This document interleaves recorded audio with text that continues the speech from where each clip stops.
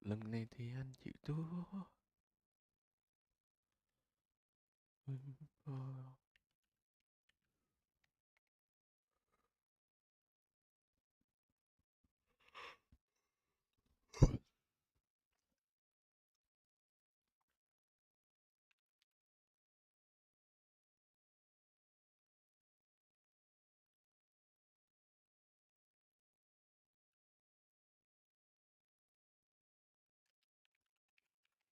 Luôn những ngủ quên mẹ chừng một. Borderline unfair. It is, but it is getting. Something does play the Yoru on bind, so there's going to be more of that. He's already feeling comfortable with this agent. It is a very core part of how Paper X approach this map. The amount Em of không tricks and coi bay misinformation break mới win nên anh ghi ơi. And so, particularly on that defensive side with the Yoru, you can throw your gate crash to the other side of the map and be fast flooding, stacking a site instead of, you know, them hitting the small side over at B. You have the Yoru flooding in, you gate crash over, and then you're throwing a blind side straight through a smoke and you're trying to flood and defend the side there. So it's a very strong way to play the map, and you can use the TPs very well as well. Yeah, so Bind is going to be our second map here, unless you guys had another highlight. There were so many cool rounds. Talon pistols. Yeah, I mean, they're pistols. This has been a massive trend from Talon that I think, you know, they want to carry on into map 2, is the fact that they've been so good in these pistol rounds, winning both here. They're the number 1 ranked team in the league in pistols. Jit Boys comes up with a massive 4K in this one, but this has been a huge advantage of theirs in every single series, and I think it really sucks to win both pistols and then lose in such a tight game like this. Yeah, I totally agree, and I think just to shout out Chip Boys for a moment, he was one of their better performers in that very last map. I think, honestly, in this iteration, this full iteration of full tie iteration of Talon, he has kind of been underperforming. He hasn't really been very impactful in terms of the game. He's just kind of been doing his role. But in that last series, that's the Chip Boys that I want to see. That's the Chip Boys that I think early on coming into Talon when he's going for those aggressive lurks, you saw that very sharp first bullet accuracy. This is the guy that would be lurking on the attacking side and try to walk into the small side and just shoot your anchor in the head. Yeah, and this is really Bộ important. hai màn á, bộ đó lâu rồi. Ý là giờ nói mình like cũng. Paper X who keep getting out of these super sticky situations. They're so lucky. Why is this team so lucky? They're lucky, I know. Like, I can't believe they just like, both Pacific teams fluking a Masters win this series? Like, I cannot believe that.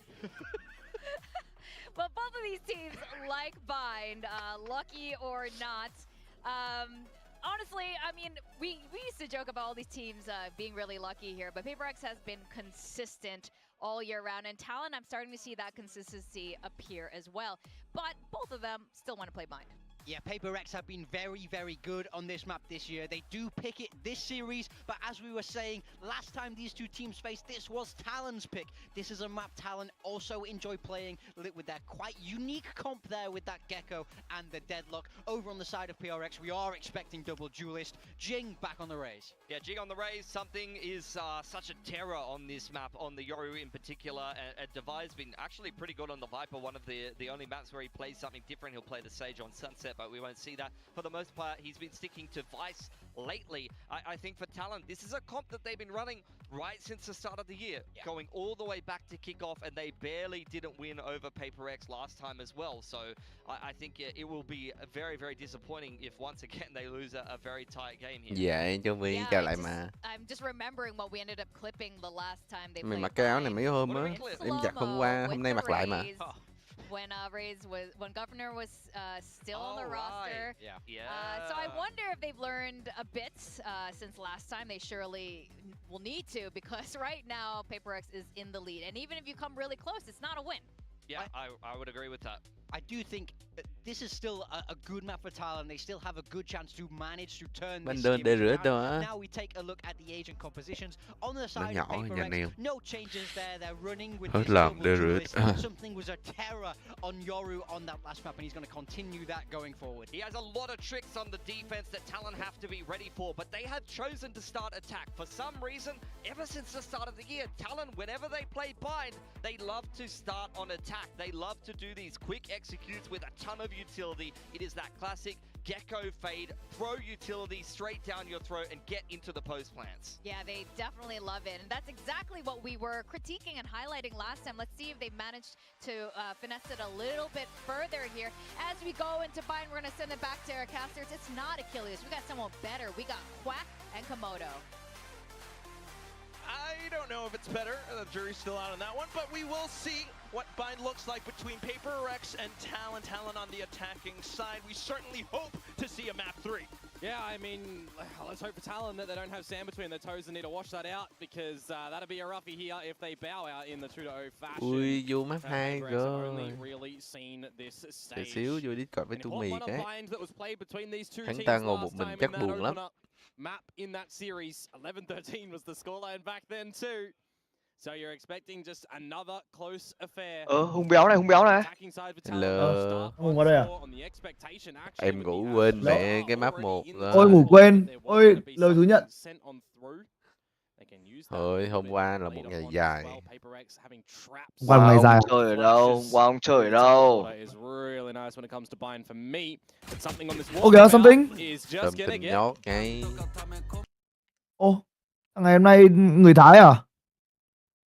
Không, em cố vũ đi bay break mà. Được.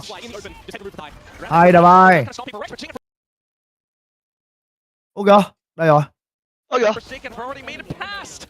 Forsaken with the Forsaken tốt. and now the entire site engulfed in Jit Boys' smokes.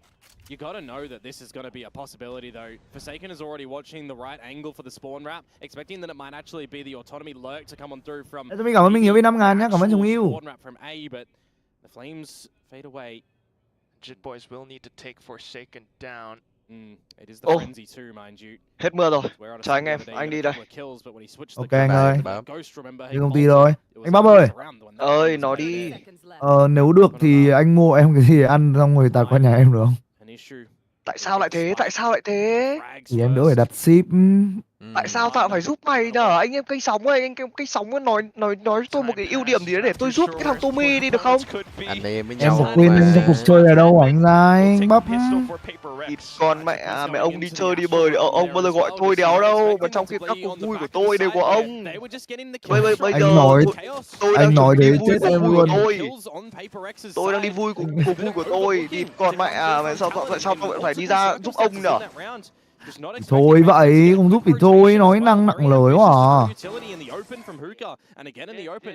Có nói kéo anh nè.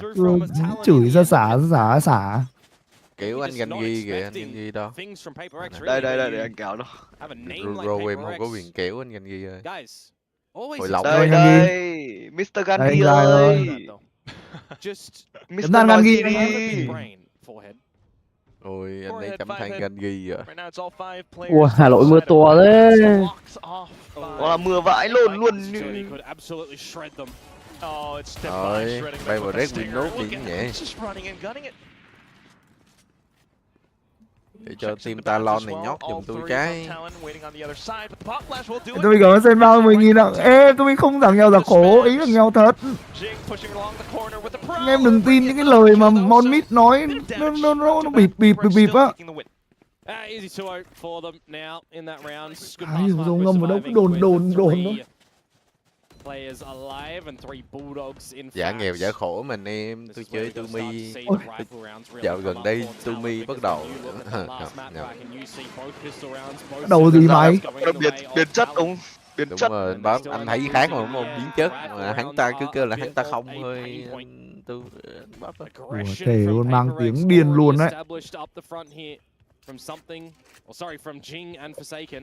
Mang tiếng điên à.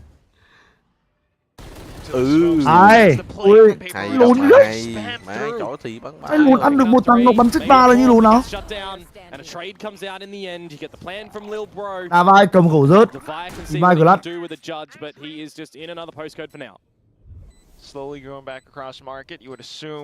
Jelly kêu anh giống Big Migan kìa. Might be the save for Devi. He can wrap around back towards short and get one of those vandals. It would be pretty nice, but still going to be a difficult scenario with the angle that Cruz is holding. Em tôi cảm ơn Lê Trọng vì 5.000 ạ. Cảm ơn chồng yêu nhiều nhá. Là mỗi something hôm nay là còn bắn tử tế á. Layla. Sao anh? Anh vừa đọc trên kênh sóng của Tommy bảo là Tommy mời đội anh em mốt đi ăn bao hết từ A đến Z. Đúng rồi mà. Trong khi đó hôm trước đấy mình và Tommy đi uống bia vẫn lệ quyên với nhau. Ôi. Hôm đấy anh Mạnh trả tiền mà. Thằng Tommy này đi mẹ vẫn kiểu người dưng nước lã với cả mình. Chán. Còn mày. Ôi, Tommy anh cũng là mốt mà Tommy. Nhiều em mang tiếng quá. Ủa là có không? Có mà anh ăn ghi.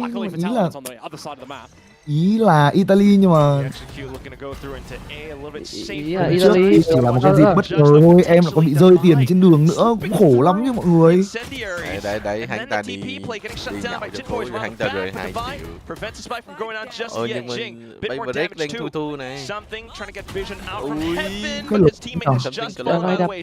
Oh, you can settle down here as Talon as well. Repick up your thrash, give it a couple seconds for it to come back online. As the plan is down for Premier. Ai ngờ bật cái livestream lên toàn drama không, nhức đầu ghê á. Nhức đầu ghê rồi. The experience and the angle isolation right now. There is the thrash back in. Has to gate crash around all the way back to spawn, but he will have a second go at it. Hóa ra là thằng Tommy này chỉ trả tiền cho mốt nữ thôi, mốt nam vẫn lệ quyền. Lại thế sao? Ồ. Thế thì gấp đôi, tệ gấp đôi nên ông này siêu tệ 36. Ôi siêu tệ rồi. Ôi nhức đầu quá. Thôi tôi đóng 3 bộ quần áo vào mai đưa thằng Tommy sang Campuchia và để đấy thôi. Cemented in stone is going to be quay lưng rồi. Tying it up, 2 and 2. First rifle round, good for them. In that bonus, second one looking good as well. It was a bit ambitious as well, by the way. From sao không anh vậy Tommy? Quay gì anh? Gì ạ? When I think about this map as well. Ngàn gì ơi, anh em mình là lại là một category khác anh à. Anh là Phật mà. Anh là Phật đó, là phải category khác á, chứ người thường đi với nhau thôi. Người thường đi với nhau à? Người thường đi với nhau thôi, chứ còn em đi với Phật thì em phải sắp xếp nó cẩn thận tí chứ. Thì phải mặc áo cà sa. Em phải mặc áo cà sa anh ơi. See Giant X, for example, running the Viper on this Talon comp as opposed to the Fade, which now crews might have to send in some extra utility. See if they want to start to scale on up as well. Cái gì riêng An Bạch nhá, riêng An Bạch luôn, riêng An Bạch nhá, không thèm gặp. Behind Jing's Bulldog that has been purchased up here in a stacking attempt at the B site bar that op for something in bar. Tôi cảm ơn Nguyễn Đạt 10.000. Ôi chuyến tàu MU rồi. Tối khả năng cao là em Tommy lại ra ngoài á mọi người ơi. Dạo này mấy anh em ở trên Discord của em Tommy cứ rủ em Tommy ra ngoài á, thành hư rồi nghe là ham chơi á. Hay Dinh.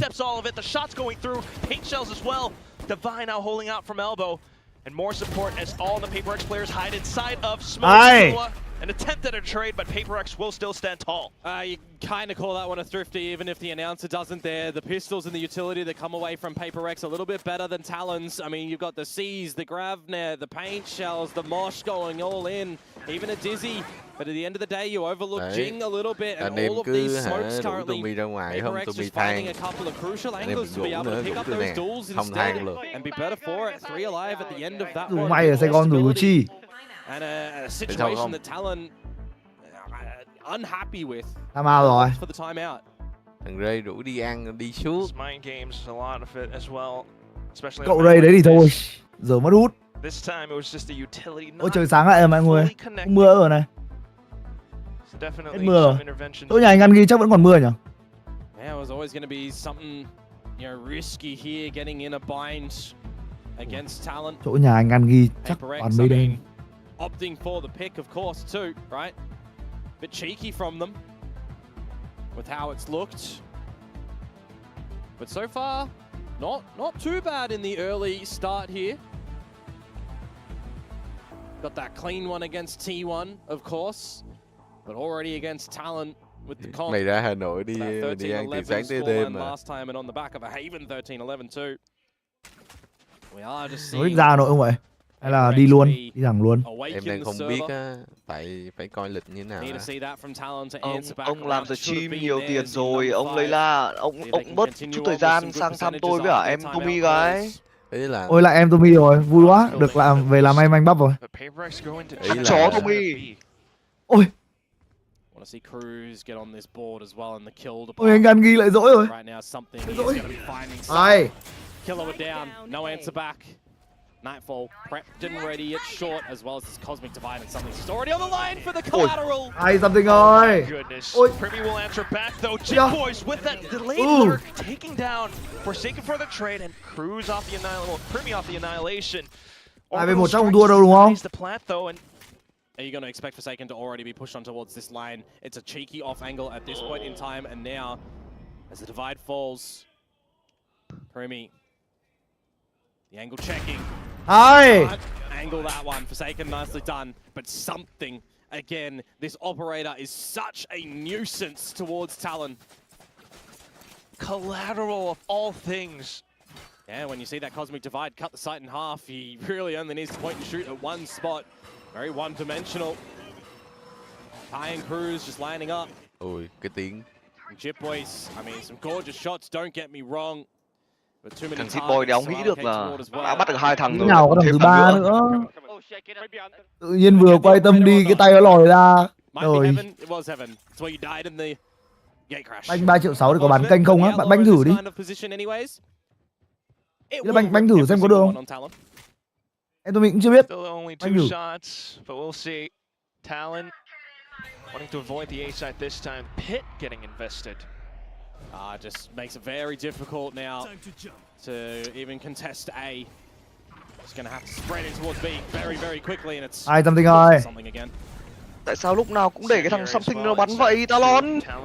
Tại sao anh lại cổ vũ Talon nhỉ? Anh bắp về cổ vũ Talon mà nếu hiểu. Anh là sao nhỉ anh bắp nhỉ? Ai bắt mày ơi? Those triggers will ring true.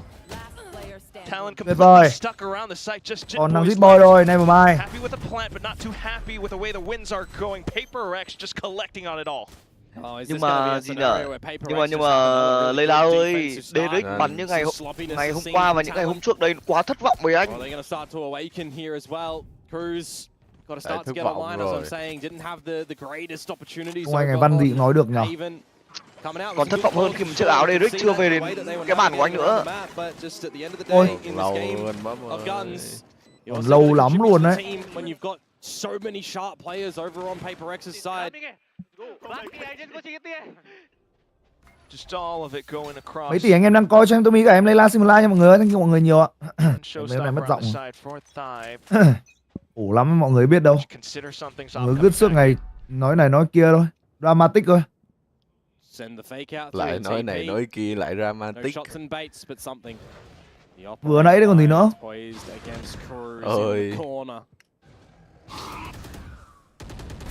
What the? Oh cái lồn đấy. Concealed with the nó vừa bắn gì đấy? And still landing the shot straight through. And then Forsaken denies Bath's entry. Primi at least managed to take one down inside of Hookah. I mean, if ever there was a headache, that's certainly one. Cruz has just been done dirty. Oh my God. 0 for 7 now as Talon do get in towards this B side. An updated angle from a tie, but just expected and removed again. Everything going hunky dory for Paper Rex and just có thể thua được mấy cái thằng thái lọi luôn đấy. Talon bar the kill onto Divide, inconsequential in that round. Mày có xem pha đấy của something vậy? Thôi em không nhìn kịp, giờ xem replay này. Xem instant replay vãi lùn thật đấy. How you're going to the next without too much.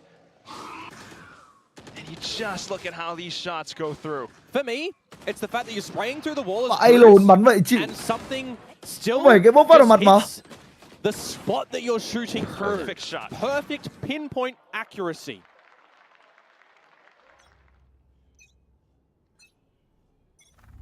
Next round comes up now. It's just all the half shields. Ôi chửi xung vật something 2 màn rồi. Ôi chửi 2 màn rồi. Mày vào A. Mày vào A. Biết trong A có bao người không? just to continue to stave off the assault. But Paper X are just having a go with it still. Not backing down. You push into bats. Pushes down for the count. Mày đi. With no escape routes. Riêng cái thằng 4 màn Transformer nhót. Certainly not making a lazy go at this one. Chán Thái Lo 08 anh em ơi. Talon are getting the Quả full brutality. khọn Thái Lan, Chán Thái Lo. 08, never mind. They are standing on the tracks against the train. And well, we all know what wins in that situation. And if you don't know, it's the train wins. I mean, I think at this point where you're going, you don't need tracks. All roads. Stinger by now. Want to go back in time if your Talon's trying to figure out how to get back in towards this map, you'd assume, and what's been just ripping you asunder. Been having vision on towards Forsaken.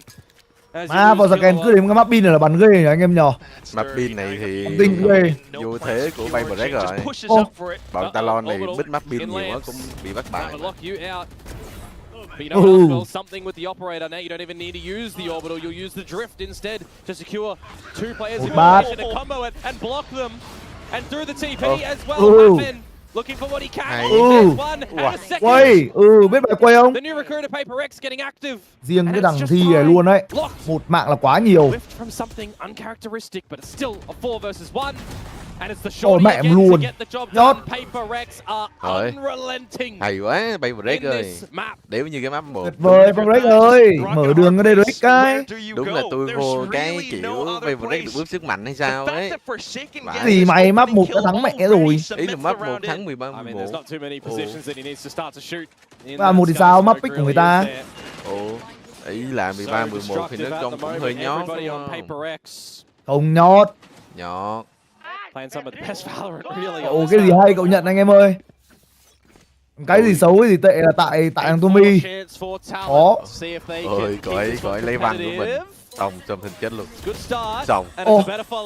Ở đấy mày khen đi, Nhạc thực. Này tại tao ha.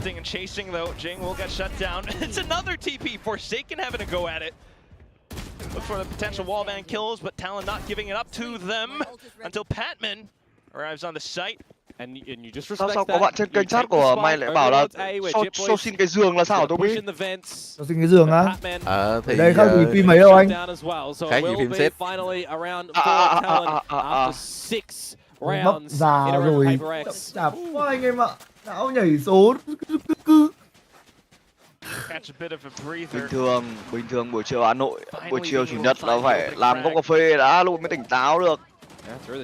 Ngày hôm nay thì mưa gió to, có đi uống được cà phê đâu. Người đời chậm lắm rồi. Khọm già. Khọm VN anh em ạ. Khọm già. VN. Khọm VN, never mind. Ý là round này chết tiếp mà. Không được. Nếu chết tiếp nha mấy anh Paper X ơi. Mình win luôn đi, đừng kéo dài nữa đâu, đừng để bị comeback, làm ơn đấy. Cố lên nào Talon ơi, cố lên nào, ăn một ai thế nữa, khổng già ơi. Khổng già nhiều ấy nha.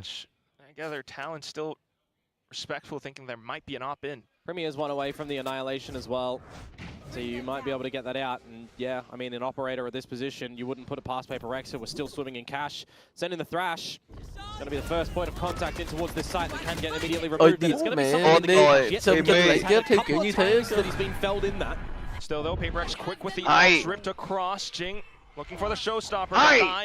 Just pushes up front. Forsaken in an unexpected angle. Gets 2 kills. Chém nó gọi thêm người ra. Now just Divide left. Cosmic divided up as well. And he doesn't expect the eye around the corner. Talon will manage to bring out a 4th. Oh, could have been a little bit awkward there. A position unchecked that some shots start to come your way. Denial of the spike. If you did take 2-1, round could have been taken away from you. But good in the end for Talon. Find all the utility, getting in towards the site as well. Something. You remove him and you win a round. It is almost like that is just a successive factor for Talon at the moment. As Forsaken trying to do his damnedest to just push you 6 feet under again and again. 8-4 discussions at the half for them. And this is where we need to see Talon now going on that defensive side. Really put up some strong defenses against Paper X. Last time 48 à? Không sao. Second half mình bắn bên công mình mới phẩm chất hay nhất anh em ơi. Tâm điểm ngày hôm nay không phải trận này nhờ. Đúng, tâm điểm ngày hôm nay là trận sau. À đâu, tâm điểm ngày hôm nay cũng là trận này chứ. Cũng đúng, hai trận đều hay.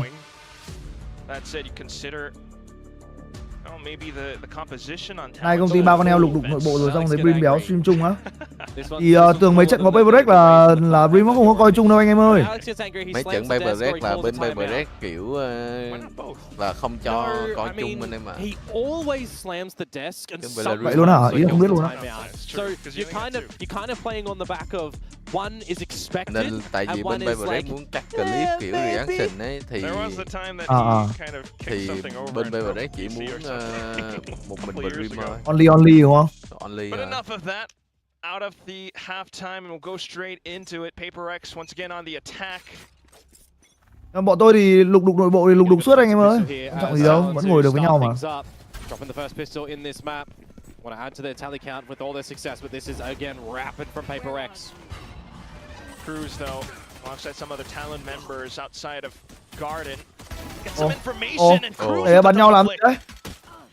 Gotta look for more though. Talent, they got an advantage in players, but the hunter's still starting to come on time. Để bắn nhau không cua. Holding true, firing more shots into the smoke. Chip Boys with support on that frenzy. Này chạy. What the fuck? Talon will take the pistol this time. Yeah, there we go. Frenzy for Jip Boys. Some good utility coming out with the train of smokes that PaperX put on the site. What the fuck am I just watched, guys? Huge increases on the kill department. Up to 3, it's 300% up from 1. Gotta see this be the start of something new though for Talent on this map of Bind. Mẹ bọn Paperrec này nó chơi em hùng rồi. Trading rounds together. Nó fake fan mới đều rồi ít rồi. And not drop the pistol. Not drop two PaperX's. Lesser by some Sheriff, some Classics, Ghost. Just want to make sure that you aren't haunted by the last time that this one come through. PaperX noting that Talon was playing around Garden last time. Still with all the exchanges, kind of forcing out the TPs. They get a couple of ulti points in this round as well. You'll just take that to get closer towards Showstopper and Orbital. Removing Divide from the equation. Again, you're playing long lines if at all possible here as Talent. Ê, anh nên ăn gì ở Layla, anh đói quá. Mì tương đen anh. Hả? Mì tương đen. Dạo ném thêm mì tương đen. Chẳng nghĩ ra món gì không? Still access to a lot of good utility grab that to come online. As it is just Premi on this A site. Giọng bị mất hả? Tại em nói nhỏ với để mất xa. Em muốn ăn mì tương đen. Mì tương đen đó hả? Đi ngon mà. Đi ngon mà. Mà Hà Nô á. Này trai. Đồ ăn. 68 thành 96 nhanh em ơi. Slow but clean from Talon. Hoặc là ăn gỏi cuốn anh ạ. Can you shut down the first supply round of PaperX in this bonus cuốn á. Mà đang lạnh lắm. Ăn cái món đó hơi lạnh. Mày ăn mẹ mì cay đi, ông này cứ hỏi cho người ấy cơ. Mẹ mì cay đi. Tôi bị hãm dồn mà anh em. Tôi cứ hỏi một người xong rồi tôi lại cứ nhưng mà ấy. Tôi hãm mà. Ông này kiểu siêu bàn lùi luôn á anh em. Mẹ. Cái bàn lùi vậy. See this position a lot, by the way, on Bind. A player getting close to smoke. Wasn't even revealed there, expecting more players, but it's a bit of a shout play here. And that's just gonna rinse you, maybe. Hay. Phải lồn vậy thì win. Getting too hungry. On scan bắn kìa. Má đúng người tôi yêu khác. Cái team Paperrec này tin mỗi cái anh phò. Điên hả anh? Something mới đang gọi là người liêm bây giờ. Không. See Talon dig deep to get out of that spot, and Jip Boys, I mean, you say his name, but he's not really going to become active here at all. He's hoping the PaperX come back towards his spot. Tôm mực của pizza Poppy anh ăn ghi. Mà em không biết ăn mực. Pizza Poppy. Ôi, mắc lắm. Đúng, mắc nữa.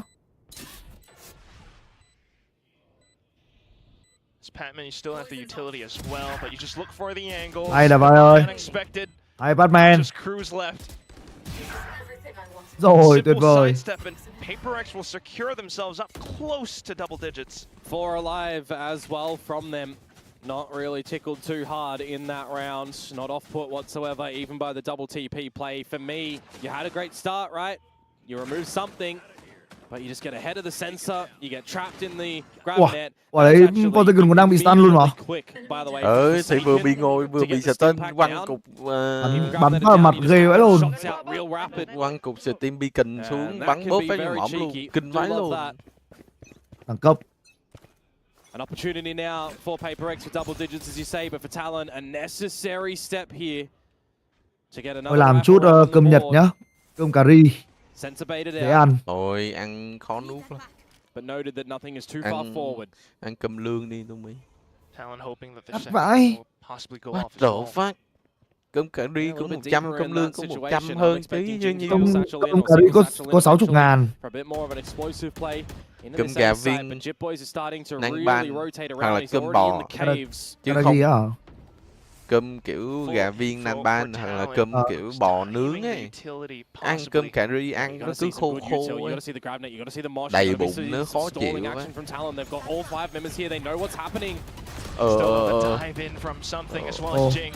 Hay này. Từ ra. Ôi. Hay một hay Dinh ơi. Hay. Sao Dinh bắn vãi luôn. Bắn vãi luôn.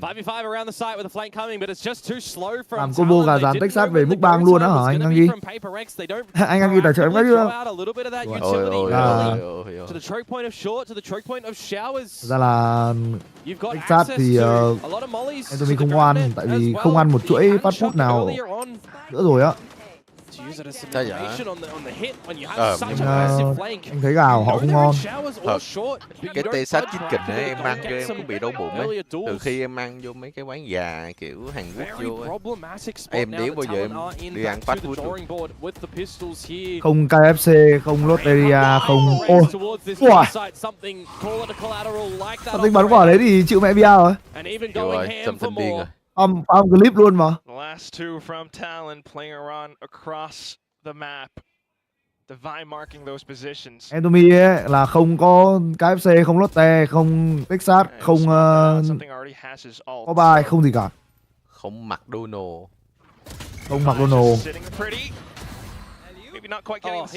Đơn giản là ăn mấy cái chỗ đó ship thì lâu, đắt mà không ngon. Ôi nó chìm luôn. Hey, why are we playing silly buggers in the server, hey? 11 for PaperX. If you want Talon to have this one in regulation, they need to be. Ý là bọn tôi không ăn fast food ở chuỗi, anh em hiểu không? Không ăn ở mấy cái franchise á. Chứ không phải là bọn tôi không ăn fast food. This was going to be a tough series. They've been closer in the last engagement on this map of binds, but it feels like right now today. PaperX have kiểu mấy cái fast food ở chuỗi cửa hàng ấy, em cảm giác bị mắc hơn mà phần ăn nó cũng nhiều ấy. Phần ăn thì nhỏ xong rồi nó cũng chất lượng không ngon đến vậy ấy. Nên là nếu mà nói về gà rán là tôi thuần ấy nha. Không kịp ulti luôn.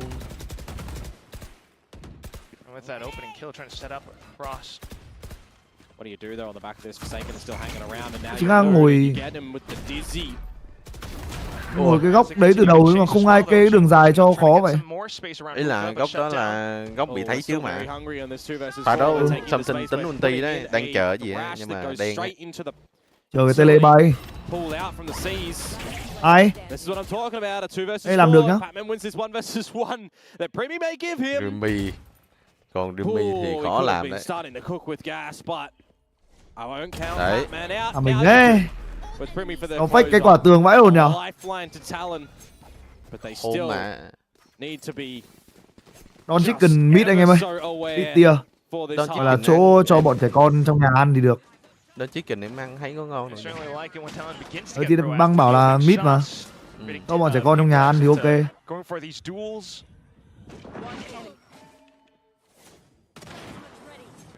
Down to the 1v2. Cười kìa, nó cười giữa mặt anh kìa Tốt rồi. contention for champs with a loss here, but you definitely want to be trying to track a win into the A site on the back of the drift, finding a lot of the space and divide. Don chích kình ăn gà thì cũng được thế, nhưng mà em không thích cái khoai tây, nhưng mà đà va lắp ra bắn hay vãi lồn. Và thế là McCoy thành công Paper X 13-7 tỷ số chung cuộc. Smoke might be a bit telling, but it will be the showstopper from Jing that completely stopped them in their tracks. Another kill. Ulti chết, and it's just Primi left on the site. Cái ông riêng thằng này thì precarious position, but he's still trying to make it work. Isolation. Plus another kill. Ai lộn má. Forsaken peeks off of it. Oh, that was 11 HP at the end there for Primi. He could not touch the flames there. Tia gà rán của em tôi nghĩ là Norang tông đắc nha anh em. Ốc tia đấy. Norang tông đắc. Ăn ngon xong còn có bia lạnh ngon nữa. Phần khẩu phần ăn lớn, giá tiền khá phù hợp cho nhóm đông người. Nếu mà đi đông thì khả năng mỗi người chỉ cần trả tầm 120 là ăn ngon lành rồi. To get to champs themselves, to get to that final, they'd have to do it in Lotus. But it just feels like it's going to be such a struggle every single round that will potentially remain in this map. Had it within your grasp, but now just trying to stay focused. The gun's not quite supporting them. Meanwhile, Paper Rex set their sights on B. Yên tâm anh em ơi, tôi sắp làm xong cái sheet, cái file sheet đồ ăn ở Hà Nội rồi. Kiểu gì anh em cũng sẽ được xem đầy đủ hết à? Ai? Ui, quay rồi. Ôi đà vai. Tí thì khọ. Bye bye. Bye bye Talon, xuống anh thua nhá. See ya. Quá dễ cho Nam anh em ơi. Paper X good. Never mind. Còn hy vọng đều đấy rồi, dậy anh em ơi. Dậy cái đứa ơi. Dậy coi. Cố lên, đưa em Min đi xem tiền đó. Champions Paris, but they are looking to have another checkbox here in Pacific. The grand finals is what they set their sights on. And for the dreamy eyes of DRX at the moment as well, they are still alive as Talon have one more opportunity to try and get into Champions Paris for themselves as well. They will have to sit pretty now for quite some time before they get into that lower game over in Japan, because there is, of course, one more series today to see who they will be meeting as the challenger there. Giờ chỉ cần á hả, Talon thua một game nữa là đẹp. Ôi, bọn Paper X này ôm nhau với Talon rồi. Liêm nha anh em. Carrying their championship form all the way through, every step of the way in Pacific. Just unrelenting, really. So aggressive, so oppressive in the server across both maps here. They come out with a very clean bind for 13-7. We've even got Bok on the stage. While Paper X will take the victory. Concealing some maps too. Concealing Ascent, concealing Corrode. But what we know that they're not concealing is their voice. As we're going to have a chat with them now. A clean 2-0 for Paper X to get themselves into the grand finals. Congratulations, you guys. Congratulations, something joined me for. Bên làm quen được cái Paper X nó điên á, một phần là Paper X cái bể map của mấy năm nay nó ok á. Something 선수 만나보도록 하겠습니다. 승리 축하드립니다. Map pool hợp với cả Paper X mà. 이렇게 오늘 승리로 map pool của DR thì thôi, no comment luôn. 먼저 스테이지 2 돌아보면 어떤 cho cái map Abit vào may ra còn một tí hốp. 진출하게 된 소감부터 여쭤보도록 hôm qua tôi nói mà, Congratulations, something Paper X will be in the grand finals in Tokyo. Now, when you look back at how stage 2 went, you know, can you evaluate stage 2 for us, and also how does it feel? Luôn anh something hôm nay liêm quá rồi. Hay không? To making grand finals in Japan. Tôi nhìn tôi chửi luôn. Hay không? Ôi, tôi nhận kèo to cũ thầy ơi nhiệt không á. RRQ tháng 2/5 nhận luôn nha. Còn mình nước ơi. Liêm cũ thầy. Thì nó bảo cổ vũ người Việt Nam thì em Tommy chưa thật quá dễ cho Nam. 또 썸띵 선수의 커리어가 시작됐던 일본으로 돌아가서 결승을 치르게 될 수 있어서 너무너무 기쁘다고 얘기를 하고요. 그리고 스테이지 2를 돌아보면 아직 다 끝난 건 아니지만 그래도 제타에게 2세트 내준 것만 빼면 꽤나 순항했다고 생각하기 때문에 전반적으로 굉장히 뿌듯하고 좋은 시간이었다고 얘기를 합니다. 그래도 최근에 탈론이 흐름을 타면서 굉장히 공격적인 모습도 보여주고 있고 또 경기력이 점점 고점을 찍는 모습을 보여줬었는데 siêu thị mua cái gì đấy. 직접 상대해 보니까 어떤 em muốn nói chuyện cả Layla xíu nhá. Nhớ Layla nha. Now, Talon on the other side, they have this crazy momentum going on, you know, especially in the playoffs as well. So, what was it like facing them this time around? Because this was only your second time playing them, right? Did they feel different in the server today? Nó chỉ mì hảo hảo á. Thật ra bên Trung mấy cái mì của nó cũng ngon á, chứ không cần phải ấy. Lại because the both teams, I guess, don't really expect we're gonna play versus each other right now. And overall, it was fun to play versus them because we all understand they're gonna play like aggressively 5-0 like us. So we just kind of play around that, and they also play around that. So yeah. 일단은 워낙 탈론이랑 스크림을 많이 했었기 때문에 좀 오늘 경기 재밌기도 했었는데 또 익숙하기도 했다고 얘기를 하는데요. 서로 스크림을 많이 했었던 이유가 여기서 이렇게 서로를 만날지는 정말 아무도 상상을 못했기 때문에 같이 연습도 많이 하고 스크림도 많이 했었고 합니다. 그리고 뭐 경기 자체는 굉장히 탈론이 공격적으로 나올 걸 알고 있었고 뭐 5명이서 똘똘 뭉쳐서 러시 가는 플레이도 많이 보여줄 거라고 예상을 했었기 때문에 페이퍼렉스와 비슷한 스타일의 그리고 성향의 플레이를 많이 보여주겠다라는 예상은 했었다고 얘기를 합니다. 그래서 오늘 매우 재미있는 경기였다고 얘기를 하는데요. 오늘 썸띵 선수 그리고 개인적으로 굉장히 큰 임팩트를 남겼던 경기력을 많이 보여줬습니다. 그렇기 때문에 또 챔피언스에서는 어떤 모습을 보여줄지 많이 기대가 되는데요. 챔피언스에서 또 개인적으로 기대하고 있는 부분이 있는지도 물어보고 싶네요. You were playing lights out today. Would you agree? Yeah? Yeah. Okay. Yeah. Hats off to you, which is why we just cannot wait to see you perform in Paris as well. Is there anything you're looking forward to once you're in France, or any team or any player that you're looking to play against? I mean, I don't mind to play versus G2 again. I really ăn đồ tứ xiên là ăn gọi vậy là ăn cái mì tứ xiên lòng nó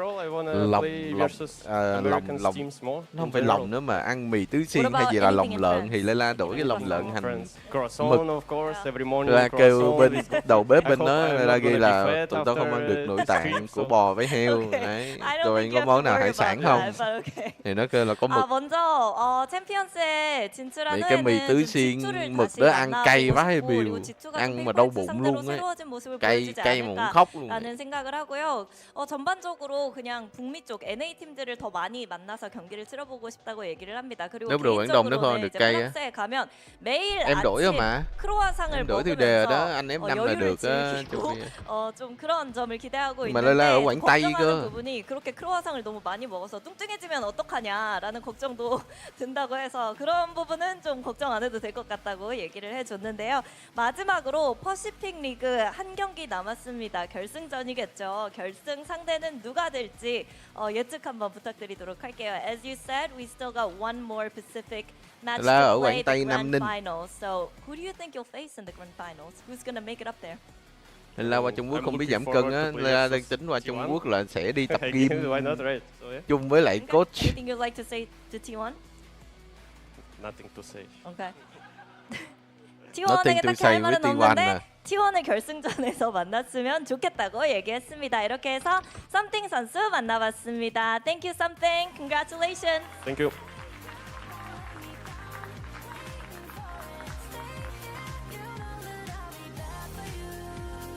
Well, PaperX continue their absolute domination here in Stage 2, being completely undefeated on all maps, except for the one game against Zeta where they dropped both maps. But they continue on, and you know what? Talon is looking really good here, and before anything else, we do have Pilsky. We also have Rossi here at the desk who got to watch this game as well. Đi nhậu với Gin nè. Sáng mới chở cô em Gin xong. Cô em Gin khách sạn chưa có phòng nên là cô em Gin chạy qua nhà Layla để đồ mà. I mean, honestly, it's been great to be back and watching the games. I always watch the games even at home, but for these specific teams, I mean, Talon obviously has been in really good form. You know, all the players have looked really good. So I thought it was actually a much better match because of that. And Talon, they played okay. You know, the first game they've actually played pretty well, but the second game I think they kind of just got too caught up in the moment, and then kind of the experience gap showed. And honestly, something was just hard carrying this game. Everyone was doing their job, but something was just on another level. The second as well. I mean, to see him get the 9 kill there. Gin về Việt Nam một tuần rồi anh em ơi. Was a little bit of a diff, I think, for Paper Gin Rex. về Việt Nam nó đi chơi một tuần ở Sài Gòn, tối nay lại đi nhậu với Gin với Bách Đạt nè. Not long ago, so I think they definitely benefited from that, and you can see why they were quite happy to just run back the same veto again. Similarly, like I expected, Talon, having taken the loss last time, were the ones that tried to change things up, and it almost worked for them. They almost did win that first map of Haven, but in terms of repeating the same map, it's only getting more dominant for Paper Rex, not less, and it definitely helps that Paper Rex was finally able to win at least one pistol. Yeah, good change there. Paper Rex, baby steps there. But winning the map overall is probably what they were really aiming for here. Forsaken at the top of the board here. I was expecting a Jing actually to be the most explosive one here. And Thai, this is not surprising as well on the side of Talon.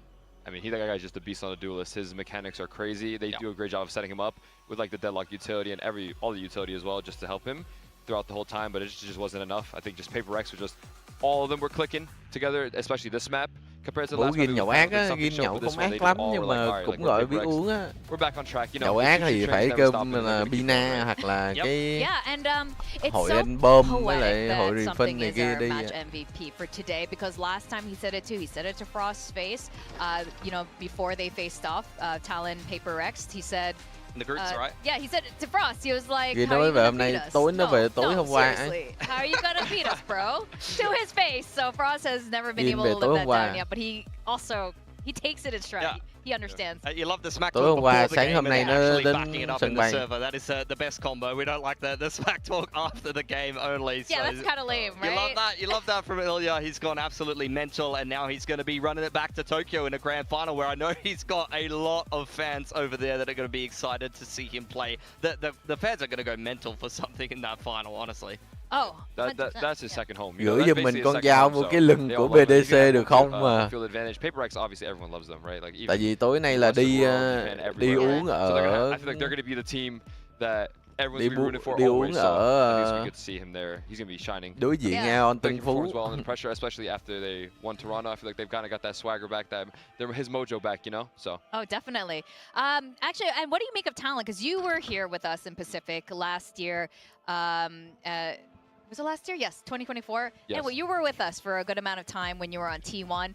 What do you think of the changes that Talon and Paper Rex has made since then? Has it been kind of surprising? Like, are you really impressed? I think Paper Rex, they were always good. You know what I mean? They're always good. They're always a top team. I just think sometimes things run its course and you just kind of need that, you know, rejuvenation. Anh em mà có ai đừng kêu tôi thích kêu là em vừa đi chơi gần đó thấy bóng dáng ai quen nha, tới chụp hình nha. Straight shooters, you know, obviously people know Primi, and I think the most important thing besides just having all this great talent is Cruz has really improved as an IGL. I can see that as a leader, and just overall his in-game tactics have improved a lot. His read of the game has gotten much better.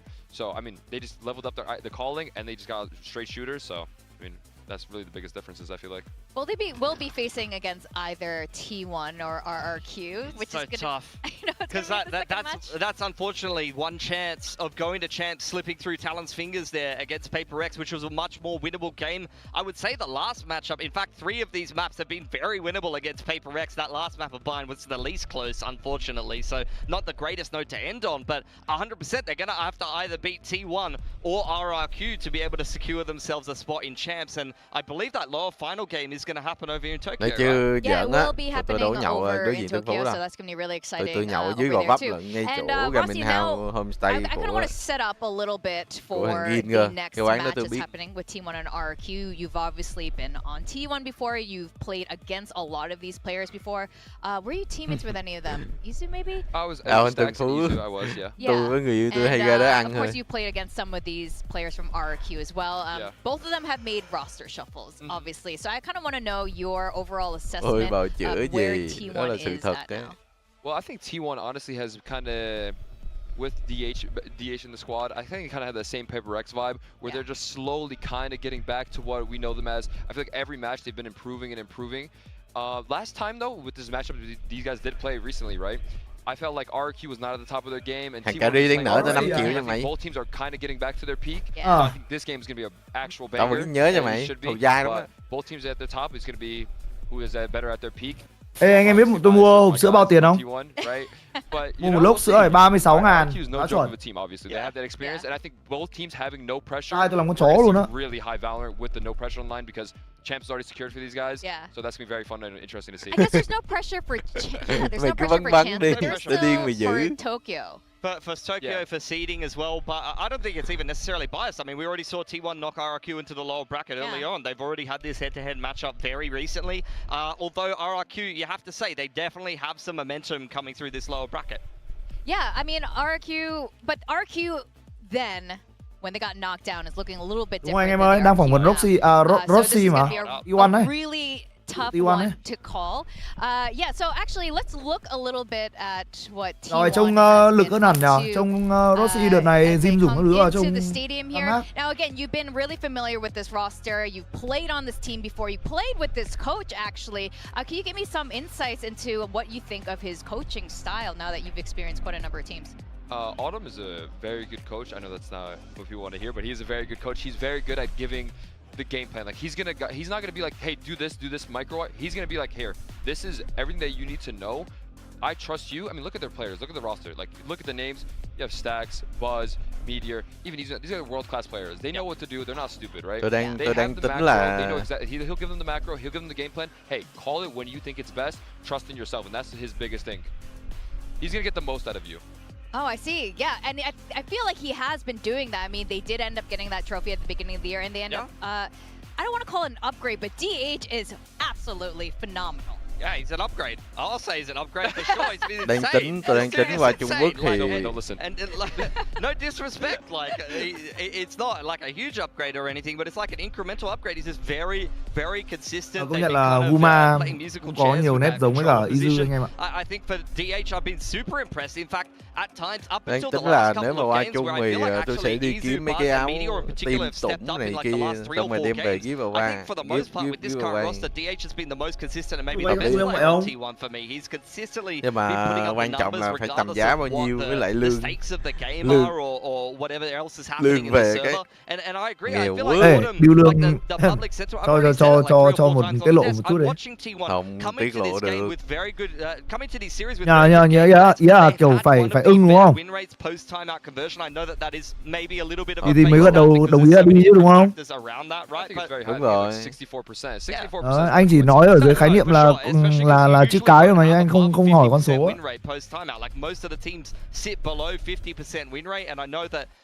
There's a lot of factors that go into that. Like a lot of teams will even intentionally take timeouts going cao phải tầm rounds to kind of cook the game plan a little bit more, or maybe they kind of want to be thinking about how they want to be approaching multiple rounds in a row, or like, oh, we want to try to build some ults here or something like that, or farm some orbs. You know, there's a lot that goes into that. Yeah, and they will be facing against RRQ, and they have survived the lower bracket run. This is not the team we thought would have, not all of us anyway. I think very few of us thought they were going to survive it because they looked really shaky coming back into mấy anh em RRQ dạo này dâu did not thứ. have a great performance over in Toronto, but Ewok has said it himself. He's super disappointed with what happened in Toronto, and he totally wants to go back to Champions doing a much better em hôm qua em cũng đâu có đăng lịch các thứ đâu anh Kỳ Hội. Hôm nay không sủi nha, nhưng mà hôm nay chỉ stream được đến 7:30 thôi. 8 giờ em Tommy đi du lịch rồi, nhầm, đi Campuchia rồi. Đã ai muốn được đi du lịch với Tommy đâu. Đi với công ty, bị bắt sang Campuchia này không? Really cares about these players on more than just a surface level of performance in the server, but actually building bonds with these players over multiple years. And you even heard it from Crazy Guy on the desk himself. He's like, I didn't think we would win that game against Genji. And since that they put that comeback together, Anh ra sang cam làm gì á? Mình bị bắt đi xuất khẩu lao động anh em ơi. Tình hình là 3 ngày tới là công ty 500 Road là bọn mình bị ban livestream nha anh em, bị ban 3 ngày nhá. Ủa em tưởng là ngày 27 anh em, 25 27 anh em mới đi chứ. Đâu. Đi sớm hơn à. Bị cửa. Tiếp. Ê tôi cảm ơn anh Kỳ hội 50.000 à. Ý là chẳng may có dịp này dịp kia anh Kỳ hội ơi, lỗi em á. Thì đêm nay em bù nha. Đêm nay em bù bù đấy. Bù đấy. Là không bao giờ. Ê anh có phải mày đâu.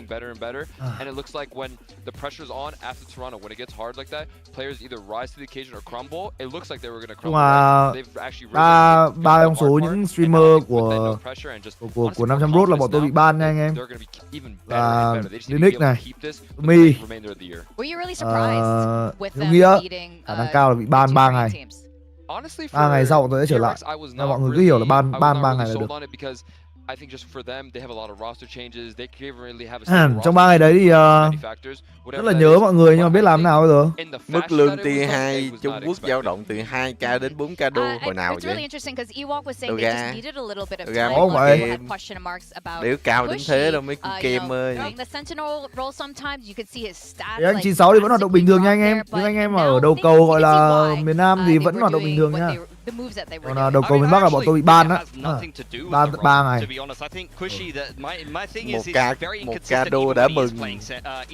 Sometimes, like maybe putting him on multiple roles has kind of reduced his consistency overall, but I don't think it really has much to do with the role, even though that is like a big narrative, a big point of discussion, and even I think Ewok did address that. We did have him on the couch, so look, I think he is a player that can kind of step up and do some incredible things for them. But this is exactly what we were talking about in terms of the resilience you see from RRQ. This massive comeback against Gen G was really the fire that ignited RRQ, and exactly what you're seeing there on your screen. You see these guys when they chat của Layla lên trận gió cùng cái bên kênh này toàn NPC, không ai nhắn gì luôn mà. Crazy guy is the loudest guy in the venue every time they're playing. Minimum wake ở giải VCT như là 7k anh em ạ. Tôi biết. Minimum wake là 7k một tháng. There you go. He said it himself before this stage even started. It's hard, just like something, right? He's backing up what he was saying. I love it. Can they make it 3 in a row? We'll see. Oh, I love this graphic. So yes, Crazy Guy has been quoted to say that he is the Korean Slayer. I cannot believe they put is it Mình cho em hỏi là anh Nghĩa có đi với chị Linh không á? Là sao mọi người? Cái này bọn mình không biết nha. Like you said, has been so consistent and such a fantastic pickup here. And you can imagine Crazy Guy opening that door and DH kind of stopping this Korean Slayer. He's just gonna get his head popped off straight up if you peek into DH's angle. I'm not gonna lie. Honestly, I think even with DH has really good mechanics, but the most impressive thing for me about DH, his discipline is. Không biết hôm nay thầy có duy trì phong độ như hôm trước không ta? Hy vọng có nhỉ. He's gonna TP out or he's just gonna play his life. Cứ khọm VN mà không bắn là mấy anh em RRQ trông hơi lười á. He says, if I see a raise rocket, I'm gonna one tap in midair. Like, I'm like, bro, you're not doing that, bro. Play smart, bro. I see how you play. Don't worry. Well, that's actually really insightful there. Now you've mentioned meter. You were asking us about our build diff. They were like, any guys put meteor because it's someone that we should obviously put it on our build diff. So of course we have to highlight him, our double trophy winning guy here in Pacific. So sánh khọm Hàn Quốc rồi. Yeah, it's alright. He gets the job done. Yeah. Đang đi. Sao lấy cái lấy mấy cảnh Hàn Quốc này trong ấy ta? I agree. He's no joke of a player either. I think he's a very underrated player actually in Pacific. He doesn't get his flowers enough. Yeah. He kind of reminds me of like, I mean, everyone kind of knows Envy now, but before Envy wasn't a very popular player. I think Svero's right, just like that on the Sentinel role. He gets it done and he actually. Thằng Layla nó phải nạp đến 70-80 triệu rồi Gunny rồi anh em ơi, tin chuẩn. Có không? Có nha. Nguồn tin bên nhà phát hành báo nha anh em. Đấy là mới một ác, còn nó có mấy ác thì nhà phát hành cũng chưa trái hết ạ.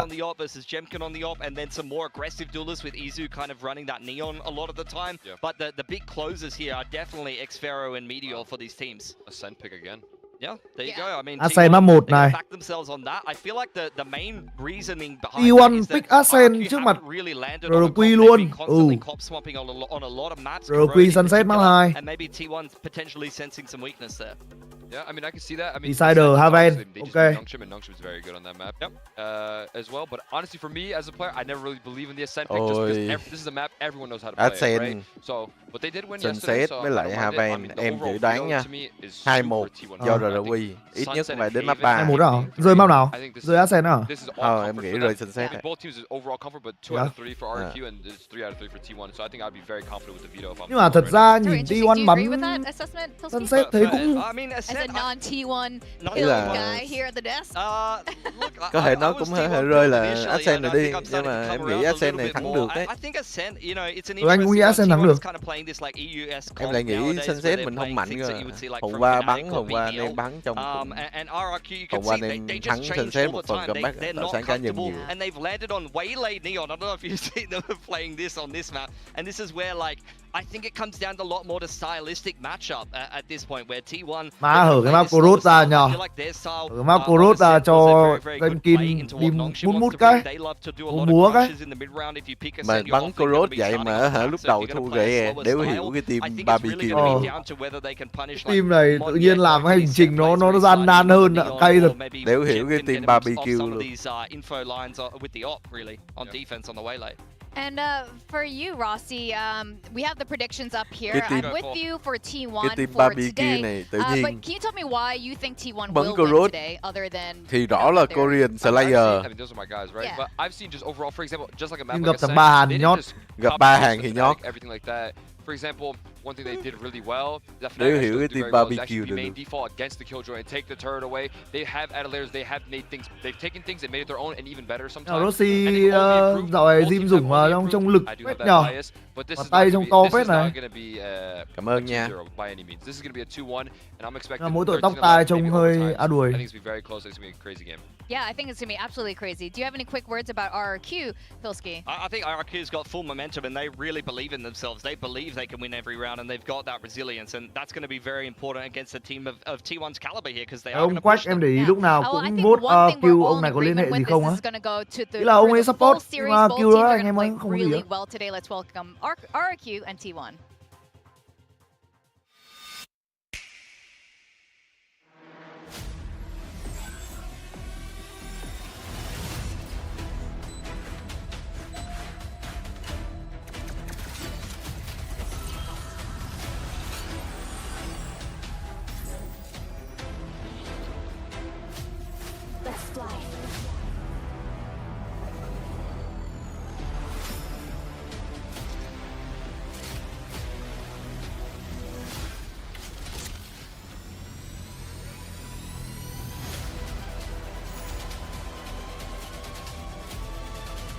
Gì à Ca ơi, em Tommy hơi bị biết về tóc tai nha anh em cứ nói. Tóc thằng Rossi là chưa đi tỉa mà cậu chưa thời gian hay sao ấy. Trước khi đi chung em phải đi tỉa, tại em coi mấy cái clip mà đi chung ấy, địt mẹ chúng nó tỉa tóc trong vãi luôn, hàng lồn nào cũng như hàng lồn nào. Ok nha Hoàng Minh Đức ơi, đổi kèo RRQ win 2M5 thành RRQ win first half cũng đã là 2M5 rồi qua. Được nha anh em tôi mới nhận nhau Hoàng Minh Đức ơi.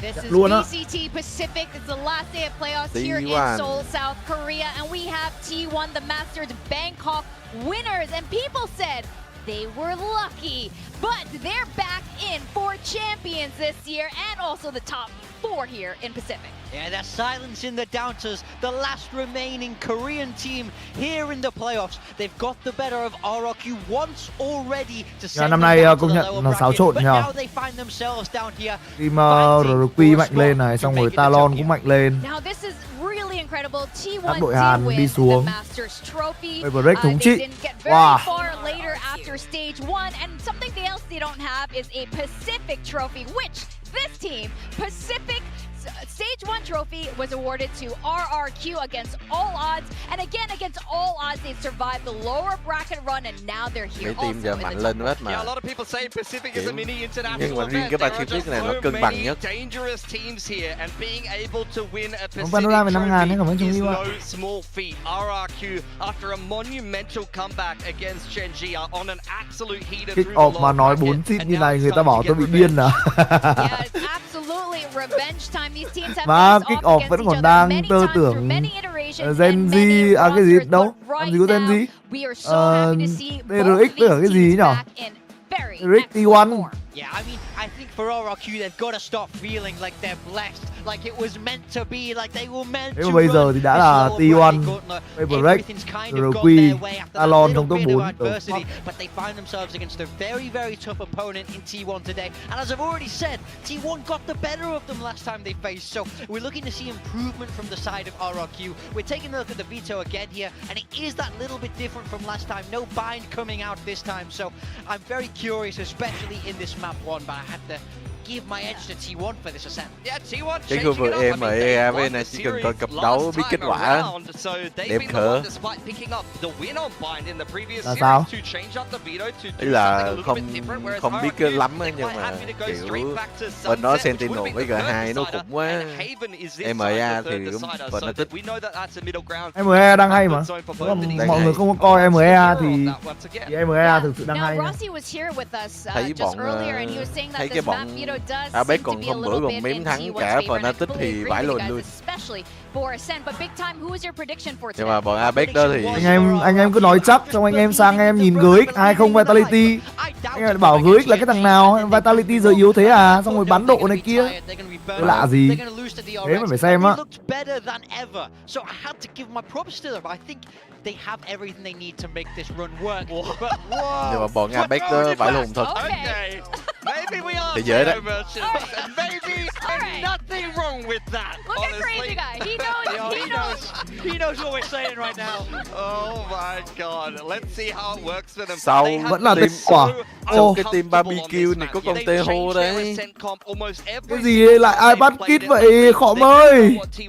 Rồi Khỏm già chơi Theo. Khỏm lại ai bắt kit rồi. Changes there, sticking with that chamber, starting off on that attack. As Rossi mentioned, this comp often struggles towards B main, so watch for them trying to establish a default there to upset RRQ. But I also think that's why this Theo is so good. Lots of ways to throw off this chamber. This screams of a counter pick to me. What do you guys think? Yeah, do you like the Theo? Do we like the return of Theo? I mean, I hate it. I absolutely hate it. It's so mid in the current meta, but they really need to bully this map control. Yeah. That's what I think. And I think, you know, you need to just take that A or B main space, get Chimkin on that AWP info line. He's such a terror. Thật sự được không vậy anh em? If anyone could do it, it's them. Thật sự là thằng khùng không? You big time on that one. All right, we're gonna sit here, casters, to see what they think about all this. Quack and Komodo, please take it away. Yeah, I'm not gonna lie, it's a little bit weird. It's a little bit weird to see the Theo. Might be a counter pick for sure. Might be able to throw off Buzz on this chamber. But that said, it will still be a matchup where there is less pressure on both teams. But it is also RRQ on this heater of a lower bracket run. Vic says take it away. I say take it back because we need some hypnotism to come. You look at my eyes. Why are we playing Theo in this stage? Redo! Let's go back in time. Look, there is an angle that you could say it is to try and counter the chamber that Buzz comes out. Bắn 3 map có khả năng không tá. Không anh em ơi, tôi đang nghĩ là trận này chỉ là một trận đấu 2 map thôi, nhưng mà cho bên nào thôi á. Hy vọng sẽ là kill. Hope so. Hy vọng sẽ là kill. Thằng khùng ngay gã điên này anh em ơi. Gã điên thì bú á. Lưu Phạm Anh Thư nha. I think you did have to change something for RRQ coming in towards this map. I won't lie, right? 6-13 against Genji. Ôi 3 map mới có tiền đóng tiền mạng à? Ôi tốt rồi. You have not looked good on this map at thế thì vẫn là 2 map nha. But the pressure's off. They've made it into champs on their own back, not playing on the back of any other results, any other teams needing to do some jumping through hoops to get you there. And let's see. Maybe they can do something good with this. I'm gonna start off with salvos into B main. B main sớm này. Pop shot through. It's gonna get met with a lot of players though. Lucy ơi. This scale up from T1 is just gonna be a quick shutdown of a round into this B site. Oh, you got the pop flash from Jemkin. No real angles found. Crazy guy though. Slight trade onto Izu. I think got Buzz. Oh. Ui. Kind of nah, it's still tagged up. But the plant goes down nonetheless, and with Meteor up around market, that's non trà lan thế. For RRQ to make out of Meteor with 4 kills the pistol. Mà khọ màn cuông vào tay anh em ơi, nó bắn 4 mặt kìa. Game plan action for T1 on that dark cover after the salvos go as a team and come out with a pretty decisive pistol round. I mean, it kind of reminds me at the minute when we, throw a map like Split, for example, where we still have some teams throw out a Sky here and there, or a map like Bind where we have teams throw out a Sky here or there. It's like post-plant, agent, post-nerf. Ôi, họ Hàn Quốc vào tay luôn rồi. Mẹ từ đâu lục cái vụ này thì khó. Already is Crystal when he brought out the Theo over on Lotus against Team Secret. I mean, yeah, he topped, yeah, they won, but it's like, it's still not confidence whatsoever in this current meta. Thật sự là first half nên thắng sâu một tí á. Sang second half đỡ áp lực. It's going to be valuable for RRQ or not. The changes to those salvos and such. I mean, you still got a lot of access to utility in this sort of round for RRQ, where it's just going to be the pistols to be finding some potential damage. And at least for T1 to just play true to their style. Double kill instantly rendezvoused out, and you got the rest of the team here to support as well. Stacks getting the third, and then just straight into B. Yeah, can afford 2 deaths here over on T1 with the 2 players on the Ghosts and Stacks and Meteor, but at this point in time, it's already on the site, and the distance game is just going to be won by DH. Now just Nyet. And it's just the classics, of course, for the squad too. So you would expect nothing to come out from him. Even spotted now, and tagged. Hình như bên RRQ nghĩ là biết con tê hồ này mới đủ đồ ép cho mấy cái con như con Chamber. Này là giống là bên RRQ cũng có tính rồi đấy. Tại bắn mấy con Sova đánh này theo bài á. Không phải đánh theo bài mà cao tử. Đang cố gắng counter ấy. Em nghĩ còn cầm con tê hồ counter cái cơm của bên T1 cũng được á. Hợp lý mà. Căn bản là nhiều thông tin hơn đúng không? Nó bò nhiều mình vẫn đủ thông tin. Đúng rồi. Xong rồi còn có đồ zone out góc để cho bọn nó không đứng giữa đường mà nó bắn được ấy.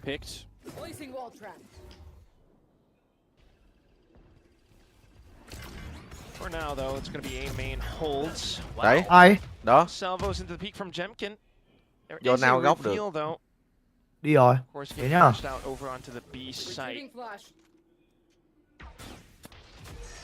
Meteor is known to lurk. Well, you got no smokes anymore on T1, so they just got to hit some sharp shots on this bonus round for them with a couple of their rifles. Clear some corners as Meteor, see if you can draw any attention. Thạch cái ném đồ nhiều quá ta. Split up the mid from Izu. The stealth drone just comes out from Crazy Guy as well. Spotting out nothing, I do believe. One salvo still available, but you're very spread around the map as T1 at the moment. You are just trying to individually find some frags. As Easy going to link up. Ngoài hai thằng nó ép rồi. And Nyet, well, nearly just has his head removed. Không. Nearly. Khó chết. Còn một cái rocket này ha. Chạy thôi. Yên tâm đấy nhờ. Đâu? Pretty okay from Crazy Guy. Still has kind đóng of cửa luôn không? Cái mẹ luôn không? This Theo with the calling as well for the squad, but now he starts to encroach upon this A site and he needs to just hit the shots that he can't do. Ôi. Stall and delay. 30 seconds left. Ai? Đẹp luôn. Jemkin arriving as well though, some additional support. So Ôi, will be trades. Sống gác. RRQ find numbers advantage. Meteor might be Sống gác đúng không? Of course trying to pick up some reactions as well. He knows his opponents are circling around him. Đấy. Ai? Gặp Nyet nha, Nyet hôm qua khóc ác. Nyet hôm qua được đi champion khóc ác mà. Thì khóc ác. Không, nhưng mà lúc mà Nyet bắn với boom mà trừ cái vé gì thì phải. Mà khóc lúc đó mới giữ. Anh coi cái clip đó chưa? Có coi rồi. Absolutely delivering destruction. And again, he's been such a pivotal player. Đợt LCQ hay sao ấy? Last Gen qualify hay sao ấy? Last Gen 2022 boom được đi. Drastically over the course of these last few weeks, but against T1, tôi thấy video đăng TikTok mới rồi anh em nhỉ? They've got to come up good still here as well for the seed to get over towards Japan, Tokyo. That'd be pretty cool for them as well. So this first real rifle round now. Gonna have to try and challenge in mid. 3 of them are here. Đợt Onyx đúng rồi. Where it's going to be unexpected positions. The Ai? trades coming through Buzz. Oh, not quite able. Hai thằng công em vào tay rồi anh em ơi. And in this sort of position, you would switch over to a retake too. Crazy Guy does have the stealth drone. He's ready for the door peek out from Meteor. Is just going to khọ mà là Hàn Quốc ha. Mày khọ. Done so far from RRQ in this round. Làm tí drone. Trời ơi. Làm tí drone. Now they know where DH is. Tay lần luôn. Drones after drones. Biết mày đâu luôn. Ui ôi, đọc hack. Đọc hack. Never mind. Ê chết. Đúng quy trình. And we'll all be tied up 2-2 as well. So far, so good for RRQ. 7 với đáp tinh luôn. Ok nha Hoàng Minh Đức ơi. Chịu á. In the rifle rounds. And you're hoping that T1 kind of isn't delirious in how to play against this composition, because they of course wouldn't be expecting it, but we know nó bắn cho một táp luôn, vãi luôn. You know, such as Stax is going to have some awareness and trying to figure things out in the middle of this map. Yeah, bro. Em blocked. Em stun. Ôi, cộng anh Z gửi được đi, gửi vui kìa. Không phải. Cái này tâm lý rất thoải mái lắm rồi. Hết áp lực. Tất nhiên mục tiêu là vô địch thì vẫn còn, nhưng mà kiểu tâm lý thoải mái hơn nhiều so với trận Derek rồi. Được đi vui là cái chắc. Giờ gọi phải gọi có chắc bắn nào đấy đi Trung Quốc. Điền qua đó xong cái bực xong rồi quay 4 hình Trung Quốc. Ồ, họ VN bắn vãi bìu mà, cam đéo quay được luôn mà. Means no more entry onto B. You then look for other options, but at the same time, take a look at who's down pizza. Yeah, you can't really go mid if you are T1, but you do just have to link up together, really. Try and see if you can put off a couple gì à, bố Atpat ơi, mai em Tommy vẫn livestream bố Atpat mà. Nói gì vậy? Ai? Đéo nhìn thấy ai vẫn bắn chết người, GG. Thế rồi.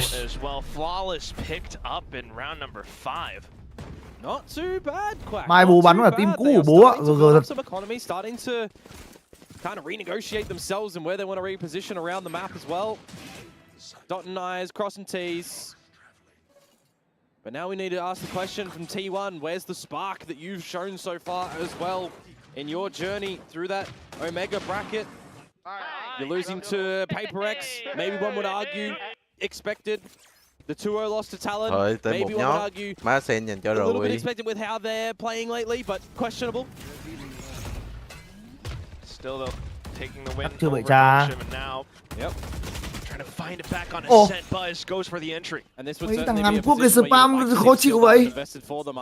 Layla vừa nói xong bắt chết luôn thằng em Zemkin tao mà. Removing an option of a dimensional drift from the party, but also just a body on the floor as far as RRQ is concerned. Má vừa nói dứt câu Zemkin nằm luôn. That's why they're putting on yet into this Layla nữa. And the Steel Garden's just going to reveal all the information. Just getting caught in the garden as the guns moved. A little bit more action. Still with that information retrieve, they just spam through and getting information off the camera. Bao giờ mốc ngược lại chết mà. View được. Collected upon. Ra lại win thôi chứ nhẹ. Thầy còn full đồ, còn sợ tinh, Cassie, còn sóc đạc, Mon Z còn flash, Meteor khẩm già nằm. Ôi. Stacks then holding up from stairs. Mày coi đi cò xem có bị Đây. Đấy, ulti đẹp, lách ra là nằm. Đấy, thấy chưa? Họ VN làm 3 hỏi giống. Didn't think I would see some pretty clean play VN làm 3. Đấy, thấy chưa? Tê hô quanh chích mà trời. And T1, they are the team that have to be worried. They are the team that are phased by this currently. Not able to get Izu in a spot for success on this Yoru either, by the way. He's just been getting out a couple of team tactic plays, getting the flashes out for the squad to get into some spots. But these are the sort of positions where you're getting the opening kill, you're getting in towards the B site and you're getting a plant down. You can't hold it in the post. Some overzealous play from Meteor, it would appear in the grand scheme of things there. Cười rồi anh em ơi. Cười ác rồi. Yeah, it's just going to eventuate into a timeout from T1 here.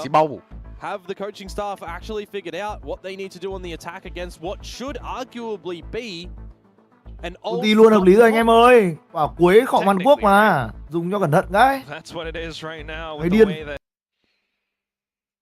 Rồi luôn quay luôn. RRQ have been able to kind of flush them across the map. 4 losses in a row cannot feel too good, but just as before we went into this timeout, you took a look and Buzz had his tour de force. Jemkin brought out his operator. Yep. Next round could get spicy. Well, I know who I'm favoring in that duel. Do tell. Ôi, lại tên mới rồi. Khảo đông lòm rồi. Absolutely. He's Anh a Khảo. leader with the operators. I mean, it's hard not to. It's Anh hard Khảo. to argue. Buzz is good. Don't get me wrong. He's great. Khảo đông Better than lòm ạ. most. But right now, well, technically he's tied with Jemkin 4-4. In the server. Technically.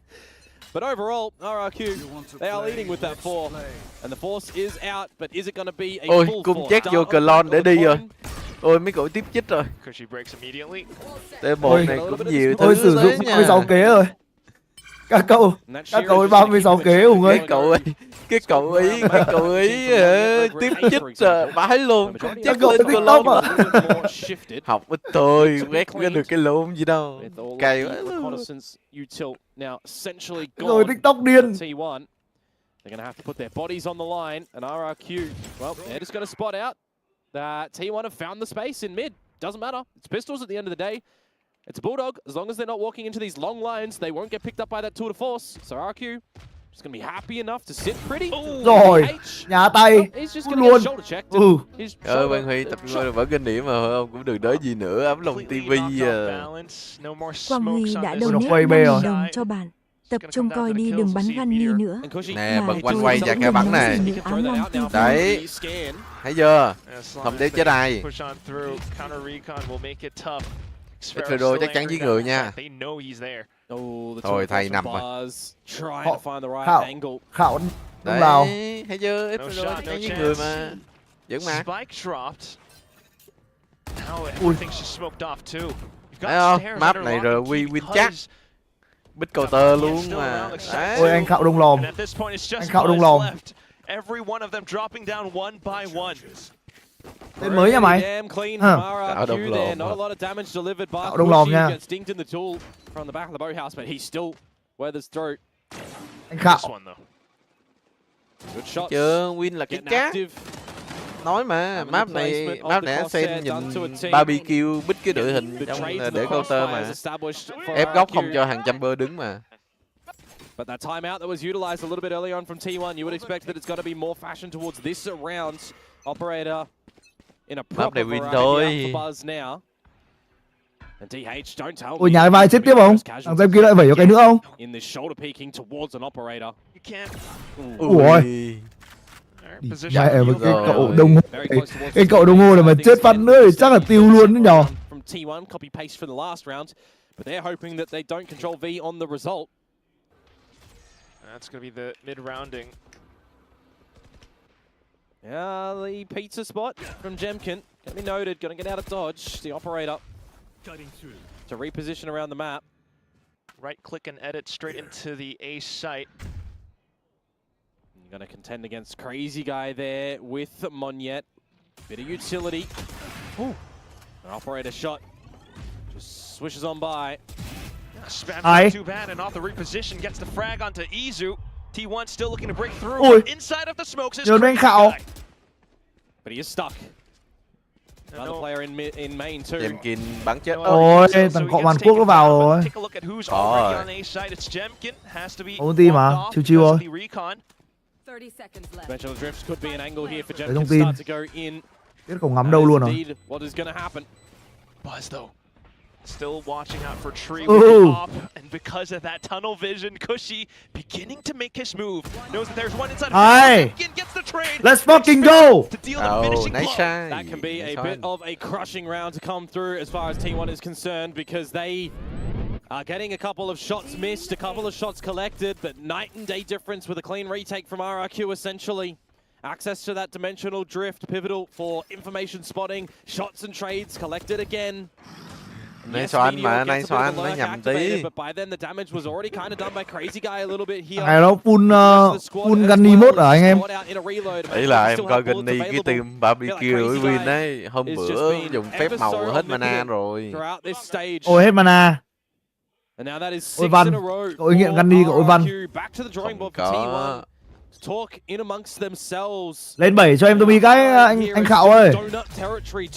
Lên 7 cho em Tommy bú cái kèo của Hoàng Minh Đức cái. Có tiền tôi đi uống bia cái. Thêm một win round này nha. Dạ sơ thắng Eco cái. Ôi. Ôi không cho rồi. Chả Layla nó không cho tôi rồi. Đâu, ý là round này win nè, ý là Italy.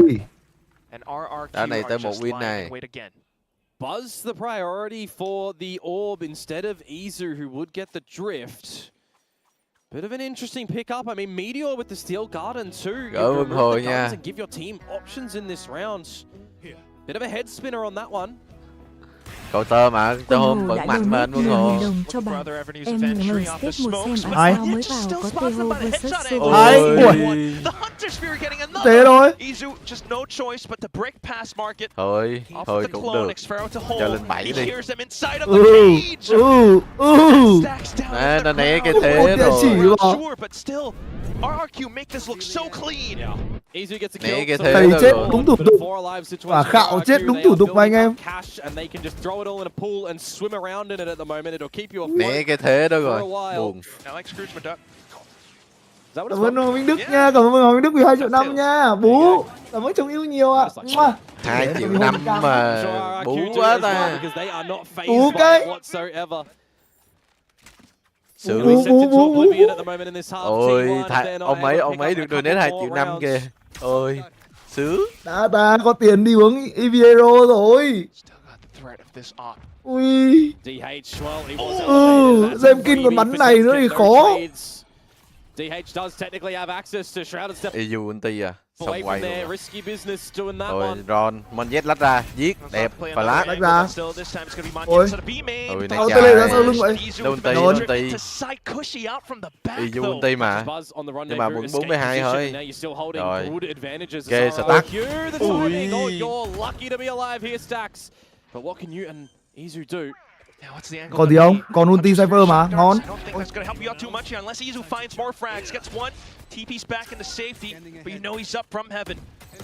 A lot of entry possibility for RRQ. Rồi, win thôi. Thế kẹp rồi. Cái lùn gì ấy? It's a triple kill into an ace, and T1 put one round back up on the board. Well, T1 aren't going to get sent into oblivion if they lose that round, but you know what is going to happen? Izu is just going to put on the horns and go devil mode. That is pretty insane to come out from him there, and a requirement for T1 to keep a sliver of a chance on this side, you would think. Comes out with an ace, just hitting the shots. You know he's got to be happy. Đéo phải lỗi tôi có ám đâu. Tôi có ám đâu mà đừng try and keep this one in play. Sao anh em ơi? Muốn ám một tí thôi, không ảnh hưởng lắm đến kết quả. Put up. And it's going to be back to the C or the B side of things yet again. Steel Garden going out and catching Xfero. Maybe a fast and simple execute. Trying to stall and hold them off as long as possible, but Ai. cross Jemkin still getting the shot midair. Maybe a second one doesn't quite matter because Xfero's around the corner. 2 more and another trade. Buzz trying to do it all, has to play bring around the Rosie. Back himself into a corner where Monyet just decapitates him. Jemkin getting into the back of the site with that operator as well. Trước tai nạn anh em ơi. Mình hai anh em mình nhấn 2 lên đi. Anh 2 lên nhá. Trời ơi, đủ quá chó chơi vừa bắn vào rồi kinh vãi bìu. Nhưng mà round này kẹp chuẩn nè. Kẹp cháp. Hai anh em bắn trong backside bắn tốt quá. What matters here is that RRQ are still being ever so consistent in the promise to be Korean Slayers. And now it's the last round of this half. You've got some pistols on the side of T1. Gotta come up with a cheeky round. Với lại cái quét của Cach cũng đẹp. Quét hình như quét gần. Bắn tham mình ấy đẹp rồi. Bắn lì. Đợi hẳn drone, nó drone xong rồi mới bắn, bọn nó chạy vào luôn. Đúng tham mình. Khạo đồng lòm nằm bằng tỷ lệ thua 36% mà. Sending out the stealth drone up through short, up through tree. Spotting nothing to mid as well, so you get an idea that it's either B main outside or it's outside A. And the player that you would love to have in this spot is, of course, going to be Jemkin. He even legs Buzz. But can he get out? Gate Crash still online. happy enough to play with the team. Cứ bò nhờ. Ôi. Pre-fired shot. Ui, smoke kịp rồi. Trying to delay now. The smokes have been set Monyet up. chết Goes in rồi. for the flash. Tries to go up front, but Thầy đổi nhiều hơn không? taken out. Crazy guy. Thầy phải đổi nhiều ấy. Possibly able to spam all throughout Hay. across. Ui, lên với khom. Khom ơi không? Biết Ôi, mà khom biết rút ngắm thì rồi. gớm Rút ngắm Không ngắm rồi. Nhưng mà khom chết là chuẩn VN. Goes in, slicing the pie. Ôi, khom chết. Win vào. But still, two opponents on site. Khom chết. Closes out the door and looks for the plant. It's 3 seconds to go. He gets off of it. And Ui, khom bắn says vãi it's view lights rồi. out. Crazy guy, the Reaper. That is absolutely Ôi, đúng anh Khạo. disgusting that comes out from him. Nhờ anh Khạo. Cưới là 4 luôn cái chết. Ôi. Ôi, bet from the S. 5 conversion. Bet from the 3 S rồi versus đây 5 conversion from the leader of RRQ. Biết thằng khùng không? That is absolutely ridiculous from him. And a 9-3 scoreline that RRQ can back up in this map. This abysmal map that we've seen from them. Never looking good. Putting up a Beat great from the half there east. for the 9-3. Never mind that he's on the Theo. His Ôi, utility hắn ta kêu biết still from good. the I east mean, luôn the rồi. recon gathering is working out Rồi, cho lên delay 2 lần luôn. He executes from T1 Đã bà. getting messed up because you got players like Xpero with the trips. It feels like RRQ weren't really moving their positions too much on that defensive side, to be fair. Who would you want to sit next to on the plains of Tokyo, Stax or Meteor? Khọm là sao á? Khọm là khọm giá đấy anh em. Váy trưởng. Đâu anh 96 rồi chả khọm. I like just being silent on planes. Anh khọm này. I'll just Mày khọm ấy. be left to my own devices. So technically Meteor plays Lurk and he's left to his own devices. So he would probably be the one I would pick because that's similar. He does if he follows in life with the game. Like the more introverted, reserved. I'm getting too nerdy about this. Well, we need to see some big brain nerd action gameplay from T1 on that defensive side. Otherwise, they're just going to roll over on Ascent. Cannot afford to be quiet on the second half for sure, Komodo. 3-9 on your own map pick. Hắn ta khọm mà hắn ta cứ kêu người khác khọm cơ. Khó. Gì mày, tao cũng nhận tao khọm mà. Tao bằng quả khọm stuck ở bên team T1 mà. Yeah, Bằng this tuổi á. is where things might be wild for RRQ with Theo. This is where they would have Khọm their stuck cũng 2K mà. found on what they want to do on the Khọm attacking Meteor side, 99. set plays, Never mind. getting close to the B side of the map, baiting out what utility that they possibly can first. See if the shear has been placed there, for example. Ôi. Hàn Quốc. Cứ Hàn Quốc. Và một. Extra damage delivered to Jemkin though. So Buzz in death finding 1.5. And now you got some adjustments to make in this round for RRQ as T1 pivot more to the A site. Trying to hold, got smokes off outside of mid. But not much in terms of the intel gathering department. It's because Stax is all the way on B. Xvero's just playing by himself in B main now as mid is explored by RRQ. They've got a gate crash for Jemkin and a salvo for Crazy Guy that you would expect. Nhà mình cũng bò à? Bò vào được không ạ? Here in the coming cross, everything's confirmed. But still with the right. Jet hôm nay cậu ấy thoải mái tinh thần, cậu ấy bắn kinh vãi luôn. Vãi lồn, team đã có thằng khùng, có thôi luôn thêm cả thằng hùng luôn. Thằng khùng cộng thằng hùng. Thằng hùng cộng thằng hùng luôn. Ôi, 4 backside. Family. Family. Bước chân vô xem có chết không. Bông vô bắt đi quá luôn. Bước chân vô xem có chết không. Thử nhảy vô smoke xem. Oh, and it just baits easy in. He gets the flicks though. 90 degrees, a flash outside, looking for the third, but shut down by Xpero. And now RQ looking to play it safe. Mà còn thằng đót hack này khó nói quá. TP'd across, Hỏng DH still healthy. And he's Hỏng rồi, cười đó. T1 pick up the pistol right back at them. Oh, that's a 2 versus 4. Mẹ đang khen khọm VN từ đâu vãi luôn. Anh cười nó đấy tụi mày ơi, tại anh Tay lồn đâu nó vào smoke bắn chết hai, tại tao đâu. Tại anh đấy, chịu ơi. Tự nhiên thằng Zemkin tay lên ra ngoài ăn chó gì. Thề tại Tumi nha anh em. Bit of a rough one for RRQ considering the start of the things there. Crazy Guy Monyet down to Izu and DH finding the remaining two. It is a lifeline for T1, but job's not done. It still gets damn close, and they've still got a marathon to start to run here for this halftime comeback.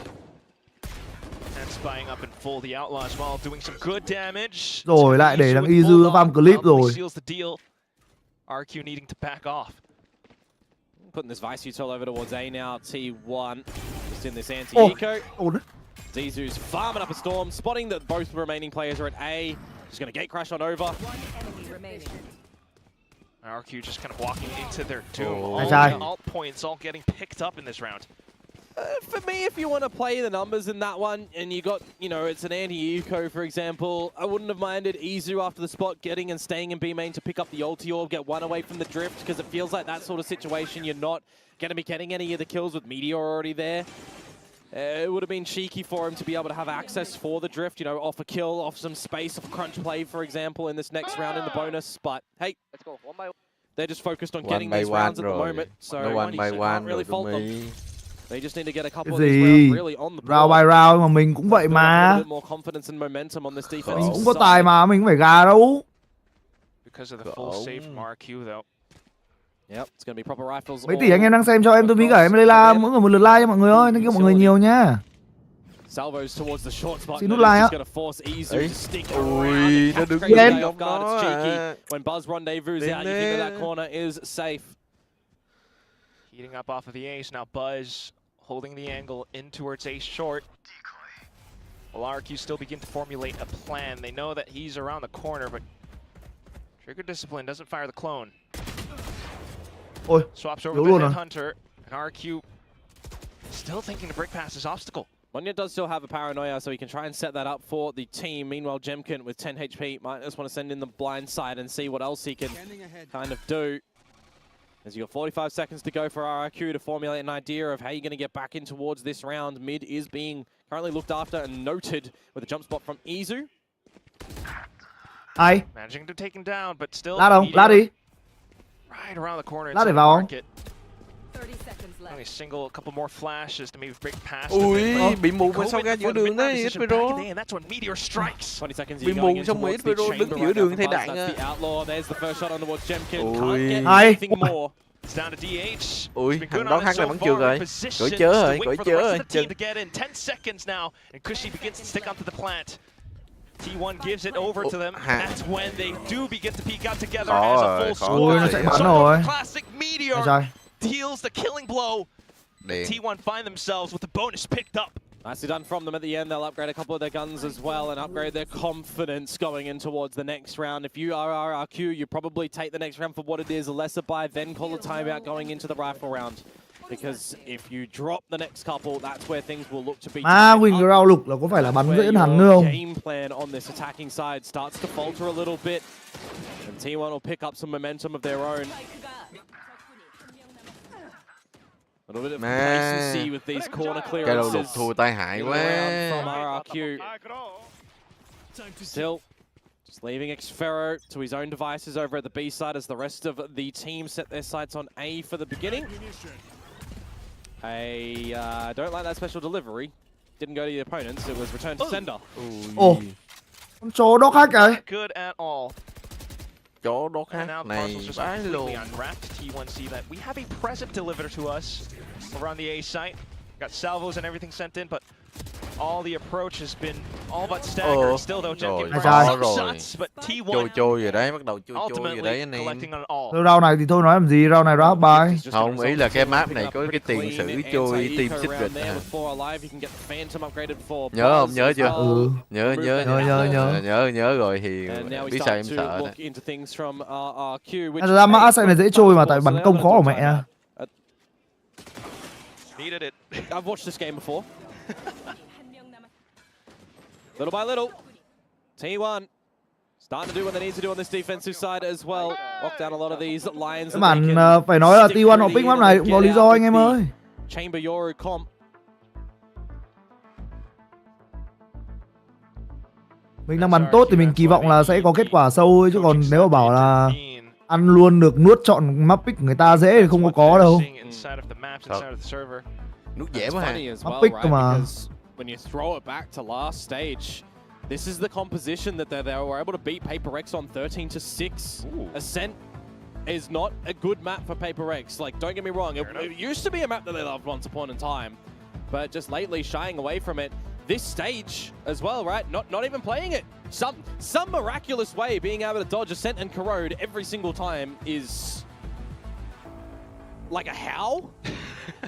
Teams just give it to him. I don't know what to say. Yeah. But here we go. Now it's going to be Buzz in with the operator. Well, conversion rate after the timeout now needs to come into play. Đúng rồi, ở trận này ở nhánh thua nên thua là đi anh em ơi. Thua là bị loại thôi, không có gì cả. Tất nhiên là đi champion thì được đi rồi, nhưng mà mục tiêu của Crazy Guy và đồng đội đặt ra vẫn là vô địch stage 2. Slight adjustments while RRQ trying to paint a picture across B as well as mid. Good shock dart, getting rid of a couple of thorns. One set of them over to A. And Buzz at that point in time is just happy enough to still stay on that operator line. Meanwhile, too short. Ôi, bắn cái quái ghê nhờ.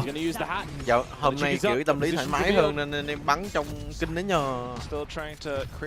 Nhìn trông bắn kiểu mấy pha trong tay to vãi lìn ấy trước, chắc đéo giờ bắn mấy pha kiểu đấy mất. Có về hai backside là khó. Hai backside là khó. Ui, họ viên không đủ, có cung check mà, cung check đẹp quá trời. Nhưng nó 2B rồi. Ôi, hai, còn viên. Ulti có viên đẹp thế. And he's just going to save the operator into the next round. A well-navigated situation from RRQ. Đắng lên 10 luôn. Theft in the duel on Xferro. Literally the pivotal frag that opens up the books here for them to get all the information, and the from the shadows from DH is just. Ông execute dùng đồ gọn gàng nhờ. Anh em chạm vào phát là thấy cái Armageddon chạy luôn. Đúng tướng tủ. Này ở mai. Bố mày spam TO đấy thì sao? Định làm gì bố mày? Kiện lên Liên Hợp Quốc à? They can have a little bit of a chit chat before the next round. We already in the massive comeback that we saw on Sunset, for example, and in the past couple of days for RRQ, every single time they get themselves in this winning situation, they have their little celebration, and Crazy Guy is just straight into the discussion on what they need to do in the next round. It is so impressive just how he has learned and grown with this team time and time again. One of two Vietnamese representatives in his deep secret Buzz will hold on to the op. But yeah, brother is locked in. For sure. But this is the sort of situation from the last map as well, the last series rather, for PaperX and Talon, where things started to slip up for Talon. End up losing the map blind. Whether or not it's going to be the same thing that'll come into the play for RRQ here, or they will. Hết ulti rồi thì có chạy được bài tiếp không ta? We'll see. Operator retains means full investments behind it. Còn ulti Zemkin ở ulti Sova chạy short không? In the beginning of this half. Trying to answer back to the one that we've seen from RRQ. Crazy, Cushy's just going to have this utility to the A side again to try and break the thorns at the entry point, which ahead of time. Some decent damage. Still though, you got the Hunter's Fury taking down DH. No more smokes to hold. Just Meteor on the side. He's hiding away. Still though getting flashed and stunned. Double flash nhưng mà vẫn không dạt luôn á. Chim Kin kỹ vậy. Kỹ vậy là khó rồi. Như vậy hại đồng đội rồi. Ý đồng đội luôn rồi. Kỹ vậy là hại đồng đội không? Ôi nhưng mà Cushy bắn kinh đi. Ui vãi luôn. Cushy bắn kìa. Hai em làm hết luôn mà. Pha đó Cushy kỹ quá. Pha đó thầy bắn cái cục sạch tinh vô hay sao ấy. Thầy làm đủ thứ chọc ở ngoài rồi. Zemkin vẫn đứng trong gen mà. Zemkin phải nó bắn hơi kỹ. Thầy bắn cả sợi tinh vô hay sao mà. Vai ulti hả anh em? Ở đấy cứ nhìn POV là cứ cầm đồ ấy, thành ra không để ý. And T1 now 7-11. Dính ulti à, lỗi ra. Lỗi đây mình rồi, xin lỗi anh em đi. Sorry anh em nha, tại pha đó không để ý thật, cứ thấy cầm đồ á. Nhưng mà pha đó trong đồ dỗ vô cũng kinh mà. Cờ lon, flash, xong thêm sợi tinh thầy cũng anh.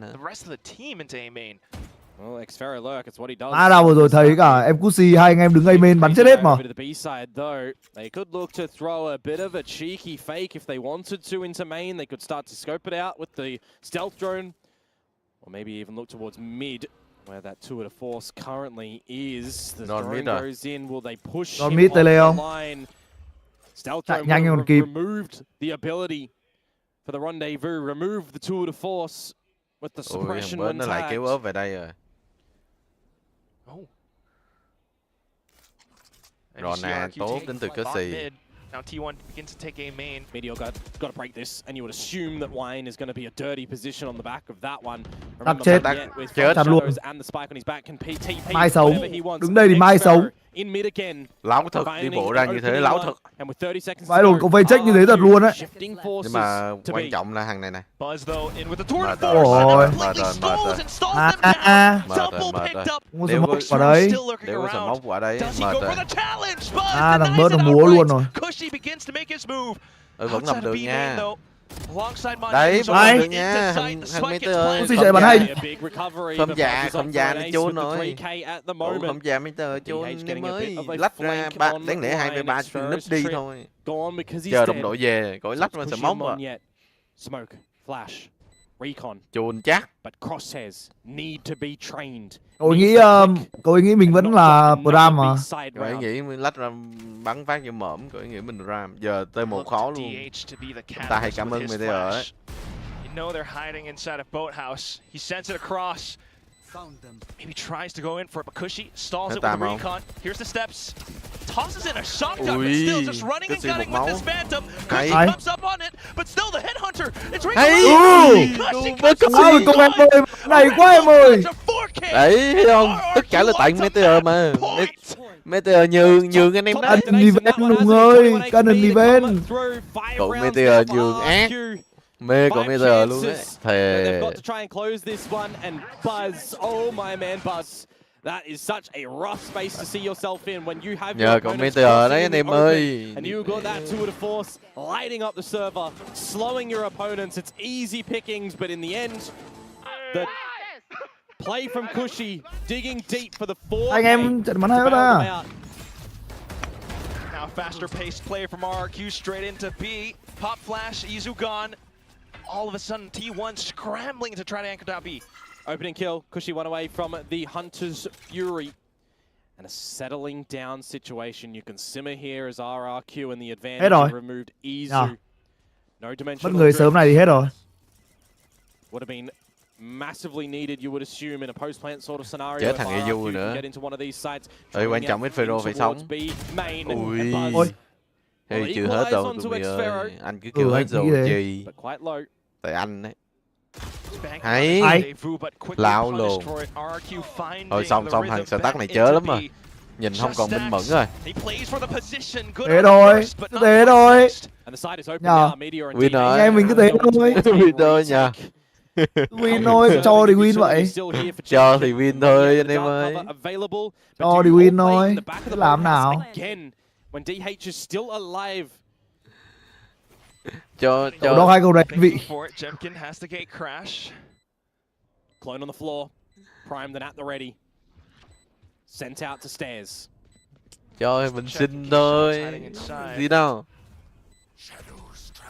Nhà mình hết đồ đúng không? Ai? Ôi cọ VN bắn vãi bìu. And now it's just Meteor. He fires one outside of the smoke. But still knows, and he has got Hàn Quốc anh em ơi. Inside of the boathouse, he hears the house and he begins to make his move. Play with time, guys. Này chạy.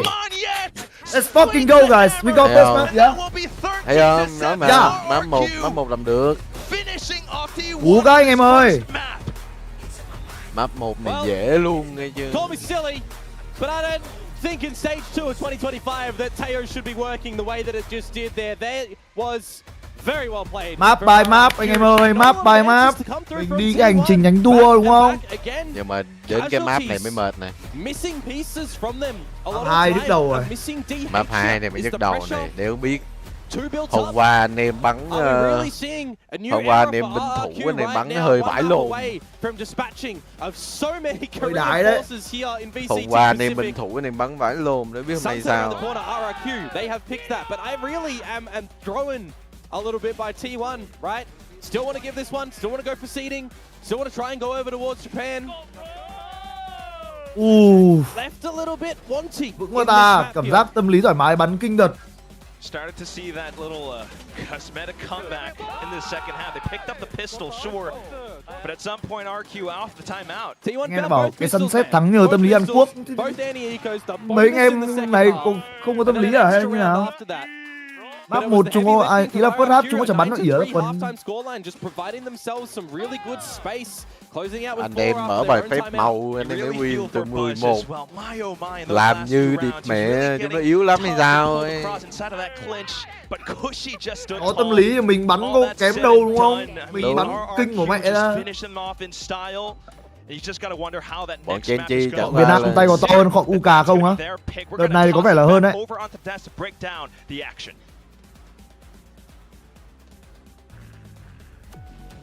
Thank you. Yes, on paper, it looked like T1 should have and would have won this very first map of Ascent, but RRQ end up pulling it through, even with the Theo back into comp here. They found success. Yeah, I mean, anh em cho anh em bọn tôi xin một lượt like nha anh em ơi, thank you anh em nhiều nhá.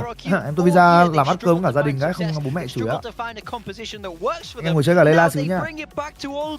They go, hey, maybe we were good at Theo. Who knows in the end? They bring it back out, dominate T1 in that first half, and then do enough to get it over the line. T1 not really present. Slow to start, I would say. Yeah, in stage 1, when Ascent came back into the map pool, RRQ was one of these teams that actually started to look like one of the better teams on Ascent. It felt like they had very much figured out how to play this map. They were playing the Sova Theo back then, and the double drone did them a lot of favors here. You could tell it was a very well-rounded performance, and they'd had a lot of a playbook built up from back playing the comp during that era. They got a couple of reps on it back then, so you know, they have been mixing up the comp in the current meta. Nothing has really been sticking. Why not throw it back to something that's off meta currently but has worked very well for you in the past? Over on the side of T1, unfortunately, a little bit slow to start on this attacking side. A couple of quiet performances from some of the individuals. Buzz and Izu were popping off. Meteor was doing decently enough, but it was a higher level and a better, well-rounded performance from RRQ here on Ascent, and I think they're going to be feeling very confident about taking this game away now that we're heading into Sunset here. Yeah, well, big time. I know you love off meta, so this must be absolutely delightful that it's happened. It's off meta. They ended up winning it, but this is not without some really smart rounds by RRQ, especially early on defense. Yeah, in this defender side, they were so good. So in this chamber comp, you're always going to struggle on attack. It is harder, but I love how RRQ approached this. So aggressive in shutting down that space. Now we've seen time and time again on Ascent that they walk Jemkin down, but here he has so much backup. They just absolutely dominate, force T1 back, and give Crazy Guy a lot of trust towards this A side. Em qua đó được stream không ấy, em vẫn stream thôi. Miracles off. Ý là nó sẽ hơi lắc. Sẽ hơi lắc á. Nên là em cũng không biết lắm. Em cũng chưa thử stream bên đó bao giờ, chắc tối nay đi nhậu hỏi cậu Yin. You're often going to have your duelist on one side posted up on an info line and a sentinel on the other side. RRQ are going to drone Monyet onto this info line, clear out all of A, and then stack much heavily towards the B side of the map, which actually has a full cypher setup behind what was the Yoru aggression, and that completely catches T1 off guard. They get picked as they make their way into the site after burning the Steel Garden on the execute, and RRQ complete another beautiful retake. Yeah, Xferro did a great job there to be able to slow them down as well, because this T1 comp is not a comp that can really super speed up. We know that they struggle to win. So Xferro with those one way courses còn tôi ở Nam Ninh cơ, tôi ở Quảng Tây, tôi ở vùng quê kiểu Long Biên anh em ạ. It's okay to have a weaker side on that attack if you're playing this chamber, but it was too far gone. I feel like RRQ managed to shut them down, knew what they were going to play, cooked up this composition perfectly to be able to counter it. And you would think even with winning the pistol round, maybe it would be enough actually. Bọn tôi biết thì đó là BLG Academy nha anh em. Like Crazy Guy. Oh, 100%. I mean, look, Crazy Guy had some good highlights. Izu had some good highlights as well. They were both doing a lot of damage. We didn't even have time to really pick up some of the rounds that you got from Buzz towards the end of that game. These are the two that, against Nongshim in the first map, were dominating. It's very clear that both of these guys want to play aggressive, want to set the tone for these games here for T1. Unfortunately, though, it really wasn't enough to overcome RRQ, who really got through this game in an effort by committee. And once again, another underrated fragging performance from Crazy Guy on the Theo. Yeah, I mean, if this guy's a Theo merchant, I want to buy whatever he's selling, because this was a sick game from him. He's so solid on this agent, and his individual level has been absolutely insane in the playoffs. Look at this 4K. This should never happen. We talk about T1 of the team of individuals, the team with cracked aim, and he just went bang, bang, bang. He played aim labs with these guys. Individual, like, which individual was able to trade him in that situation? No one. Can anyone shoot this guy? He's on an off angle outside A main. Like, we're not going to be winning rounds on attack if we can't kill a Theo with his pants down. It is insane because this guy, when he was interviewing with us yesterday, or was it 2 days? Yeah, 2 days ago. Má thầy công anh MVP vãi lồn, tướng tụ tốt anh em ơi. Tướng tụ tốt à. Shoot better than me. Of course they can shoot better than me. I don't know if they can shoot better. I Ai bắt think kít they're ông all ơi. pretty damn good, and Crazy Guy holds his own. Pretty sure Jet had 13 kills that game, but which, look, to be fair, MVP everyone nhanh em. on RRQ was pretty much 5 kills between Mà dạo này each other. thầy They are really MVP getting this nhiều game nha. done by committee, Từ which cái is what we trận usually tay to vãi say lìn about ra chả thế. T1 when they're rolling, when Trời ơi, T1 Jelly is đến Layla steamrolling, con nha. everybody is fragging and there's just no weak link in terms of individual performance. Jelly lại đến Unfortunately, Layla wasn't the con. case there. That's DH, another big pressure game here in the Nhanh á. playoffs where Bây giờ nhá, anh em cứ tưởng tượng nhá là cái consistent level of performance we've seen earlier cái lượng cơm ở trong bát cơm tôi ăn nó chỉ bằng anh em xếp ba cái sushi lại với nhau. Đấy là lượng cơm tôi ăn hàng ngày. Một bữa. Còn lại tôi sẽ ăn rau, ăn thịt, ăn hung nước canh gì đó. Tôi chỉ ăn vậy thôi. RRQ. They love Hay this là way lane, hả, they love this composition. ông béo Last ông time they ăn played nhanh T1 on this quá. map, it didn't work for them. I'm curious. Mày béo mày ăn nhanh thì cái lượng đồ ăn mày vẫn phải nốc vào chứ đúng không? Ông ăn khác gì mấy kiểu pro mất ban đâu. Buzz and Izu on the Yoru and the Neon. I totally agree. I actually feel like Sunset has been a pretty underrated map for T1. I think their attacking sides has often looked very difficult to stop. So cái lồn vậy Mr. S cứ đợi cái game 2 đi rồi biết ai với là quái vực thức tỉnh. Ok, bắn thế cũng MVP thì tao không phục. Game 2 bớt Yoru ISO thì không biết bọn RRQ được cười tiếp được hay không. Đã chấp một game cầm Chamberlain dễ tay rồi. Cái lồn gì đấy ông này red bet đúng không? Thôi để tôi ghi ông lên nha. Nhìn là biết là ông này kiểu bet rồi, nhưng mà để ghi lên nha. À đó, copy thôi à, phải nói sớm thôi để xóa. Bỏ game. Mốt là phải kêu, phải hả red bet là nếu mà mình đã copy của người khác thì phải copy thêm cái tên của người mà nói cái câu đó ra. Thề làm tưởng mình đang red bet à. Yeah, this is for Tokyo. T1 now backs against the wall. RRQ looking to make it there. We do have the agent select coming in now, and on the side of RRQ, they're sticking with it. Jemkin on the way, like Hiểu backed Trần đã up by donate this 5.000 đồng cho powerful bạn. double Layla initiator ơi, comp with Cushy Layla and Crazy ơi, Guy. Talked about Layla it already, ơi, but T1, Layla Izu and béo. Buzz are the duo you're looking for. When these guys get rolling on the attacking side and you cannot slow them down, you cannot stop them, you will be steamrolled. Meteor's been fantastic in the mid round, but DH to step up. Your Omen can carry you on Sunset. Để ghim cái băng mẫu rồi cái. T1 won this last time they met, but RRQ have picked it here. So let's look to see what they've changed. Alright, well, all we do Không, mấy cái này Layla không ban đâu mà. Layla biết red bet mà. Dịch biết đọc red bet rồi, cay quá luôn. Làm sao ra? Chấm thầy. Công. Chấm thang. It makes me a little bit worried for Talon if RRQ are going to win this cleanly 2-0. But what I'm seeing from the pistol setups right now on the same sort of agents is the same default deployment RRQ did here against Gen G in week 1 with the A main trap at the moment, having your Waylay and market and your Cypher over at B main. It's the same setup, and I'm kind of seeing similarities for T1's pistol that they lost against Zeta, where their Sova was watching B main and they did a mid-tiles crunch play with a bit of a split. So very, very similarity. Thôi một người giả vờ trên kênh mình đăng đi. Để tôi giả vờ anh em nào muốn làm kẻ phản diện không? Thì tôi ghi tin nhắn lên đi. Anh em nào muốn làm kẻ phản diện không? Không phải Mr. S mà. Nhìn là biết, ông đó còn kêu là ông copy mà.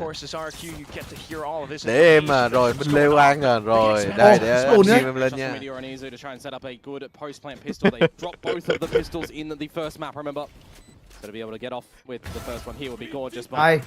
Hay. Couple more shots and RRQ might be able to tie up the score. Nhưng mà rao lục chết hết rồi. Ôi, mà kịch bản giống cái hòm bắn với chèn chi thế. Bên thủ thua Pitbull khó đấy. Bên thủ lại nhót rồi anh em ơi. If they fell prey to the trap, that would have been a bit of a worrisome factor. But in the lean towards B, in the quick play as well, spraying on through the smokes. Catch a couple kills. Ủa nhưng ngày Văn Mẫu ở đâu ra vậy? Ở bên kênh chính nên. Nicely done in the sheer numbers force. As they really are needing to just remove their thoughts from map number 1. Okay, never mind. Win this one in a reverse sweep. Em đi lấy đoàn cái.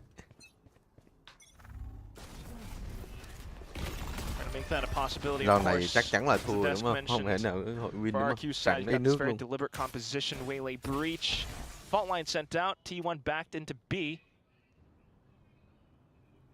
I mean, it's just something that you see time and time again, isn't it? Especially when you are running a breach comp. Early business over at the A side. Thua guy.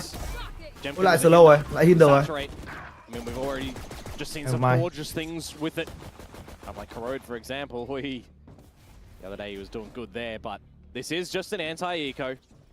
Not expecting too much from RRQ in this round. Not able to find too much either. Position's not supporting them, so at this point, probably just to go off the spike. If they can. Options if you want to go for a little bit of a challenge as well at the top of mid. You've got 2 ghost players still for T1. Anh em cứ phép màu phép mủng chi, quan trọng gì đâu. Hunt is on from Meteor as well. Ăn chiêu chiêu thôi, thua round Pitbull thì thua second round chứ có vị gì. Yeah, but the team if they just back him up, send in Izu with the sprint. Changing the guns. Smokes and checks around the smoke pot. Yet dives in. Izu getting Ôi, the nó ăn được tracks. nhiều mạng quá. For the ace, but runs out of ammo. Just Jemkin left and he's getting circled around from the back as well, but manages to go off the spike. 2-0 T1. Another round where they only lose 1 soldier. And with making sure that they do keep those weapons into the next round, they are going to have a pretty good buy. Be able to tackle against the first buy up of RRQ on this map of Sunset. Still a good start so far. Now 1 away from the overdrive. It's interesting for me as well that we actually do get Sunset. Chào mừng anh Hồi đến với Layla con nha. Đọc hộ em Hùng được cái. In the last time they battled, 13-8. A bit more comfort after the comeback from Gen G. Still though, defense was where they were lacking before. This time, Crazy Guy holding out from Link, able to find some shots. Does have an aftershock as well. To try and help and set up the team. Oh, Jemkin. Crucial duel there, you'd assume. A little bit overheat. Meteor trying to prevent more players from playing that position, but RRQ already đã setting up donate back 5.000 đồng spawn. cho bạn. Lên cho tê bài thằng điên của Zastati. Waiting for the initiating one, slight speed across. Izu manages to track, but still mà. to saturate. Aftershock to clear out generator. Then this is where T1 makes their stand. Just Izu, he's able to hold around the corner. How long can he make it work? Slides across with fancy footwork, pulls out overdrive, but it's Pharaoh. Manages to get the burst, bringing up the 1. Izu just cannot close after getting a significant amount of kills, just like the anti-eco round in the last round that he picks up 4. He was so outside of play in the last map on that Yoru in the very beginning. But he certainly is Bớt bây giờ là không bắn con Neon nữa rồi anh em ơi. 100% Yoru rồi. Để Izu tập trung chơi con Neon. 5.000 đồng cho bạn. Mở mic lên con chó. Makes you wonder a little bit that they have to pick up a bit of the slack on this defensive side now, get a little bit more coordinated and hitting some shots to keep in some favorable positions. Lots of light shields coming in towards this round in a quicker force. Cảm ơn Hồ lúc nãy đến hội viên nha. You've got no breach stalling available here. As crazy guys on the other side of the map. You do have the fade, of course, on Cushy. À, cái gì cơ? Lúc nãy này về em rồi, em tắt mic. Em kêu là má bonus mà mất 4 súng thì vãi lồn quá. Lại thì tắt thêm A này nữa. Ui, kìa khọ VN. Khổ VN đục bị nó đục chết luôn. Smokes will dissipate. No angles found as T1. Mình nó không biết mon giết nè. Với đừng bớt đâu. A link approach from RRQ though. Maybe it's one with Jenkins on the light speed. Saturate connects, but Izu bắn vãi đái nhở. Doesn't even matter. Hồi khó. Điên rồi anh em ơi. Mà lại giống cái kịch bản trên chi anh em ơi. Thắng được đúng đâu bonus yếu súng của tụi nó. Có khi lắm. Why are you not also seizing for default, right? Playing on towards the platform, you just lob that one over, catch anyone who would be sitting on the spike. Seen Cushy do that before in retakes, but just not angling to do that to try and help out the team, getting on in. Just removing a bunch of HP and stuff from your opponents there in a retake, because that's 4 alive on the back of that round for T1. That'll build up a little bit of extra cushioning towards their own money. A little bit more worrisome for the start of this map for RRQ, but better focus for T1, of course. Starting off on this attacking side that they chose for themselves, it was the side that they đừng bỏ A, ended up là không closing bỏ the A nó map set or vô cũng opening the khó map giữ on á last Đạt ơi. time as well. Bạn 2 duelist mà. Yep. Đúng không? I'm remembering right. Bạn 2 duelist nó dụ đồ vô sai không mà. Lúc retake anh em phải chuẩn cơ mà lúc nãy thằng của anh chết nên không còn đồ ấy.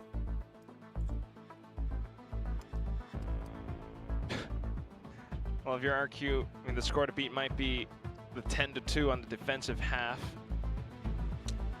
Of course, with the way that things are progressing, retake's not really anh em đừng tấn công binh Lê Quang nha.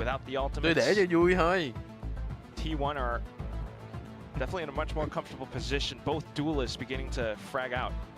Tại vì yeah, it's not like we haven't seen slow starts before from a lot of teams in Pacific, right? Don't get me wrong, we've seen some slow ones as well from T1, but some of them they start to have a little bit of trickling of a comeback, and they don't close, but a lot of them as well, they do look to close after the exchanging of the đó là nạn nhân để tôi để lên để cho hứng chịu, lâu lâu hứng chịu vài câu chửi thôi, chứ không phải là thật đâu.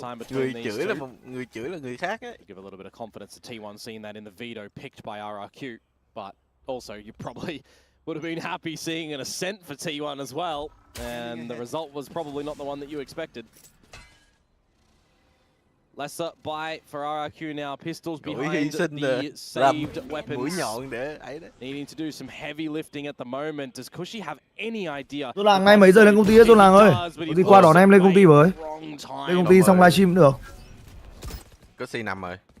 4-1. Nếu không có gì thôi xảy ra 4-1. Này làm gì có vị gì. And with only the classic, it doesn't give you a lot of confidence. If he pulls away with one, he would get a rolling thunder available. But would just assume it's going to be another spot where Xfero just holds this Phantom here, and well, with that kill, T1 just have the A site. Not enough information to work off of, so with all the space that's being gathered, gotta imagine there's not too much that Xfero is going to do either. Just for the ones with pistols to possibly look for exits, maybe die to the spike. Tôi chưa pack đồ đấy anh em ạ, chả biết làm nào giờ. Cái lùm thì sao có thêm một cái răng mẫu của Mr. S nữa. Trình bắn Đông Nam Á không bao giờ bằng thằng Hàn. Map 1 T1 test đội hình coi như chấp. Chứ Faker Valorant EU mà đã chơi Neon thì nắc tùm lum cái nền Valorant Pacific thì rồi, giờ thì RRQ ngửa này cái điệp vậy. Ôi văn rồi. Má kênh chính có nhiều văn đã thôi. Kênh chính hàng phải lùn ấy. You get a passing mark on the exam here for T1 against the NT Eco, but you're not getting an A+. getting like a A-, B+. Well, you're strict. Yeah. That said, it will be 4-1 for now. RRQ, the timeout. Certainly expect that it would be for the upcoming round where they get to full buy up. For sure. Are we going to get a little bit more aggression from them as well, perhaps? Putting both towards the A side though for the beginning of this one and setting up for maybe a bit more of a mid exploration as well. Can be a possibility for them. Monyet with the smokes in mid, setting up Jemkin. Actually, they're instead just going to still do the normal one-way over here. That Buzz does beat. Gets out safely as well.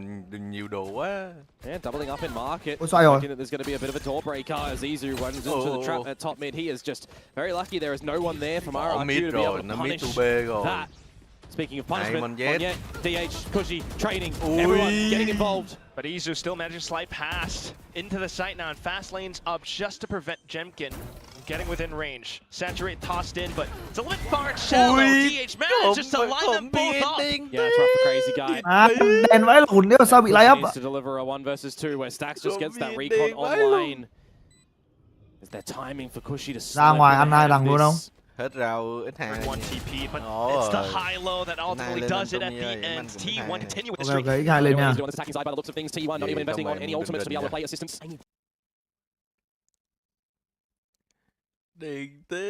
Factor in that round. Monyet finds an opener as well, mind you, and then we just start going tit for tat in the kill feed. We keep trading everything around the map, but when push comes to shove, it's the doubling up into Boba between Izu and DH who can just line up 2 members. By that point in time for Cushy, I mean, I saw he had so much utility as well. He had Prowl, he had a Seize, he had a Horn available, but just tries to get in towards main where he makes some running steps and they hear him. It's a little bit questionable right now, the form that we're seeing from RRQ on this. Cậu VN chết vào round đen như chó vậy á. Now just challenging as well. T1 simply backing off. That's where he looked at the pistols or maybe để nghĩ nó bọn như thế này nha. Ôi khó rồi. Kịch bản trên chi rồi anh em ơi. Chưa.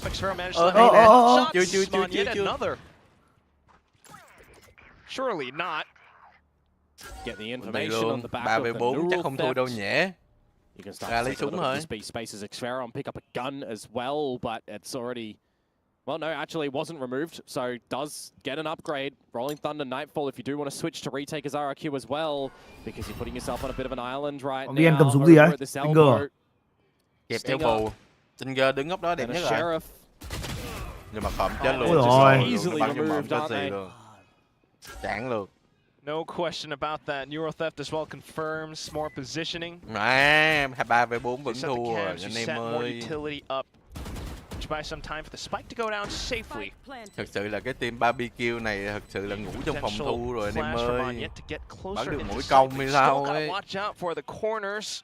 Rifles maybe picked up, but Meteor out from behind. It's not something that they expected. TP'd into safety. Oh, and he actually finds an angle onto Buzz. Low HP. Slippery movement. Ôi, cậu Monyet mày là mùng bắn vãi lồn mà múa ác mà. That is miraculous for Monyet, I've got to say. We've seen a lot of bait shrouded steps in our time here, but that time they're real, they're repositional. And they're reassuring for RRQ that they're not out of this defensive side at all. You've got some great opening frags to come on through from both of the teams, don't get me wrong. The pistol's starting to get the job done at that B site, but I'm questioning things when T1 get up close and personal to the elbow. You lose your initiators that you could have switched into a retake with that Rolling Thunder, with that Nightfall. Mà tele 2 phát, mỗi phát giết thằng ngủ điên.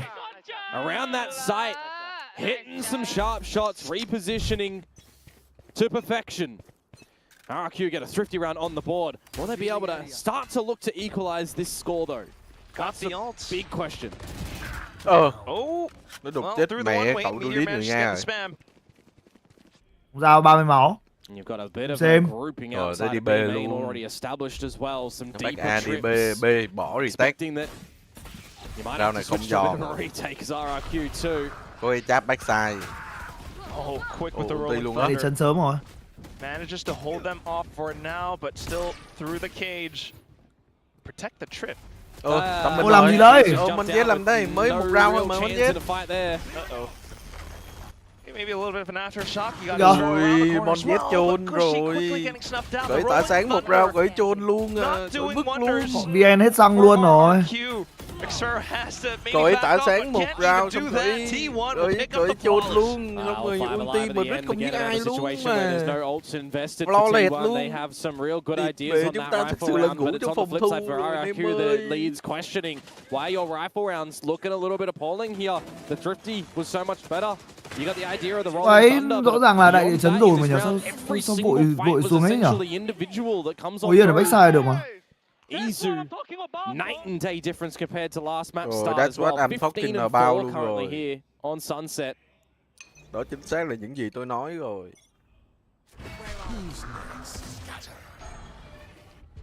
Well, for RRQ, it's really midnight. Buzz getting all the space, pushing. Nó quay khỏm VN rồi. Jemkin arriving from the back. Monjet đổi màu tốt. It's still very disconnected from the rest of RRQ. You got another double flank to come on through, but it's just going to be a little bit lapsed. Jemkin is going to have to get very quick shots here on towards DH as the Nightfall goes in. Ui má, còn cái thằng dot hack này thì khó nói. Nó kề góc quá vãi lồn rồi, nó cho thầy đi giết khổng VN thì tốt rồi.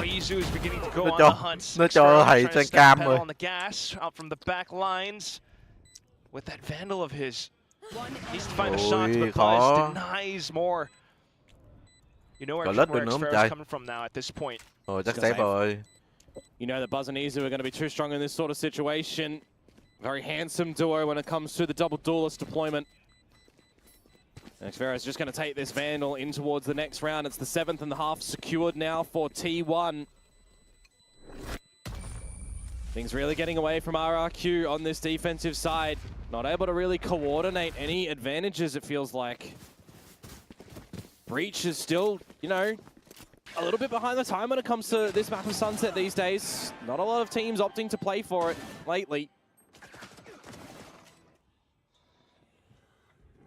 It might have worked out before, but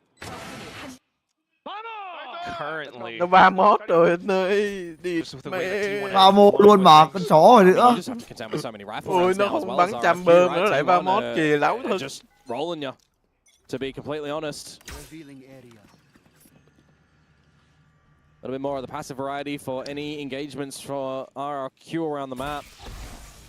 Bây giờ anh nói anh thấy em nói chuẩn giờ tụi mình.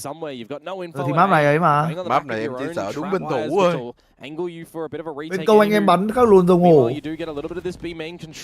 Thủ anh em chơi thật sự như dái á. Nhưng mà bên thủ mà bị dẫn sâu quá, sợ nếu không bắt được nhiều ấy. Hay này cái gì? Đấy, hy vọng lên được 5 này, lên được 5 là ưng rồi. Shutting down Meteor on this lurk. Does tend to confirm more positioning. You know T1 is possibly angling towards this A site, but which entrance are they looking at? You smoke off the one, so you just look into elbow, and that makes things much more easier for Xpero. Haunt as well with the TP out DH gets shut down. Yeah, it's unfortunate for Xpero. He was a little bit there, but now T1, they're starting to get the kills, aren't they, Quack? And then Buzz, with the convergent paths, though, he gets closer up. Reach good with Jemkin, makes it close. To get quickly in towards that one, the fact that he still got light speed available and not used a little bit earlier on to get into the for an early assistance. Có không ngắm bên? À không, chắc sợ nhiều đồ quá, đéo ngắm được. Tổng hứa sẽ ẩn stream là sao? It is not a clean round to come through from RRQ, but it is an almighty required one. From the 3 versus 5 deficit for T1, they start to make it look doable. Gotta be at least happy that you are getting another round on the board, but I'm still wanting to see more from RRQ on this defensive side. It's back spread around the map yet again. Crazy guy, gotta be very careful. This Neon will beat you to any tiles peak that you think you have. Oh yeah, I concur. Now up in towards top mid too. Prowler does check, but Izu's managed to slip in. Still inside of main, and that's where Jam unfortunately falls alongside Monyet. Crazy guy down as well. Quay thầy nữa. Thầy chết 7-4 mạng với cái con Neon này ở đấy. Thầy chán cái con tướng lùn này lắm rồi đấy. Đây này. Tự nhiên retake được nha.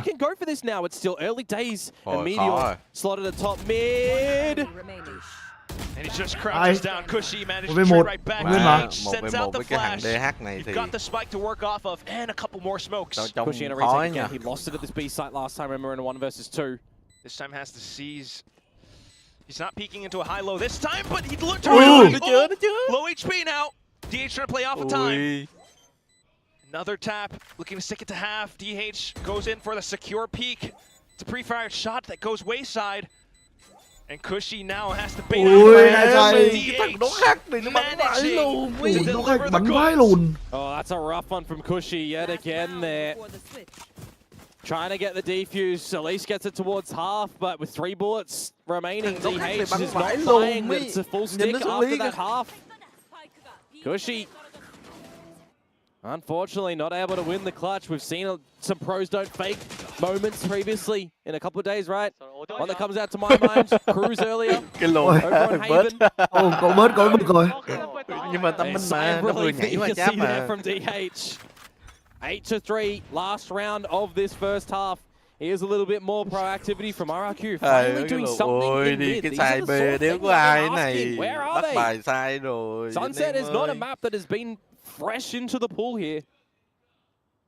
The worry's really getting to them. They might have some ult in this round, but the firepower not really there either. T1 though already Reggie Guy là người cầm banh đồ. Seeing that most of it could be open as Buzz spots out more Lao players. lùn. He gets sniped. That's a gun that can pick up. You got to run with this. You got the knife still from Cushy and Xferra with the hat. Going to use that. Bắn được mà. Có ulti của Cushy kìa. Very required retake from RRQ here. There goes the nightfall. Flushes more players. Ui, nó lại bắt khộm già Việt Nam rồi. Ui, cái thằng lùn khộm Hàn Quốc này bắn ghê vậy. Just gotta worry about B main now if you're Có T1. rồi, bơm cho CT nữa này. More positions, but the pot shots off in the market. Meteor looking to reposition. Crouch down, the headshots weren't there. Còn cái thằng đang bay, thằng này đang bay anh ơi. A slide possible. Spike getting tapped. Khó nói rồi. Slices the pie. Fast lanes up for safety. And now goes in for some movement. The shot's not connecting. Movement and accuracy. And Xferra tries to stick it to the closest, but the spike goes off. Very nicely done from Izu. Half on 19 kills. Very patient in the clutch. These post-play retakes atrocious. It looks like for RRQ a massive pain point. As they get another advantage round, T1 are just pulling this back, taking the space, finding the time. Quack last stage when it was a Mon nhét quả đấy mà đừng gỡ được nửa nhỉ. Stuns are cosmetic, and it has reared its ugly head here again. We're seeing death upon death go towards RRQ when they're hindered, when they're stunned. Well, their opponents rather, when they're hindered and stunned, as T1's side means absolutely nothing. 9-3, we flip it on over. Does that mean T1 are going to be able to close this? Để trả được đi đâu anh gì? Ta lên còn một game nữa mà. You're never quite sure, but with the way that things are going right now, especially if T1 get proactive on this defensive side. Who's the scarier Neon? Oh. Well, you can make some arguments. What the fuck? Of course, though, for RRQ to make it through this lower bracket run, the fact that Monyet's Neon has been quite monstrous, all the way back to the old days. Ôi, chọn tuyển thủ Hàn Quốc rồi anh em ơi. Nó quay rồi. Chọn vay Hàn Quốc là vay ngược lại khó. In the game against Gen.G and DRX, we're not really seeing it here just yet, right? He didn't play it on Ascent, he doesn't play it on Sunset. We gave it over towards Haven. And then, well, it'll be there. Maybe. So, không lẽ giờ mình đang thua 3-9 này em mở bài phép màu cái là comeback một mặt thôi. Một cái giải. Hôm bữa mới ấy xong cánh chat cũng đòi nhiều quá. Thôi để coi thêm. Rồi thì 3 lít 6 rồi đứa. Để coi thêm một round nữa vậy. This is where RRQ made their win streak before against Gen.G, starting things off with an opening kill Jemkin. Quick on the draw, Meteor as well. Buzz maybe now caught out in the open. Goes for the pop flash, but Cushy reacts. You got to hold advantages right now as RRQ, that's for sure. It's not a 10-2 that you can play on the back of. 9-3, you've got the extra round. Got to have some confidence going towards this attacking side, sure, from what you've done in the past, but T1 does play different to the likes of Gen.G. Grouping up together in B main, Stacks falls on back. Gun barrel spotted. Hay. Đấy. Qua công anh em bắn kinh vãi luôn ấy. Không cần phép màu đâu, tại vì em nghĩ vẫn win thôi. Bên công anh em bắn kinh hơn. Rồi. Ăn nguyên hinder vào mồm họ Hàn Quốc ngọng. Market box as well.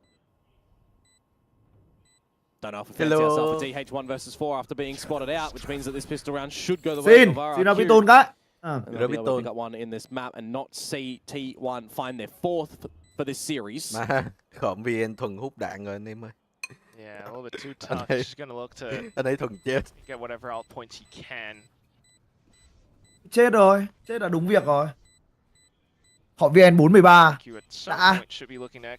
Trận trước MVP, trận sau 4-13 đã ra. So you would assume that would be a bit of a position. Let Jemkin, who's fragging up in this round already, go there. And DH, well, he can have his pickings on who he wants to be able to find. Eventually needs to waltz in towards that explosion. And, well, he will touch it. But likewise, Jemkin will as well. Nó vẫn kéo được theo Hoàng Hùng Indo ạ.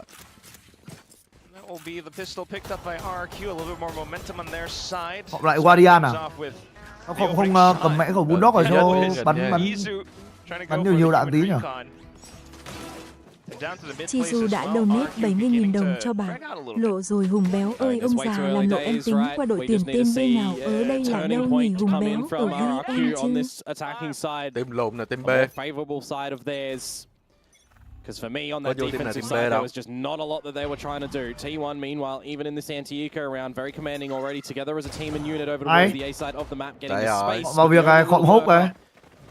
And player on the other side of the map, Immediate, well, he just gets obliterated. So, to the B side we go. Má, người đi sau cùng bị bắt rồi. Getting taken down. Just the ghost, so not the worst thing in the world. Quickly take the site, set up with those rifles. Từ rồi. Just get some crossfires here, really. Don't give opportunities for numbers to get in from T1. And pick you up individually. Maybe even taking some space up towards Boba. Know they're into market. Jemkin playing for the elevated angle. Jemkin phải giết hai. Able to spot out the first. Tracks onto Izu. Traded right out, but Crazy Guy is right here. Ôi khom ơi. Doing some damage. Vẫn win thôi, không có súng. Good damage too because this hurts the economy. Nào. Even being able to secure the last kill. Cushy. Rồi. Hai tên. That thrifty. But still, this was so close. Yeah, that's honestly really rough for RRQ, to be honest with you. They need to be having some good fights in every single round at the moment, and they're dropping like flies to those pistols. Nobody else to really assist in towards Boba. Monyet's taking a battle with no real bullets to be able to shoot. Misses a couple and then just pays the ultimate price in that round. Classic's getting up close. It just doesn't really work out. I mean, even at the end, right? Imagine if the shock dart tickles you a bit more and there's one single bullet to your face. Họ cười rồi. Come through from RRQ. Họ 7 mạng nha anh em. Still, they get the pistol, they get the second. Mấy anh em này chưa ai qua cấp 2 mà. Bên kia Izu bắn gần 20 xác, bên này mấy anh em chưa qua cấp 2. 3 rifles, a stinger and a ghost to compete against T1's backing of guns themselves. And this B site where the Cypher utility is currently set up. Still just diving in for it though. Light speed into sight, and it sprays through the smokes. Connor play with the recon and flash, but still. 3 đổi 2 tốt. They come through from RRQ. They hold a number advantage in towards this post plant. Guys, awareness on the Vandals spraying through smokes. Đúng quy trình. Crazy Guy vẫn nằm xuống. Now you look to play post plant around from me. Anh ấy đi sau cùng, anh ấy nằm đầu tiên. No shit. Stacks with the recon out. Got a drone, but it'll be very slow, risky in this current situation. Nó hết đồ rồi. Tốt. 5 giây có scan, có chói luôn. Ai? Hết rồi. Thằng Monyet giỡn đi. Save thôi chứ gì nữa. Yeah, has to save.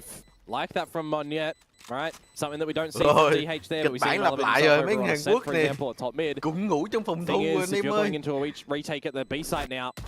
Trận trước gặp Zeta thủ kinh lắm mà ta, hay là Zeta công ngu vậy? Zeta thực ra là Zeta công ngu đấy. One person watches high, one person's watching low. See how that will play into the rounds coming forward from RRQ if they can even get into the B site. It's good for Jemkin to at least get in front of all of this Cypher util for sure, but he definitely needs the team to be able to back. Đấy, có mấy ông kêu tâm lý Hàn Quốc thì mẹ nó bắn cái gì kém thì bảo nó kém, chứ còn ai chả tâm lý. Going RRQ's way. Eventually, I'd be seeing a timeout coming from T1. Actually, we're going to just get it right here and now. Quick way to try and stem the bleeding. 3 rounds in a Mau row rồi. already for RRQ. Kêu tâm lý Hàn Quốc vào và Money's bắn. not going to be Lủng too má. good for T1 in the Nó upcoming bắn one, cho so chắc 13-0.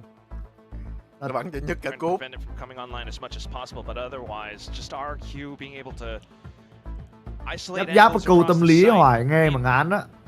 Having some Tâm flexibility lý with đâu. composition and going Bên for thủ some chúng quick nó không biết pace bắn thật plays. mà. T1 a little bit slower to react. You want to talk about Khác gì đâu, flexibility Queen with the này đâu. composition.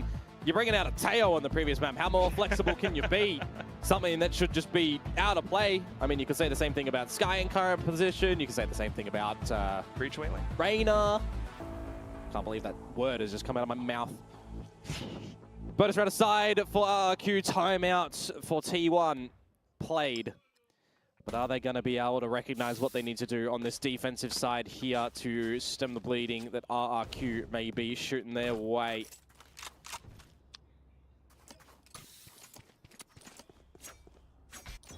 The calm before the storm around the position here for RRQ. Oh, 1-1. quickly traded. Chúng to rơi rồi. Đua đâu đúng không? It gets a kill. Draw it out of the map. Không có khẩu súng to đâu mà. Want to is Mà chắc không RRQ, thua đâu. but you've already got your Cypher Vứt utility. nó luôn đi, watching đừng your để cho flank. chúng nó nhặt lại luôn được không? Ít They're just Pharaoh gonna have cầm some quả good áo crosshair lo. placement to dispatch of these pistols. Ồ, Trời ơi. Trời ơi. lùn đi ơi. Good crosshair placement from Stacks. Chịu mẹ bị lát. Play around it now. You've got Buzz going to be able to Thật relay à. off. Wow. and Stacks Nói gets cái the lùn bây third giờ đi. kill. Đấy, tâm lý Hàn Quốc của anh em đấy nhá. Biểu ạ. Nó cho hai biên sơ rip 2 cái 1 With an luôn. outlaw in play, it is not the thing that Năm you anh em want. ngọng You con are mẹ just luôn gonna mà. get trounced upon by 4 hungry T1 members, and you're not going to Cái lùn find nó còn any thắng of tí them flawless luôn. around that T1 had no business being involved in. Map 3 rồi. They come out with a victory to find double Map digits. 3 rồi. Mất rào không đáng có Unbelievable quá. plays. Mất cái momentum comeback Even rồi. be thinking of Buzz going for a pop flash, but all it took was these shots. Cứ tưởng đâu round này ngon luôn đấy chứ, lên 7 đẹp chăng rồi. Shots like that, that's a mouse kiss moment. Thank you for clicking. But here we go. Cứ đánh B đi nhở, tự nhiên về đâu vừa rồi về đánh A phát ngố luôn. T1, let that send you to try and close this Trước gặp map. T1 đánh A Towards cũng the khó. main space that they're going to be able to Thủ A find, khỏe. seeing no retaliation in any form of utility, but it is this mid control from RRQ that they managed to at least give themselves some viable options. They want to go B if they want to stretch in towards mid that has a crossfire currently. That's going to be really tricky to work off of. I need to do some recon first. Oh, they're just going for the dry approach and they spot it first. Someone lined up, but they managed to deal with that for now. Backing off, not wanting to traverse any further. Straight into market, DH tries to hold them off with flash. But still allows for Stacks to go for a bit of the Rồi bắn peek. sĩ thì dính mà bắn Phantom hơi The chớn sheriff nhẹ. shots to come through potentially from him just there as we're rolling thunder in towards the site. Ôi, Stunts. mẹ vãi lồn. Thằng Thạch này bắn cái gì vậy? Inside of the cage, RRQ try to set themselves up. Cushy unaware. Meanwhile, all throughout the rest of the site, RQ getting some kills. Cushy still concealed. Không rồi. There goes Crazy Guy. DH straight and outright. Let's go. Trông vào đâu là ghê đít đấy nhở? Even a neural theft invested from Meteor to try and assist, but he's just lost himself and he's lost his teammates before they really even came into play. RRQ managed to weather through the trade game at the B site. And they will attribute another round to their tally.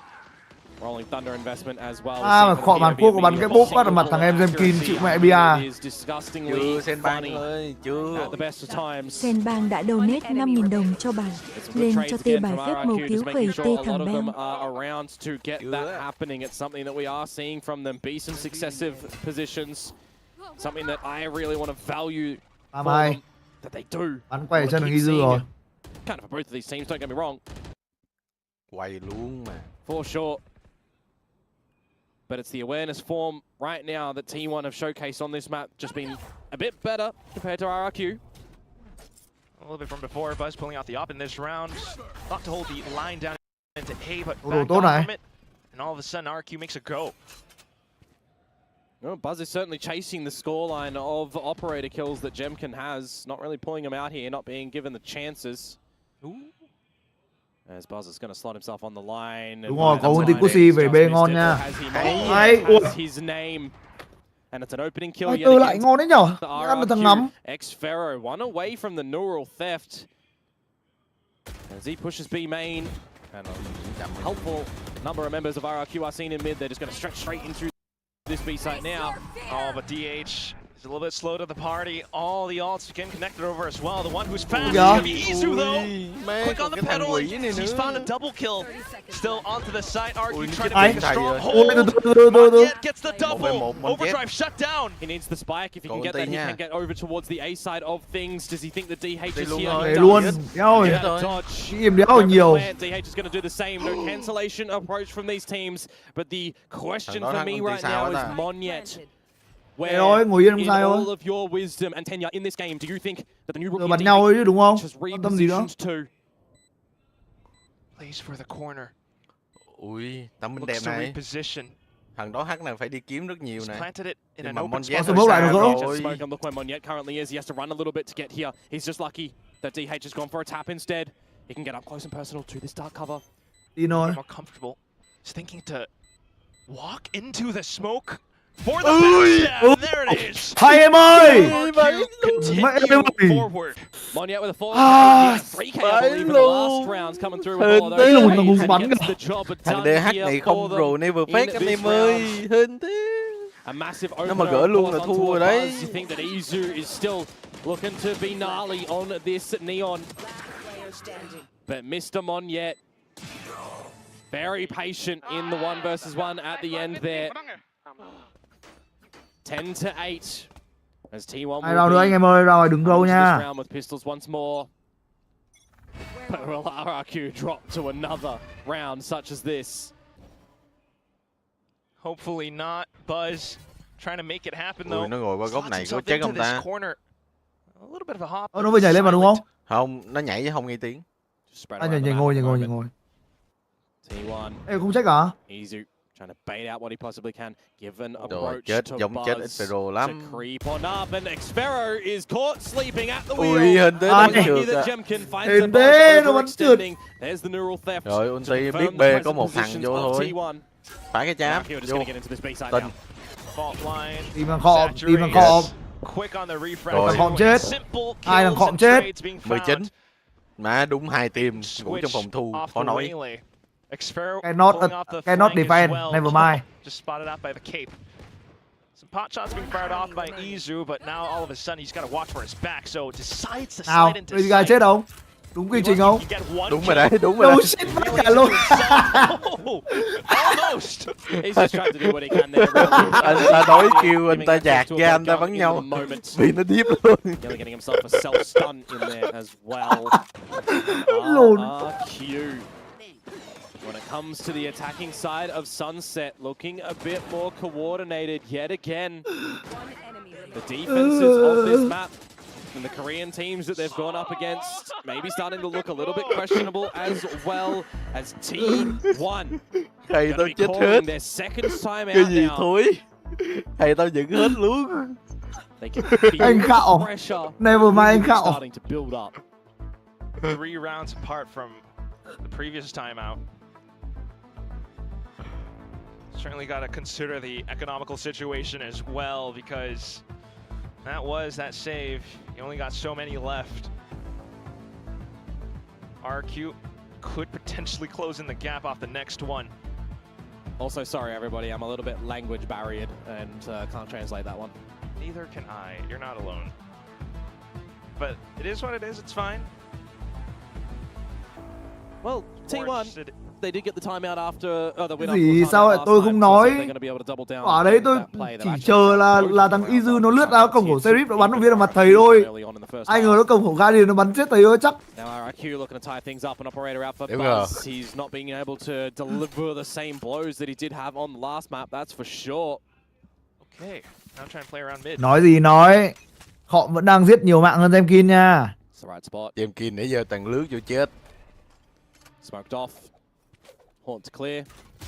Starts angle on approach, where you've got a convergent paths in towards market if you want. On the back of the Prowler. Do it with the Nightfall, do it with the Rolling Thunder. It's what RRQ like to do. Jemkin Not going too far in front of this. Mấy anh em đang xem cho em Tommy cả em Layla xin một lượt like nha anh em ơi, thank you anh em nhiều nha. Một cái xấu mình anh em. Hảo hển lên đến, anh lên đến rè. Buzz can re-peek. And he's gonna find Man yet. Oh, that's the smoke on. Lên đến sửa ra qua đây với tôi. Sai rồi. Hỏng rồi. Lên 11 đến từ tên 1 không? Dry peeks in the market too. Đây rồi. 2v4 này của mai sao qua được khẩu ốp này ta. Crazy guy getting a second kill. Qua này. Đấy, thấy chưa? Nhóc ngán. Sparrow now just lên 11 thôi. Đẩy 2 lên coi. Quickly met with death. Nãy anh lỡ lội team em chuyển qua rồi, sorry em á. Có đâu anh Linh. Anh lỗi sai tên rồi. Chắc em tham của anh đã sinh cho cái Hùng ơi. Trên này. Yeah, kind of just individually picking into every single line as well, getting in front of that cage. I mean, one by one, the dominoes will fall. Anh thôi mỉm cười nên rồi, anh khả năng quên hết rồi. Em nói thế người ta không tin đâu à. Các tơ cỏ, scammer Linux. GA thì cài người ekip xong rồi sủi. Biết vậy xem Tommy, wow. Wow. Yo, không nói anh tôi vậy nha. Anh tôi có scammer một chút nhưng Cutter không cỏ nha anh em. Đúng. Ý là GA thì chắc chắn là người nhà rồi, chuyện đó ai cũng biết. Chắc chắn là người nhà rồi, bởi vì tôi cũng làm thế thôi nhưng mà chỉ có kênh tôi là không làm thế nha. Dạ sir. Hùng cũng làm thế á, nhưng mà nó cũng đang phải giải nhân giải nghĩa tốt đó anh em ơi. Không có. Công ty tốt này. Bớt công ty lại. Ai? Bớt bắn. Ai Khổng ơi. 11-10. Getting flashed up as well. It's not going to be able to slurp up onto any more targets. Whoa. Quick on the move, able to flip around. Triple kill at T1. Managed to bring it up to map point. Oh, it looks a little bit messy from them at the end there, isn't it? Nobody from RRQ just able to hit the shots. Everybody tucked in towards a corner instead of having your two players out on the stairs side of things. Just sit in the open instead, perhaps. All trying to jiggle peek out, and it's just a little bit uncoordinated from them. T1 don't allow the spike to even really go on down there before they even just get in towards these battles. It's a heavy investment in the ultimate. Do not get me wrong, from both parties, from both teams. But T1, they do find the ultimate round that they need to. One by one. Sax will cut his opponents down to size. And they will find that point to try and send us into a third. Đến lúc anh em. The crowd loves it. Ewok does not, calls in the timeout to try to push things into overtime. Got to try to get OT, of course, yeah. It wasn't overtime back then against Gen G, but now you feel the pressure. You start to feel the heat. Ops still in contention. If I do recall, the money situation for RRQ is not going to be too great for this upcoming round. Thật sự ấy, là đang mong là 7 giờ được đi là EV. A little more difficult for RRQ. I mean, it's just another situation where you don't give yourself a lot of space as a result of your first half, right? Yes, you've had. Xin cảm ơn Derek con 15.000 nhá. Cảm ơn bạn nhiều nhá. Before cannot be understated how impressive that was against Gen G. Now you're going to get 3 more rounds in a row to try and push us into an OT state, and there's a couple of đang ở Hàn Quốc để trả lắm Văn Gơn này anh em. Đấu ở Hàn Quốc mà. Maybe going to have stacks as you're going to contest maybe if you can get to 12-11 perhaps. You really just need to come out swinging and hitting some home runs here as RRQ. Back to B, backed up by T1. Đó này win nha anh em, đó này win nha. Phải win á. Quét tốt. Ai? Gan tốt. Hay. Lùn đi đây, đừng có spam nữa thằng chó ơi, cái lùn đi đây.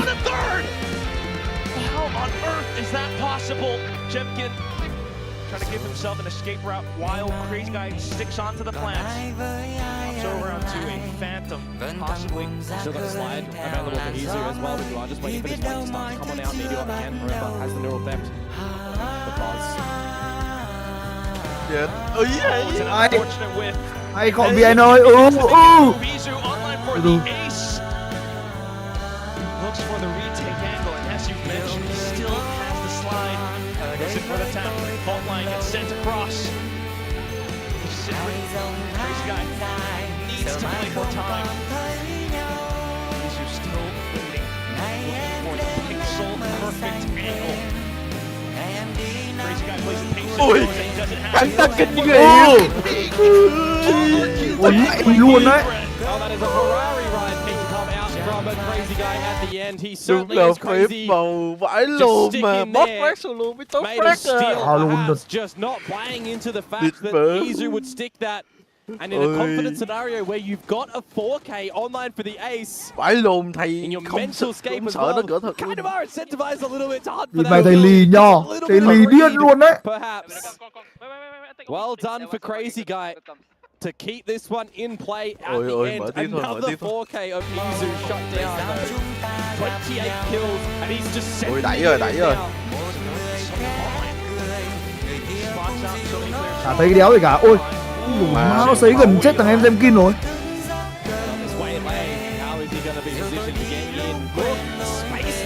Ui. All down, man. All down time. All down A, man. You are locked in here as RRQ. It's pistols for T1 too.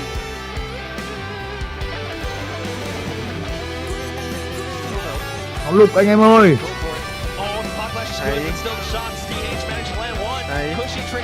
Không hay. Đừng em ơi. Hay. Cuối A rồi. Chạy về thôi. Within an inch of their life now, and Sparrow Jemkin have to potentially put this on Yet to come out with the goods. Hay. And he does. That could have been a very Let's go.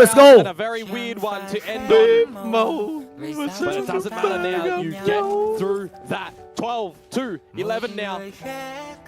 It is the last round of the regulation phase. A necessary one for RRQ to try and close this into. And for T1, you've had a couple of chances to try and close out this map now. This is your last one, your last buy before RRQ equalize. Muốn ulti đúng không anh em? Họ VN đặt được cái quả bom xuống là thêm ulti nữa. Silent approach yet again in towards B main. Start to clear it out. Get the orb as crazy. Ăn vlog luôn. Chắc kèo luôn anh em ơi. Your ults that you want to go in with. Paranoia from deep at the ready.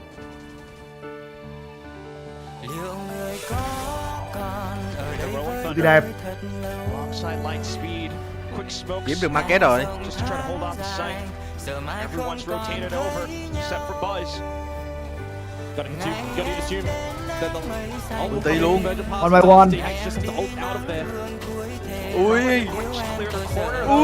Ui. Peek out, DH not cleared. He's beginning to find some shots. Starts Jemkin, looks like Crazy Guy, needing to play post plan. In fact, for the neural theft as well, but there's no plan. Spike it, Quack. There's no plan. Quả đấy vào không lên nhanh được nhờ. Phải chỉ backside quá. This round has to be called from him. They've got no util. They've just got to hit some shots here. 40 seconds. T1's not giving them exposed angles, so they go for the slow rotate back at the A. They got to get their Nikes on eventually, though. They got to start to run, and if they're going to be Kìa kịp không trời? It's going to be such an issue to rotate. You've got a bit of cypher utility over at this A site. If there was any member 2v3 thực sự là phép màu mới cần hết được đúng không? 10 seconds. They will Đi main đúng không? Đi main đúng không? Ừ, đi main mới đủ tham chứ. Camera revealed. Start to run on over. Set up for a plant. It's going to be safe. But where do you want to play? You've got to go looking. You've got to go hunting. Sàn đi sàn cái. Thầy hỗ trợ tinh rồi. Biết kia rồi. Ôi xoay cái lùn đấy cho tao xem mày ơi.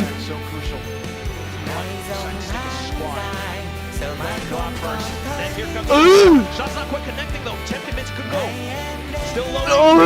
Meteor with a simple shot. will keep T1 Ah, in the mix. 13-11. They save themselves from elimination right here as we go into a third map. Oh, that last round just there is actually quite a rough one for RRQ as well. In towards the site, I mean, DH, he's repositioned himself with the From the Shadows, but it's the bait play. He comes on back after the conversion. Anh em ơi. And Experiment does not expect that, overlooks the corner. I mean, there's a lot in that round that we could look to dissect, but in the map as a whole, defensive side for these teams still in shambles, still a problem. A little bit better though for T1. Ôi chờ cái game 2 thực ra là cái phát đó là chuẩn rồi anh em ơi. RRQ cannot do it again on the comeback variety Đúng there. rồi, đợi game 2 đi rồi mới biết ai là quái vật thức tỉnh. Thằng Iu nó chơi game đục sờ móc 3 đầu vãi luôn. Bind finally. Haven on the block where T1 pick attack. This is going to be the map now, folks, that will decide who is going to be the team that will face Talon in a best of 5 lower final in Tokyo. That's going to be the question. Bangers were promised and bangers are being delivered. Double thumbs up from Buzz.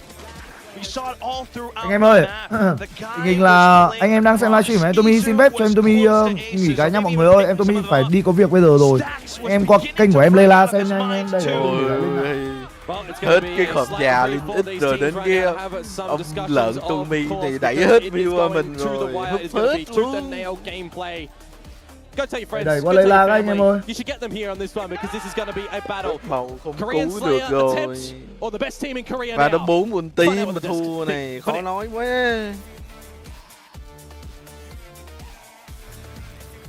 Để phải chờ anh em ơi, em Tommy gửi link ở trên kênh nha. Mọi người qua kênh Layla xem với em Tommy nha mọi người ơi. Thank you mọi người nhiều ạ.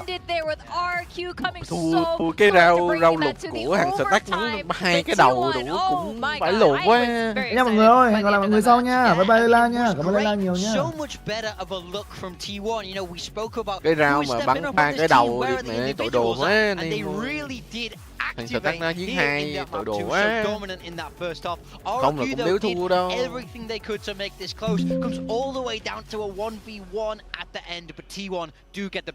This is what you get from T1 right at the start of the year when you sign players of this level of experience, of this caliber. The amount of rounds where T1 was able to come up clutch, the level of play we saw from Izu on the Neon today. I don't know what's in the water today. I feel like every single map we've got someone going absolutely ballistic, a different player from a different team. Đáng lẽ là anh em được búp thêm lượng tiền ấy. Cái rau Eco hàng stack nó bắn cây lục nó làm 2 đấy. High level play from all of them supporting, but I gotta be honest, I kind of missed this. The heroics, the craziness, people popping off like mad. This is also very Pacific, and I missed it. I'm not gonna lie. Yeah, absolutely. RRQ almost completing a Genji-esque comeback on the attacking side there. They were down 3-9 at the half. Again, không thua cái rau đó cũng dễ thở. Thua đúng cái rau đó. Clutches from Meteor, some huge rounds from Stacks. You know, some of the individuals really dragged T1 kicking and screaming across the line in this game. Not that they necessarily played badly macro-wise. This is a fantastic game from both teams, really. Yeah, I think going into Sunset, we were a little bit unsure how this might pan out. Both teams have historically showed good plays on Sunset, but I mean, that's why the score ended up being what it was here. But what were some of the highlight moments for you guys? I mean, Izu was way up there. Izu's the guy. Cảm ơn anh Sudo 200.000 nha. Thằng lùn để hát rùa á, thật anh Sudo ơi. He took over this game. Something was doing earlier. He just went, okay guys, we're not going to go out like this. Let me step up. Earlier in the year, you know, we were talking about Meteor, we were talking about Buzz on this team, and I remember Izu going like, why is no one talking about me, when he was having to flex in every single role. Now he is the star duelist here of T1. He sends it in on the Neon, map in, map out. He is required to be able to put up the numbers on the maps where Buzz is holding angles on the chamber, walking around the map, holding shift. Izu is running it down on the Yoru. He is the focal point and the tip of the spear here for T1, and he is continuing to show why he is so dangerous and why he's so sharp. Stats, we also have to highlight him. Wasn't a big game, but he pulled out the rounds that really matter. Wins them that eco, comes out Nếu hiểu 6 giờ chiều ngủ, không phải bắt người khác im.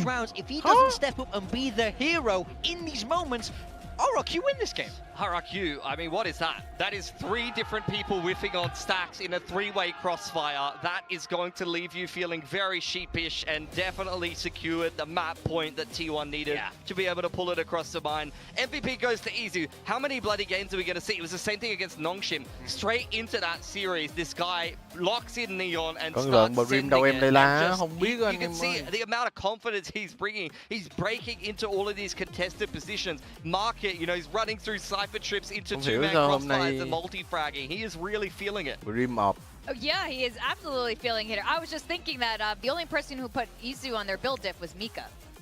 Oh. And I think that was a smart choice. Yeah. For all these reasons, he's been upping his performance, especially as he's been coming more con ơi, ngày đây bắn hay không mà cái đại tội bị lại mà vào còn đã donate như loại mà giờ đang cố vũ team nào thắng Talon mà. Không mặc áo đội tôi bị loại thì lại mặc áo vào. But you know, Haven is going to be the last map, and as the casters rightfully pointed out, giờ cố vũ thắng nào ngon. Mấy team này thắng Talon nữa là đi rồi gì. Một trận nữa thôi. Monyet on the other side for RRQ, he's been having a big series. They're going to be going head to head on that Neon in map 3, barring some wild changes. So I think that's something to be very, very excited about. I think for T1, like the focal players here for me are Meteor and Buzz, who did not play well the last time that RRQ and T1 went head to head. Meteor went -10, Buzz also went -10, and 8 and 16, like double neg, and 0 and 5 in opening duels. Yeah, that can't happen. Also just had a rough game on the Yoru in that previous map, so he's the player that I'm looking at to step up to bring that level of performance, because so far today, I don't think we've seen a lackluster performance from pretty much anyone in the server based on their roles. Maybe like Crazy Guy are a little bit behind people, but these guys are doing the IGL duties. You need the top level of performance here, because nobody is going to be choking here on these teams. Like, you need to see consistent performance across the board from T1 here. I actually want to get your opinion on Buzz's role. Now, Buzz used to be, but when we're talking about like those superstar players who are just having like absurd numbers, Buzz was there on the top before he got put on the chamber, maybe on the Euro, even with an op. This is not known to be one of his strengths necessarily. How do you guys feel this fits in T1's overall game plan? I think it's fine. I think he has to sort of concede. He's not the solo duelist. He's not the one getting set up in the same way. That is Izu now on that hard entry. A lot of what Buzz's job is to be slower, be that second man in. And on defense, we see him run the up a lot. He's trusted to just hold down map control, lock down these deep lines, and win T1 này thì tôi không đoán được, nhưng mà đúng như tôi nghĩ ở đấy 2-1 đấy. Nhưng mà không biết cho team nào thôi, tôi nghĩ sai nha anh em. He doesn't have to do what he's done in the past, especially in this. Không có cái 2-0 nào cả. Trời ơi. Đúng rồi, em nói 2-1 mà. Tại vì em nhìn sân xét trong là bọn T1 nó không muốn kiểu giống Chen Chi lúc nào đâu. Sợ bị comeback. Yeah, I'm gonna disagree. I'm gonna say Buzz, I think, is a little bit underwhelming for me. He's had some kind of lackluster performances. Về mấy con bài vô trong tay tao lại nữa rồi bớt. He gets to take the game at his pace. Honestly, he kind of plays a similar role to Jemkin on the other side of RRQ, who puts up nothing but numbers. Maybe he's set up a little bit better or enabled a little bit better by the rest of RRQ overall, who do have sometimes better game plans than T1, sometimes better macro. But look, I don't know. It's hard to necessarily say what you're going to see from Buzz, but you definitely cannot see him going double negative in this decider like you saw against RRQ last time, or T1 is not going to Japan. Yeah, I would love to know what's up with that and maybe his opinion on that. Maybe we can chat about that with him later. But, you know, with Haven being this very last map, are you guys feeling confident about your prediction? What was it? Ooh, you guys we were both RRQ. I'm feeling reasonably confident. I think at the end of the day, though, that the great thing about Haven is you're going to see both of these teams tackle a map cũng nghĩ giống tôi này. both Mấy người này cũng nghĩ là RRQ thắng là map Haven. Rồi tôi chọn 2-1 cho RRQ là chuẩn rồi. RRQ were the ones to take it into their own kind of style and actually play Neon instead of ISO, and now you're seeing T1 also play the Neon instead of the ISO, kind of agreeing this is a better fit, this is a better style for the current meta. So you'll get to see which one of these teams that love to play double duelist on this map are going to be able to execute better in the server, and last time that was definitely RRQ. Now, the stakes are very high for both of these teams. They are, yes, in the top 4. These two teams are in champs, but Tokyo, just to lay it out there, have you guys seen any previews of the arena or anything? I've seen a little bit of it, but I've seen enough to know the teams want to get there. We have 10,000 seat, like, you know, in that arena. 10,000 Japanese fans, so 10,000 Zeta guys in Layla Arena. That's what we're playing for. And it's insane. And yes, it is disappointing we don't have a Japanese team playing, but I don't think it matters because you got 4 excellent teams who will be playing there instead. And I think at this point, I mean, you want to be playing in this arena. This is going to be the regional finals to watch. Sorry, Pacific just has the best grand finals. It's just, I don't even think it's a contest. I also think it's particularly relevant because this is happening before these teams have to travel to Paris. This is sort of a dry run of Paris. If you have to travel to this different country, eat this different food, you're playing in a different environment on different PCs. We see that all the time from these teams where they struggle in their first match internationally. I need them to use this as an opportunity to get used to playing in different environments. That's an invaluable experience. Yeah, I think these teams have already had a lot of that. I say it more so particularly in the Tier 2 context of a lot of challenges finals are on land, but a lot of them are not, and then you get these teams into Ascension that aren't used to playing in those conditions. I do agree it's another opportunity for these teams to get comfortable in that environment. For T1, I think they're going to thrive in that environment. I think they love that kind of environment. It's why they were able to defy all odds over there in Bangkok. For RRQ, I still think they're working through some of those pressure issues and some of those uncomfortability issues because they thrive in their comfort zone. When Monyet's laughing, when they're feeling happy, when Jemkin's saying, yeah, very good round, guys. I am having, this is the best day of my life and this is the level that I'm hitting emotionally. I think RRQ and Talon are actually both teams who need more experience on a giant venue like that. So this is very important for these two teams to get to Tokyo and have, and honestly, just a fantastic experience. Yeah, absolutely. We have the Agent Select coming in now, and no changes on either side here. It will be this mirror composition.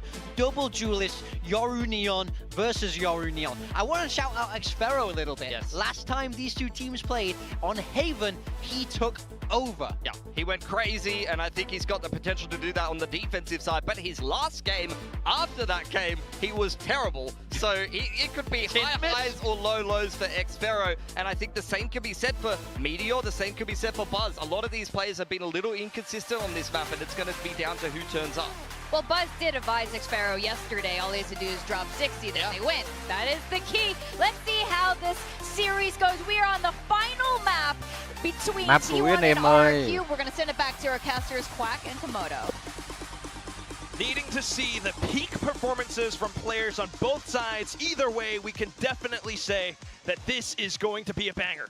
Well, you'd hope so. It's all on the line now between T1 and RRQ. A ticket to Tokyo is what they are chasing here. Talon waiting, and then Paper X. So yeah, that one will shake up. A pistol round right now. T1 on the attacking side. It's where they chose to start. Last time, it was 7-5 in favor of RRQ on this defensive side, and this mirror comp here. It's how you're feeling today. It's what you can figure out in the server. The C-site things for RRQ, though, are going to have the Cypher present with the early morning call on the camera, and a little tuck-in from Crazy Guy now on the Omen. 3 different agents for 3 different maps, but the same role. Call a good game.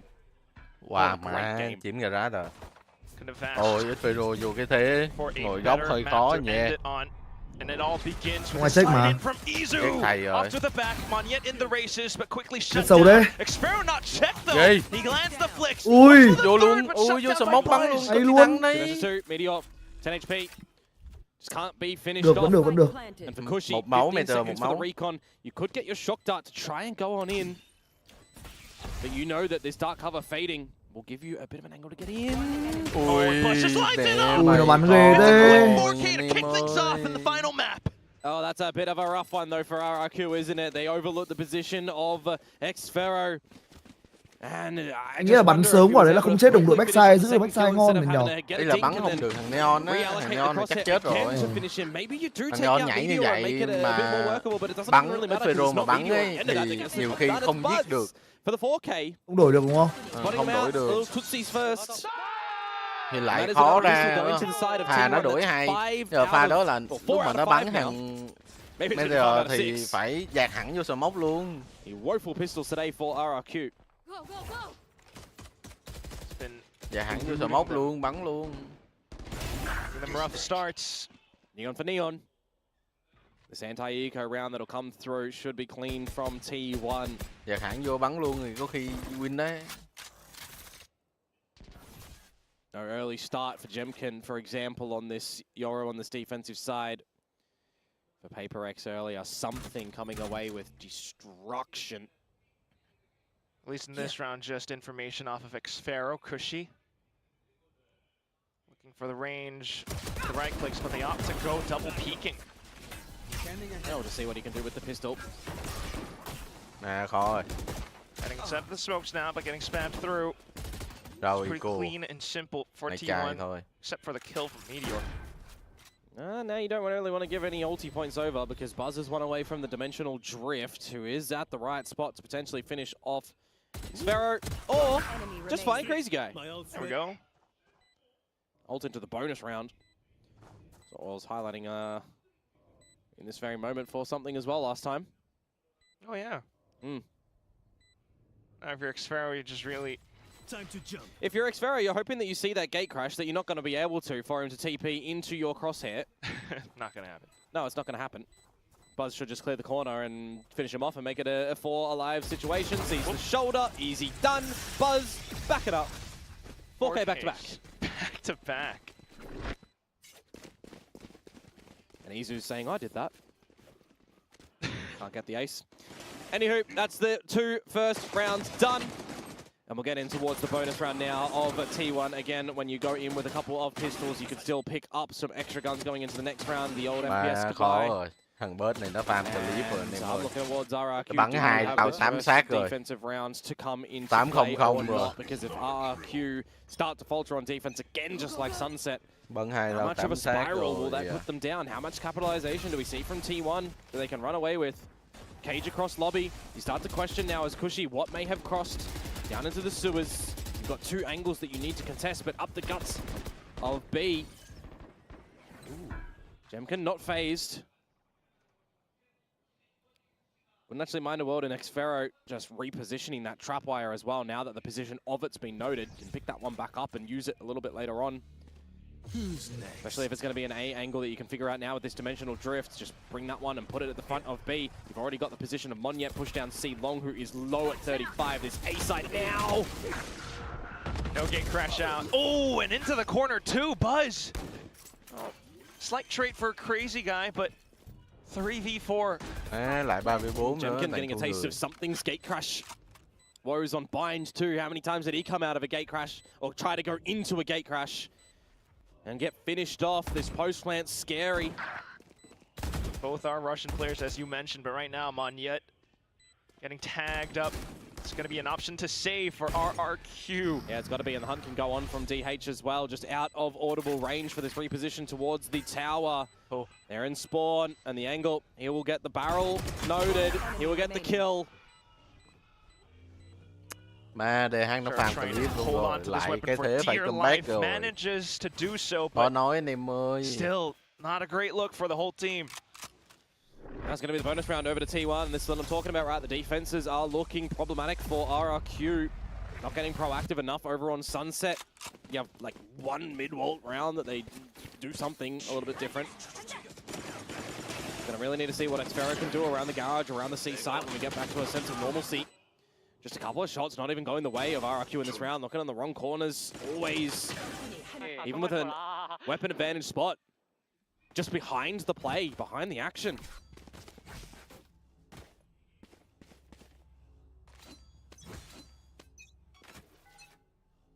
Next round sets up. RRQ go into this with the half buy. Bucky for Monyet. More proactively down C. Yeah, but it's not on a rifle round. This is the problem. RRQ, when the pressure is off in a round that they're not expected to win, feel like they just get a little bit more loose. And on this double duelist variety, it kind of works better for them generally. So I want to just see it on the rifle round. It's just going to go A again, and Cushy, are you just going to get battered and bruised once more? Tosses in the shock dart at least, but yeah, gonna get completely bullied. Jemkin, maybe a slight reprieve, but Monyet ultimately diving in, just goes in for the weapon. Rồi luôn, ngủ trong phòng thu, thằng bớt nó farm, nó siêu farm luôn rồi, chửi thằng bớt nó đi. A third 4K on the sticks here mình đã siêu farm luôn. Crazy guy.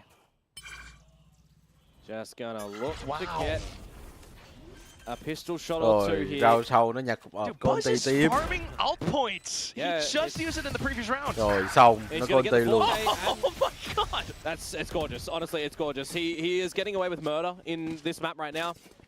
Just gets the ulti orb, gets the plant, gets the kill. That's 3 there on the back of a 4K. It's timeout territory to come in from RRQ, but it's not going to come into play. They've got another rifle round. If they drop this one, then you got to start the question. You got to call it. It's just so destructive. I mean, we want to see an operator come out from Jemkin, right? We have to see it. We have to see some comfortability start to come out from RRQ.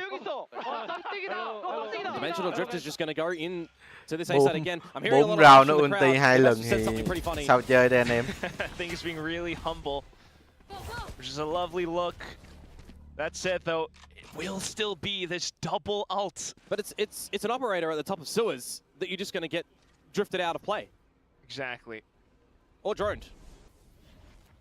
Trying to reposition. You've got the gate crash back in the link. Who's next? Uh-oh. Here comes Buzz. Puts out a quick clone and gets towards the back of site, infiltrating. Izu out from the front. It's DH, it's Buzz. Cushy finds a slight trade, but stuck inside of the smoke now. Cushy phải làm nhiều. Crazy Guy trying to provide some support. Crazy Guy steps out the back. DH slips through the cracks. Oh, but Cushy ultimately falls off, lopsided. And it will be still Crazy Guy trying to provide some support while Xpharaoh makes the slow rotations across. He's gonna get double swung on one, but he crouches in!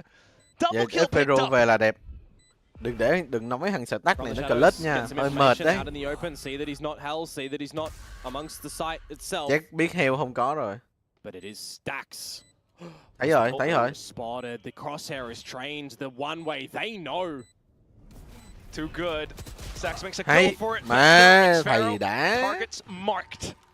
And RRQ will get on the board. I'm looking at that angle with Cushy on a Hunter's Fury as well. Just in the site, can't really do anything. Shots are being collected from T1, exposing that there's a leak over at the A site as far as RRQ's defenses are concerned.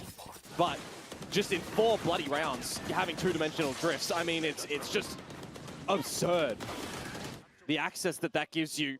Thought the T1 were actually going to find a 5th. Just with the commanding way they get into the site, it's rough ones from Meteor and DH actually doubling up as well. DH being put in a couple of problem spots. Buzzes 14 kills in 5 rounds. He's 13-1 before. He's trying to one-up something. Oh, Mania trying to prevent them from happening though, but still getting shut down. Đấy, hay, 4-2 thôi. Hơn người chạy về. And they take the player advantage as RRQ as well. You're okay with Jemkin being all the way down. Bớt bị thầy tiếp này. But spotted out the sewers, Crazy Guy. It's risky to give this guy a duel in his current form, but nevertheless, you'll remove his head. And you'll set yourselves up hopefully for a second round here, confirming extra presence still around long. And as a highlight, Jemkin's already thầy deep ngang bớt. Trap wires everywhere else. Tucked in. See what the Cypher can cook up. Whoa, chill, Cyphers will tend to play, so sets up his own. With that trapwire now exposed as well, you might just want to see the normal one placed at the front of the site to confirm presence instead of giving a little bit of a space that you can get a headshot on, like Xpharaoh just copped. Now, neural theft for info. Look at that. Recon 2v4 nonetheless. Recon from Cushy can go in. Hey. There goes. Peeks off of it. Nhỏ. Unfortunately for T1 not quite being able to hold on against T1 the có mỗi Fire thằng bớt Squad. chơi game thôi, thằng bớt gãy là T1 hết vị nha anh em. Rounds now should give a little bit of comfort over towards Ewok and Warbirds that they don't need to have a really early timeout anymore, that the game plan has come back into a little bit more comfort play, that Crazy Guy is figuring out what they need to do. Conversely though for T1, you start to see a little bit coming forward from RRQ. Is it going to be enough to cause concern to you? Probably not until it's something like 4-4, maybe even 4-3 if you lose this next round convincingly. Because you're also starting to expose still a couple of weaknesses for RRQ. If you're able to find out where some of this extra key utility is. But for me, the question really is, Jemkin, this operator, when is it going to start to get active? Maybe now. Đều chết, nó cầm neon nhảy nhá anh em mà. By Izu's quick jump spots. Jemkin as well. One away from the drift. we start to get a little bit of this Euro utility, it'll remove the trap wire that is in garage. Actually noted on the floor as well. Đâu tại X2 lên nó quay tí anh em ạ. So if that pops, you can shoot it straight away. Have your trap wire still active. Nhanh lên. There you go. Bây giờ coi có mình nè. Chạy. Thầy đục chết này.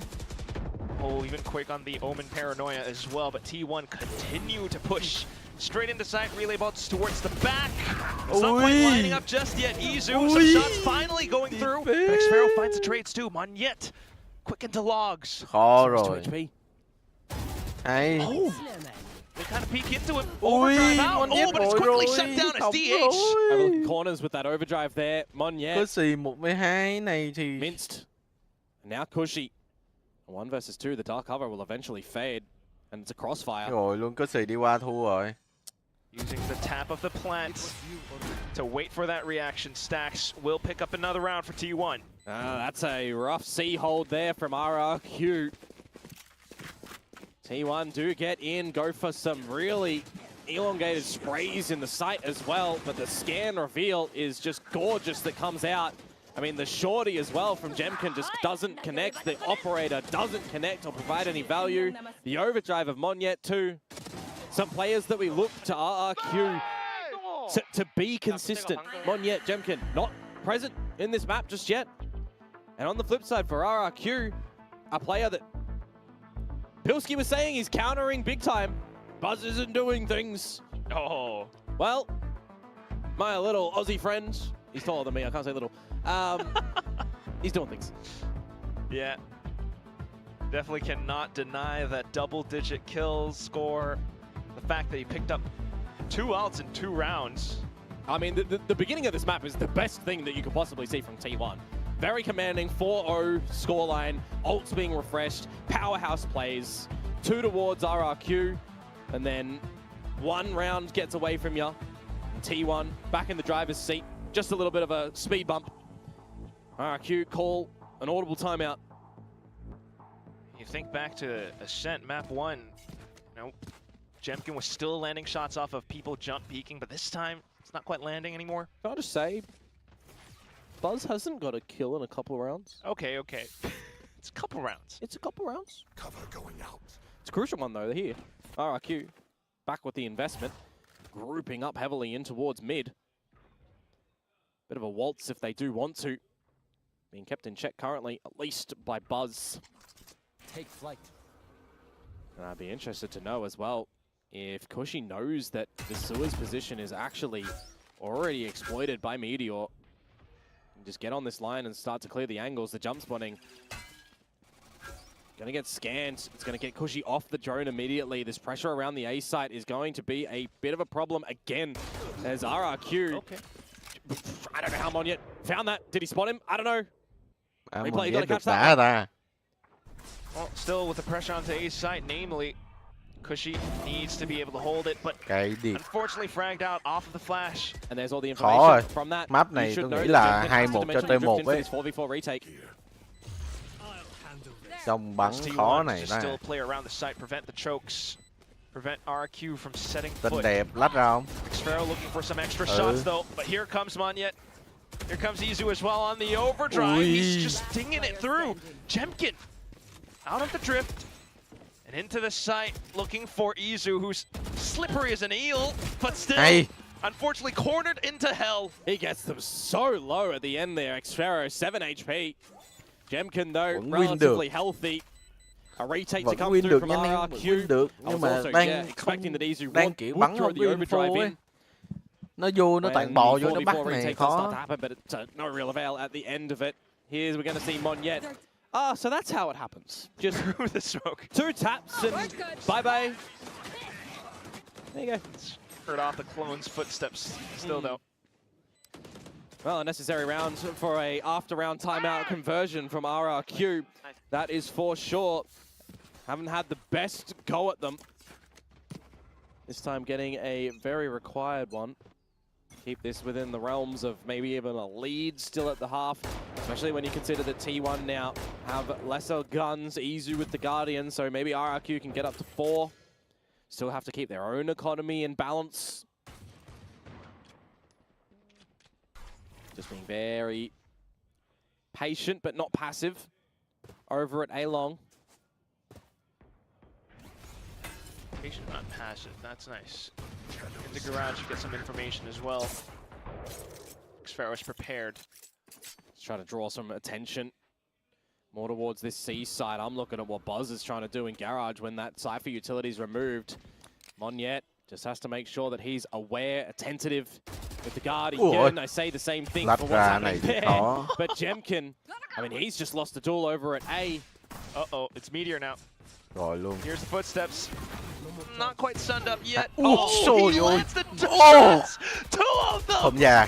Tao nói nó bắn bãi lồn. Just fall apart for RRQ. Flawless picked up by T1. I mean, he has just absolutely rained from outside of the earth, hasn't he? Coming on down and striking a blow on RRQ. Meteor getting that lurk active. It's ridiculous that he's able to get the second one as well, mind you, but an individual shot onto Jemkin. Bắn đội hình này tăng để nó bò against Meteor 2 times over. We're playing 1 versus many. Bắn đội hình này bên thủ hơi khó tại bắn không có I mean, it's info all individually misplayed there by RRQ. Tới rồi. They lên phím cái. played that one gorgeously. They're hitting their shots. They're finding the space. They're exposing this defensive problem on RRQ's shoulders, who now are scrambling in the server, you would assume. Back to the eco.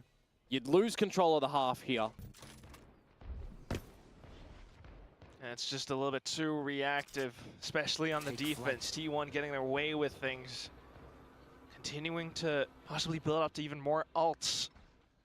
This time, drone first in towards long. RRQ might have players close by. Bit of a trap down sewers that nó lại bò ra nó bắt người rồi. Hay Jemkin. Dax, it's a gun dropped, but not one that you can steal. Xfero thấy mà đúng không? Xfero does have to steal himself actually in spotting out an opponent up through mid. Don't want to have a battle against Meteor after what he just did to you last round. And that presence in its entirety is just completely pulling the weight of RRQ towards the B side, but in numbers. Đừng để nó bò, thấy nó ở đâu kéo người ra bắt nó. Could be a weapon now. 30 seconds left. Xfero at least thinking to go VC for à? T1 quickly trying to transition over onto C instead. Không lụm súng đi, anh em đã lụm súng không? They've got to pick up one at least. You would assume Xfero can get the one in towards mid. You've got 5 versus 3. Crazy guy technically could even from the shadows. Còn Flash xếp bài rồi. Hay, tên Flash tốt. Still though, just goes for the smokes and the flash. Squishy looking for the clicks, but they're not connecting. T1, the firing squad towards the backside. Weapon picked up, doesn't matter. T1 continue on. Yeah, advantage, just throw that away. Doesn't really matter. T1 not concerned. Getting the crossfires, getting the shots. Buzz got a kill from 14 to 15. Has another. And he's one away from the drift yet again. RRQ, even in advantage situations, a team that we've seen so much lately have disadvantaged positions. 4v5s, 3v5s, still look to convert right now. Just tangled in what to do. You gotta love when Buzz is fired up. T1 can taste this quack. There's blood in the water. Oh! Jemkin's looking to defend. Crazy guy. They're putting up a hold this time inside of A lobby. Rồi này kéo lại được không? Không thua 3v5 nữa đâu đúng không? T1 before as well in these sort of scenarios. Look to reclear in towards A lobby without a drone if that dark cover is still available. But Stax, he has utility up his sleeve. He has the positions that he does need to just check and try to confirm. See what he can do. Overstay though, and the spike drops, but it doesn't really matter when you have DH still alive with from the shadows. The real question is, it's a 2 versus 5. You need to find security in a site somewhere first, and they do lean towards the A site that they can. Try and slot Meteor in, try and go long, or sewers, try and make it a workable scenario. Find a kill or 2 before retrieving the spike, because if you hear the from the shadows come, you could definitely just see the players stand on top of it together. Here we go. They've all spread out enough. They're not going to be able to. This is going to be a plant. Meteor, though, needing to hold. But unfortunately, not able to come up with it. DH quickly sending across just in case. Ground out. He's got to do it all. Mà nó vẫn bắn vô mặt thầy. It finds the trades Khó nói. RRQ put up a fort. Yeah, a massive lobby fight as well going their way. That is a required round that they're going to be able to find here. Still, they will be chasing from deficit RRQ. 7-5, 7-5 is what they are chasing. 8-4, well, T1, be better for you. Last time, of course, it was the 7-5. Favor of RRQ this time. Just not going to happen. Last round of this half, going to be an important one for both of the teams. Don't be panic, okay? Money doesn't matter because both teams coming in fully equipped. Another 8 battle as well. Ooh. T1 will look to respect it though. Who's next? But immediately drifting from Buzz into the C site, and Xfero is locked in towards the corner. He is just not going to be allowed to escape from this location. He's going to be stuck. He should be dead to rights. Here comes the executes. Hunter's Fury as well, but not quite connecting onto anything. Jemkin, in fact, getting a double kill, and Xfero still back flat. Yeah, bailed out of a sticky situation, that is for sure. Stacks a Meteor, though, from long. It's a counter Hunter's Fury as well. Flushed out of position. No reprieve. No hope. Looking to make this a 7-5 as Stacks backs off. The spike lost in no man's land. Just set yourself up and fortify this site now as RRQ. Do not give away for Stacks to get into it. A recon available and a shock dart that could finish off Xfero. Just play a little bit more passively. You reconfirm that Stacks is still long. 40 seconds to go. He may very well not reapproach through garage. Not probably. As soon as he sets foot, though. 30 seconds left. Crazy guy should be able to spot it first. That will be that. RRQ makes it at 5-7 at the end of the first half. Yeah, I guess it is a bit of a recovery and a couple of rounds here and there for them, but T1 certainly come out the gate swinging. They need to refine that momentum on the exchange of the halves here. As Buzz has started to quiet down a little bit, he propelled them significantly in the beginning. Rest of the team, they need to pull their weight a little bit, because as we do flip on over as well, and RRQ go on to this attacking side. I mean, it's not been a strength lately for them, right? They're still down with T1 on the attacking side as a bit of a problematic side in the entirety of Pacific this stage 2. It's the defenses of this team, percentage-wise, number 1 and number 2. So if I'm thinking about this statistically, T1 with advantage, with the pistols they've found in this series so far, going to the defensive side, they are definitely going to be looking to close this one. RRQ going to have to just come out with some really good calling and coordination now that they're starting to get a taste again on how to redo that. Really needing it. T1 so far 4 out of 5 pistols. Could it be 5 out of 6? Talk about players needing to step up. Buzz certainly came up with it, especially in the first few rounds, but falling off a little bit towards the end. We start to see the rest of RRQ starting to step up to bat as well.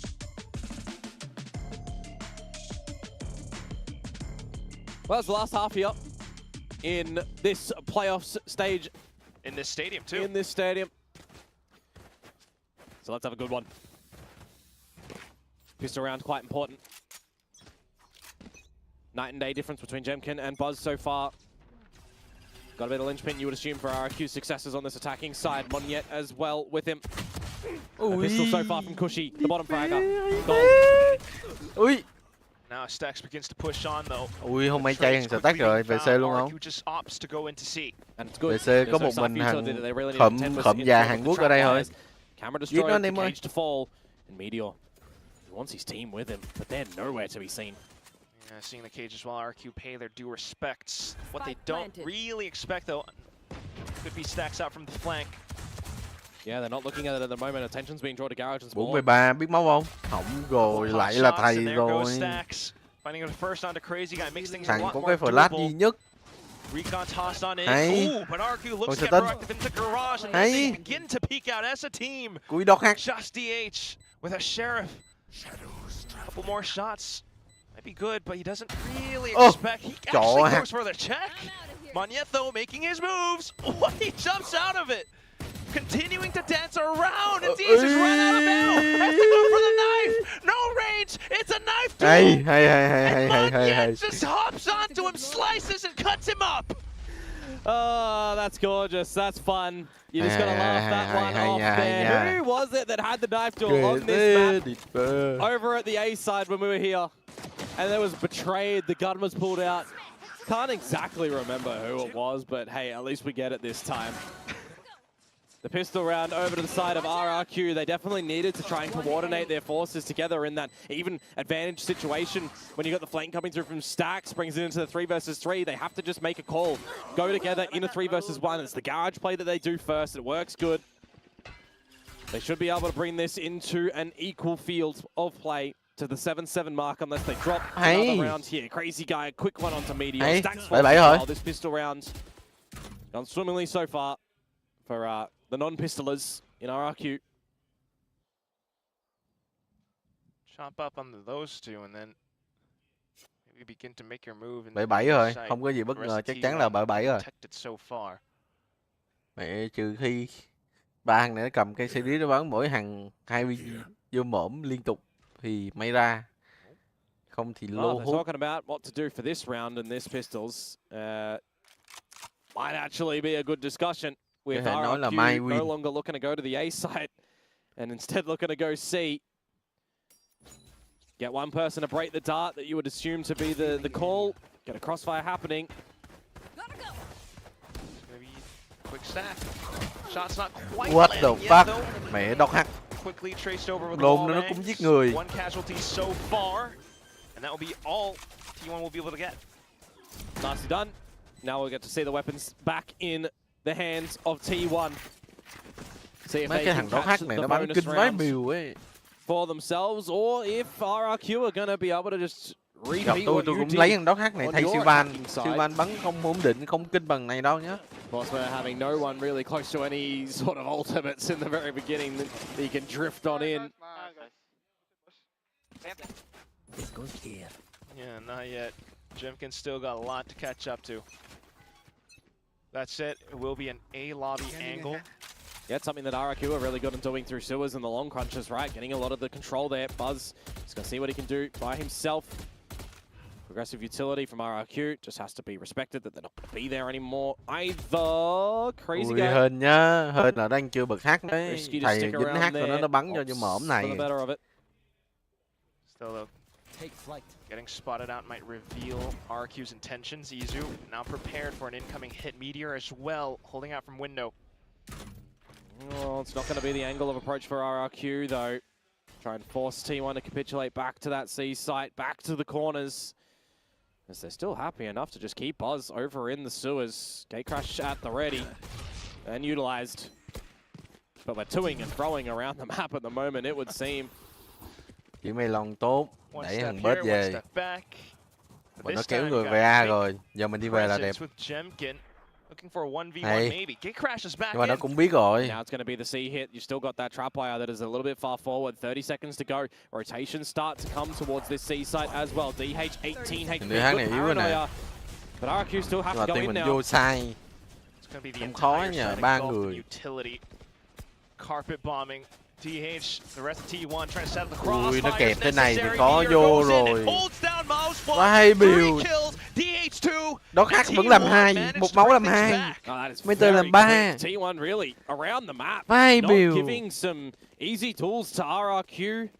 You know, it'd be very easy to see Buzz kind of overplay his own hand over at long and then potentially lose his life to Jemkin. For DH to stay in the open a little bit more and lose his life there as well. Just the right reads for T1 at the right moments. No access into the C site for RRQ. Má, nó kẹp đẹp quá. T1 will claim back the lead. We'll see what a proper rifle round has now with a couple of players down on the lesser equipped shields and the regen ones as well. Needs to be a little bit pacier, you would assume, for RRQ. Time. Phát bớt mà nó không về, nó tâm mình nó lắp ra cũng đẹp. The longer that goes, the more information T1 could possibly get this time. Just scrounged up towards this A angle. Nó tâm mình lách ra, nó biết info A clear, bọn kia chạy về C luôn. Drone from Stacks as well catches them as they try to backpedal out. It is just slow though. Again from RRQ. Expecting a bit of space to be claimed from T1. A bit of a peek. Down through sewers, up through long. Yeah. Different look towards a forward trapwire as well. Lucky enough that there's no one to immediately capitalize upon that. As we are still spread around the map as T1. Not really phased to play off a default. 40 seconds to go, RRQ. Got to give yourself enough time still to be able to afford some slip-ups if they happen. How does Xfera look on the lurk timings? Well, it's more importantly for me, there's 30 seconds to go now, and if you're wanting to go to this A site, there's a reposition from Mr. Meteor already there. Phát nhưng mà chưa phá được phá cam rồi. But quickly noting that there is no Ui, spike flash đẹp này. Hay. back into A. Mà còn cầm già Hàn Quốc này nữa, nó giết 2 rồi. Mà bớt giết 2. Còn mỗi thầy kiếm thằng khộm này sau đây. Chạy. T1! Another round under their belts. It's 2 rounds in a row that we've seen from RRQ now, just toying with the time, toying with the rotations. T1 not really being sold any fakes. No great salesman from RRQ's side of things, and they just aren't allowed to get into the side, aren't allowed to get a plant again. They need to be hunting these kills earlier on. T1 are just not giving them an opportunity, not giving them a chance. Khó rồi anh em ơi. I mean, even if you got the kill there at the end as Crazy Guy, I don't even think there's time to pick up the spike and go for the plant. Vamos, mẹ tôi liên tục vamos rồi anh em ơi. On the door, double digits. On operator out for Buzz as well. Mấy thằng chó nó liên tục vamos rồi. Jemkin has to his number this stage. Rồi thằng bớt đây nó giết một sống tele đi rồi. Ơi, hay, nó bắn trượt. Bắn trượt hy sinh. Stacks quickly trying to relay forward alongside Meteor, hay. but even with Ui, the được. Sheriff, Jemkin lands a quick shot. Meteor Ui, goes để nó for đổi the 2. Izu sliding in, not quite landing the Izu nó bắn transfer. hên, nó bắn trượt. Mà lại còn thằng đót hack này nữa. 1 versus 2, and it's a 1 versus 1 when the plan starts to go down and drop in towards hell. Mà mày đót hack rồi. And he's blinded. Ôi, điệp bè. Even with the up in head. Đót hack, điệp bè, mà nó bắn tới đây cơ mà. Very nicely recollected from him there. The operator as well to be gifted back over to Buzz as a bit of a prize. I won that round for us. But well done from the forces of T1 as well to at least still get some damage in at the rounds. You can see that the spray got a little bit away from Izu. But it was from another deficit situation. Này bắn đầu cô hay rồi. Điên quá. Gặp ngay thằng cuối 3 versus 5 for that mere moment in time. A double delivered by Meteor. And within the scrap as well. DH rotates as quick as possible. And works that retake to a T. Double digits now for T1 and a timeout brought out by RRQ. Another situation, just like last map, where you think you start to get something happening on the second half. No heavy lifting done in the first. It slipped away from you to T1 ending 13-11. You do not want to see that happen again for RRQ, but for T1, the defenses are strong. The reads are right. Enough said. So far with everything that RRQ has been throwing at them, the fakes, the tells, T1 just see all. It's a 3-round gap that RRQ needs to close on up, especially off of this timeout. Their last. Yep. T1 still have 2. Not phased yet. Dimensional Drift is available for Jemkin. You would assume that you have to use that in towards this round to try and get an 8th on the board. Seeing a lot of utility over towards A. Gives you an idea that the Neon is here and that the Sova is here. And you want nothing of it towards this B site, though. We go for the very beginning. Dimensional Drift in. Jemkin going to pivot that over towards the C site at the moment, where you may have to very well see Buzz just get out of dodge. Xfera catching DH, and the hack will give all the info. Biết nó cầm ốp đây rồi. Biết nó. Vô xe, đặt bơm. Meanwhile, flashes into C Vô xe đặt bơm đẹp, chọn vị trí thôi. 5v4, không thua đâu nhẹ. Tắt nó còn ulti, chắc nó không dùng đâu.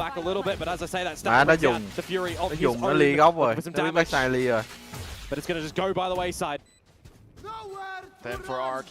Dùng lại luôn á. Xong dùng để delay bơm nha. Dùng hơi phí, dùng delay bơm đẹp hơn chứ ta.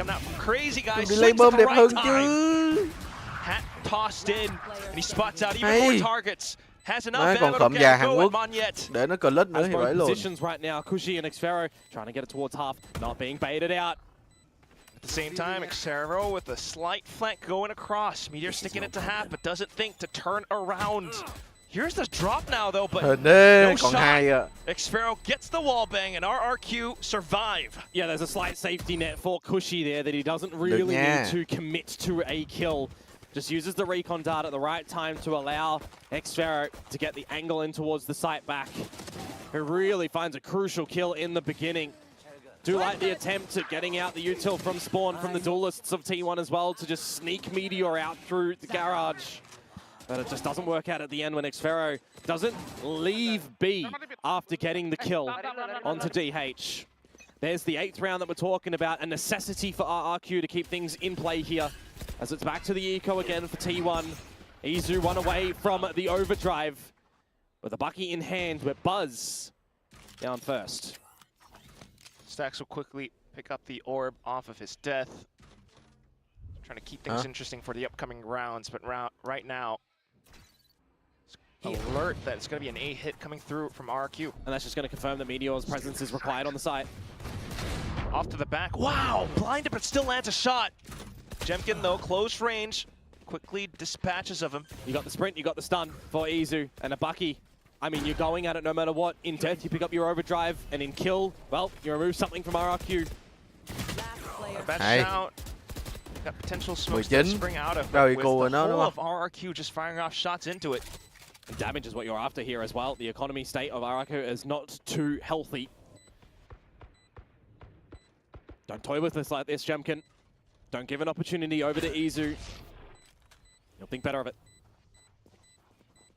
It's more of an angle for Izu to possibly just die to the spike. Yeah. RRQ up to a 9th. Just a little bit sad for me as well, when you look at what is available for RRQ actually. They're not getting Jemkin's Dimensional Drift or Honey's Fury or a Neural Theft Online currently. You very well could have been an angle to just go in and pick up your ulti as Izu. Just die to your opponent. Angle yourself to try and get a kill. Do some damage to the economy. It's, in my opinion, better favor to do all of those than go up with the spike. But it will be what it is for the players on the server. One kill at this point in time is still important, don't get me wrong. But I feel like the value of an overdrive for Izu, if you get into another eco scenario for T1, is going to be an important one. 10-9, T1's timeout.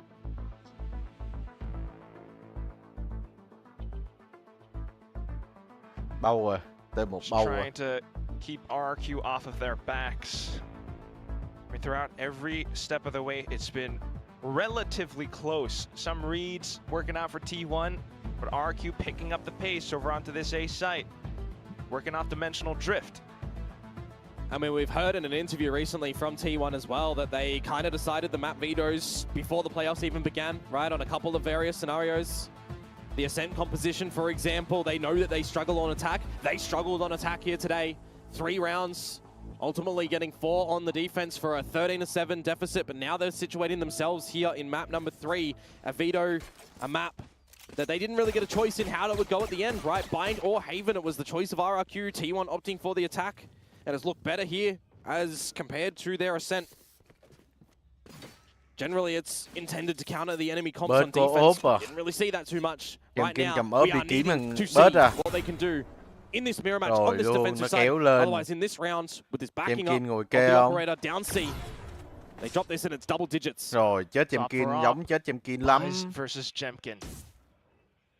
And if you move as well as Jemkin, you go straight to the crosshairs of Buzz. Maybe not able to find the kill. This B execute now has to draw him off the line. But Buzz is just going to be stalled, insane here. Or maybe not. Tâm Minh, hay. Just on the movement, catches Tâm Buzz Minh này thì hay. Steps back in, Spike getting tapped in now, and Izu just makes a quick go for it, straight out into the open, completely exposed. DH managing to fire one back, but it's not going to be enough as, unfortunately, Stax gets exposed to an upper angle from Crazy Guy. Low HP, and you're stuck inside of Gong. Wait, don't be doing that. Just got a hammer to your face in that one. That's unfortunate. 2 HP for DH. Getting out of dodge, holding the gun. Best opportunity actually here. Would have lost his life. Had Crazy Guy just stayed elevated on the site. Potentially just sprayed over to him. 3 alive for RRQ. It will in fact be a tied scoreline. And RRQ on the back of their timeout to find 9 and T1's timeout to find 10 now. Have to feel like they may have just figured out what they need to do on this attacking side with the coach interventions doubling forward to try and close this map. We wanted a series, and this is a close one, Quack. Unbelievably so. Came down to a quick B execute into this current round, but as you move on into the next one, I don't think T1's going to be looking too good with their economy. That's why it was very important for that rifle to be saved from DH. The current kill leader in the server, tied with Crazy Guy. These Omens putting in these duels. But the gun has been given over to Buzz, who has a drift available here. Can Buzz find something? The attacking side, immaculate. The defensive side, currently leaving a bit to be desired. But he will sneak himself down mid and be spotted out. And luckily enough, he can get out from the gate crash. Could have lost the gun in no man's land. Quick over onto A Heaven, looks to continue to reposition while RRQ just trying to find an opening, and there it is.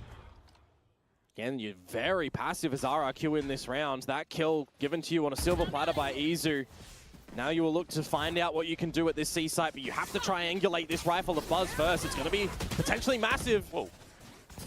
Overdrive as well. Buzz trying to fire some stray sprays. Pop flash across, but it doesn't quite land. Thanks to the cage, too. Stacks now probably looking to get hunted. Stack stopped from really doing anything you would feel here. Hey, the recon and look for a bit of a kill, but if you give Jemkin the drift, that's going to be a very big accessible item in the next round. And actually with the plant, actually realized that it's favorable to get it to Jemkin. They get off it, they get him the ult. And this is going to be such an important round. Where's that bullet gone? Oh, it's going to be such an important round going into this next one for T1. Bai will be back. This round will cement full rounds of regulation. But whose map rồi, win được nha anh em. Still have some odds beginning to build up for T1. Cứ rứa này là win thôi. RRQ, the Korean Slayers, they said. Just a few more rounds away from possibly punching in their ticket to Japan, while T1 trying to shut that door in RRQ's face. 4 rounds in a row on this attacking side from RRQ. This one definitely, you would assume, is going to be that drift angle from Jemkin to start to get on in. An immediate from the shadows reposition actually comes into play from Crazy Guy as a bait. It's to throw your headmark in the server in this really crucial time. When tensions are high, rising around this A side, and in the drone, you are feeling really worried for Stacks. He's gone. The A side open for the taking now. Ron thì bút nó thôi anh em A ơi. little bit late to the party because of that TP from before. Relay bolt completely connecting on, and it's a double kill. And that has to be the save. You're going to have no money, you're going to have no guns. This is a 2 versus 5. This is untenable to get. 12-10. Unless Meteor. 12-10 anh em ơi. Crazy Guy. And DH has to provide this operator to Buzz in the next round. And the hunt is on. Stuck inside of B site. Where does RRQ think? And if you're RRQ as well, you're just placing that sickle right around T1's neck. There is another timeout for T1. As RRQ will find round 12, you would assume they have to call this. Autumn needs to talk to the boys. But you also give another opportunity for Ewok to do the same. RRQ. Oh boy! The operator is gone! Một cái bẫy anh em mỗi người cho xin một lần sub nha. T1.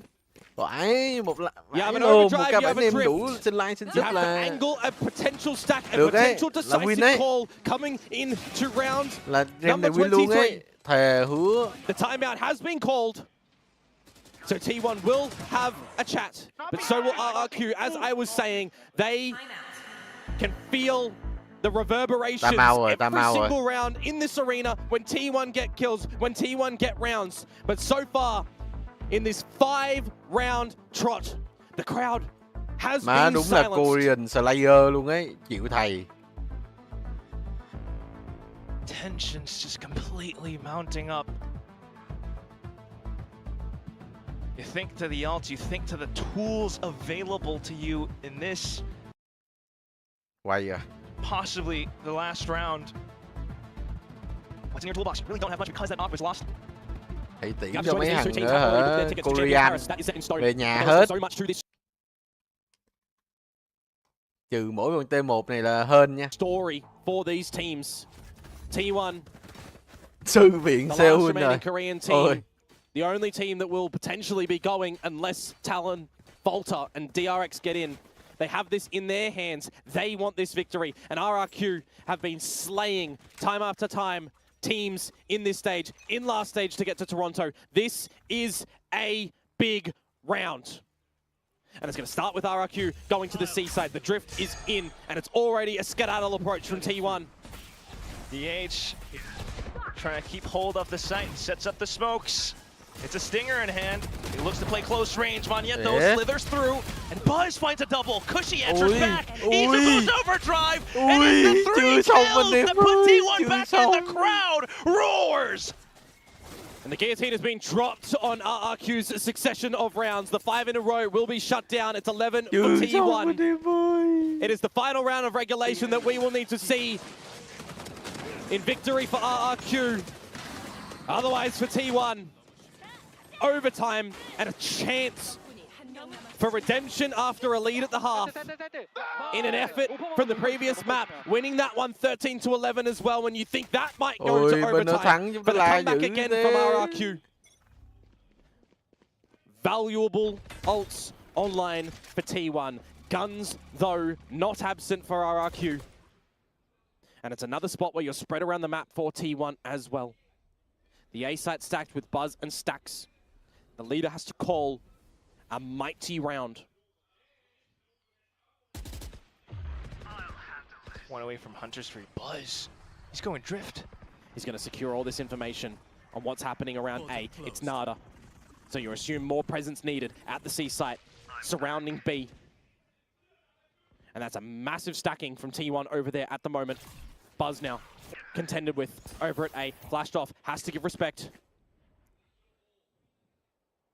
Đừng bớt lách ra chết không? Mình giết. He's got his team that's rotated over.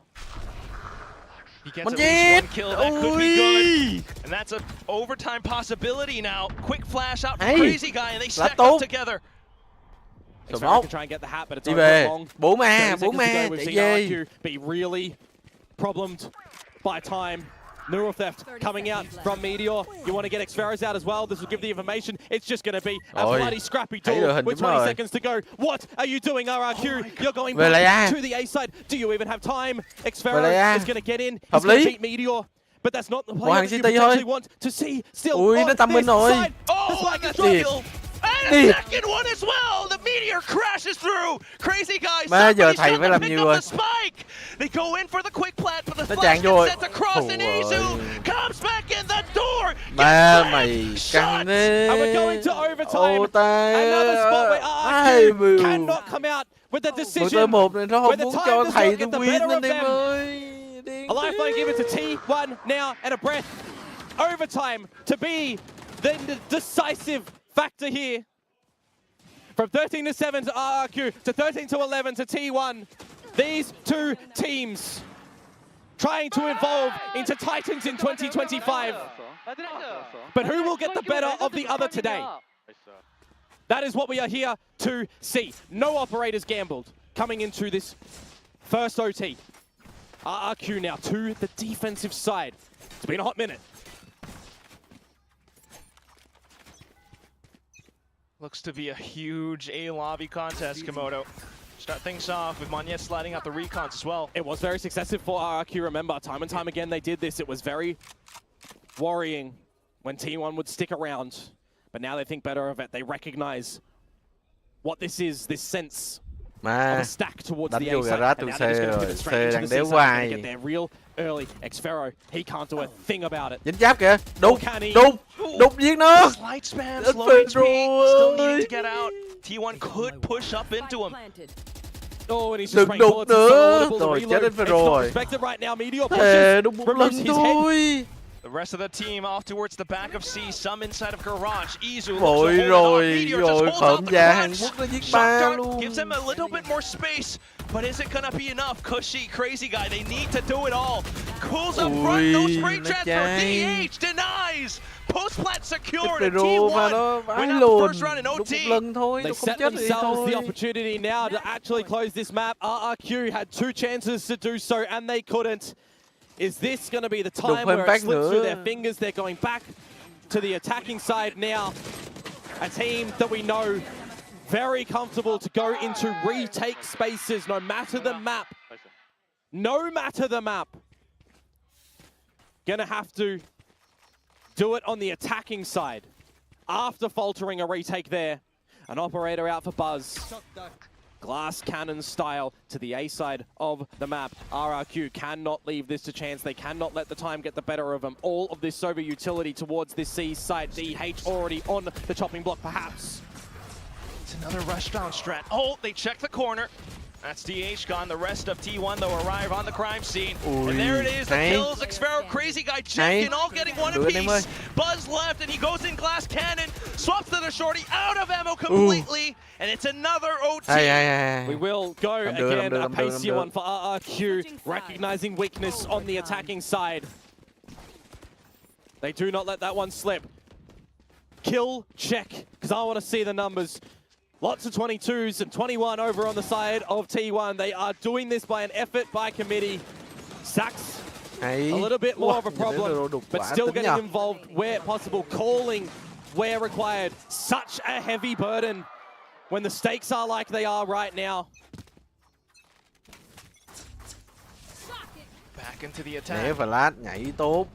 It's another A lobby contest. Onyet just goes for the wild get out. Oh, he's been damaged again. Just like last time on that C site into the trap wire, but pushed away. You don't want to see another 5 versus 5 position as RRQ. You want to try and get a slight advantage as Meteor slots himself at the front of B. This window play right now coming towards him. The bullets. Khổng gia Hàn Quốc chơi. Slight damage still. And Izu feels the need to go on the hunt, pushing out into the nhưng mà hai thằng một máu này. Ui, giặc rộng tốt. Izu chớ luôn. And now numbers picked up for RRQ. Planted, but into the smoke. Buzz getting shut down. More pop flashes. DH, no survival. Rau cuối anh em ơi, còn rau cuối thôi. Win rồi, anh em chắc. Còn rau cuối nữa, anh em cố lên. Down before anything can eventuate. RRQ, they had to bring us into the second world of overtime, and now they once more have another opportunity to close this series. Rau cuối xong rồi lên nắp bọn Talon giùm em Hùng với là đẹp. The quick executes and T1 just reacting to it. That said though, T1 still did manage to hold it off. That's how they got into OT in the first place. But remember, going into overtime as well, these teams get another timeout, and they're not calling it.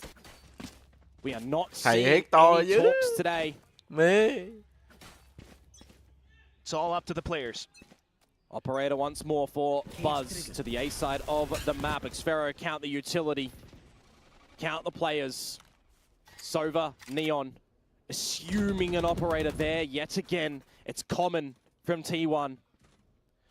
But do not be too patient. Do not allow the time to get the better of you. Have that stopwatch available. And the operator for Buzz, it's forced off the line now. You know it's in play. You start to ramp up on A. Another line to hold. Lands on it. Pass. Cuts him down. Has another chance to repeat. Slight whiff though. Jemkin will be able to capitalize. And now RRQ sets foot into sight. Izu off the back, Meteor through the smokes, but Jemkin lands the transfer. Wow. Stacks has to do it. Nice. Doesn't find it. Cushy answers back instead. Anh em ơi, chiêu. 1v3 now for DH. A flash, a TP, and he starts it off with a kill. Reveals his location. RRQ sets up the crossfire around the cross. Fires off blind shots and it reveals Xfero to do it from the back. RRQ will indeed be the Korean Slayers as they punch the ticket to đúng là Korean Slayer luôn anh em ơi. Has been a struggle, but they have improved time and time again. We have thầy tôi Korean Slayer ác thiệt cái chứ. Statement earlier on from Crazy Guy that we will be Korean Slayers. Gen G, who are they? DRX, who are they? T1, TXT 259 đạo scan 10.000 đồng. Cơn tế tế nha. In Pacific, they have Korean Slayer again. And they will have another chance to get another victory here as well, as they do indeed get to Tokyo for a battle against Talon. Both teams still locked in and secured for Champions Paris. But you look to the form that was put on display today, T1. And it's not like they're out, are they? It is a good game, well played. It was a great display for this team. Slower starts, hot starts. At the end of the day, though, just not enough. Let's go for your Toronto victors here luôn mà. today. Once again, it is RRQ. They made it through with the miracle run all the way. That impossible comeback against Gen G. Taking down more players yesterday against DRX, and now finally onto T1. They will lock that in for the lower finals up against Talon. Well, thank you very much, everyone, for joining us here in Korea. Mà nó cũng không quan tâm We're lắm going to have á. an interview soon with RRQ. And we're going to have a little bit of a rest as well before we set outside on some mighty hot games in Tokyo. Lê Minh Quang không phải, Lê Minh Quang là NPC tôi cài vào để làm mũi nhọn mà. Đừng tác luôn Lê Quang mà. Tokyo, it's going to be all about the battle of SC. Đừng. Congratulations, Crazy Guy. Join me for an interview over here. Hôm sau nắc bọn tao lo giùm em thầy ơi. 선수 만나보도록 하겠습니다. 승리 축하드립니다. Minh Lê Minh Quang là của Vũ thầy của phỏng vấn công anh này anh em ơi. 먼저 Lê Minh Quang là nạn nhân tôi cài vào, không phải đó thật đâu. Thật người thật là bên kênh chính cơ. 소감부터 들어보고 싶네요. Cỡ Kham vì 5.000 nha, được yêu tí Kham đã donate 5.000 đồng cho bạn. Ai được lên team thì lên tiếng đi kìa. Đó là NPC anh ơi. For me, I feel very good because since I joined, we qualified for all the best we can. So yeah, I think I'm not that bad. So yeah.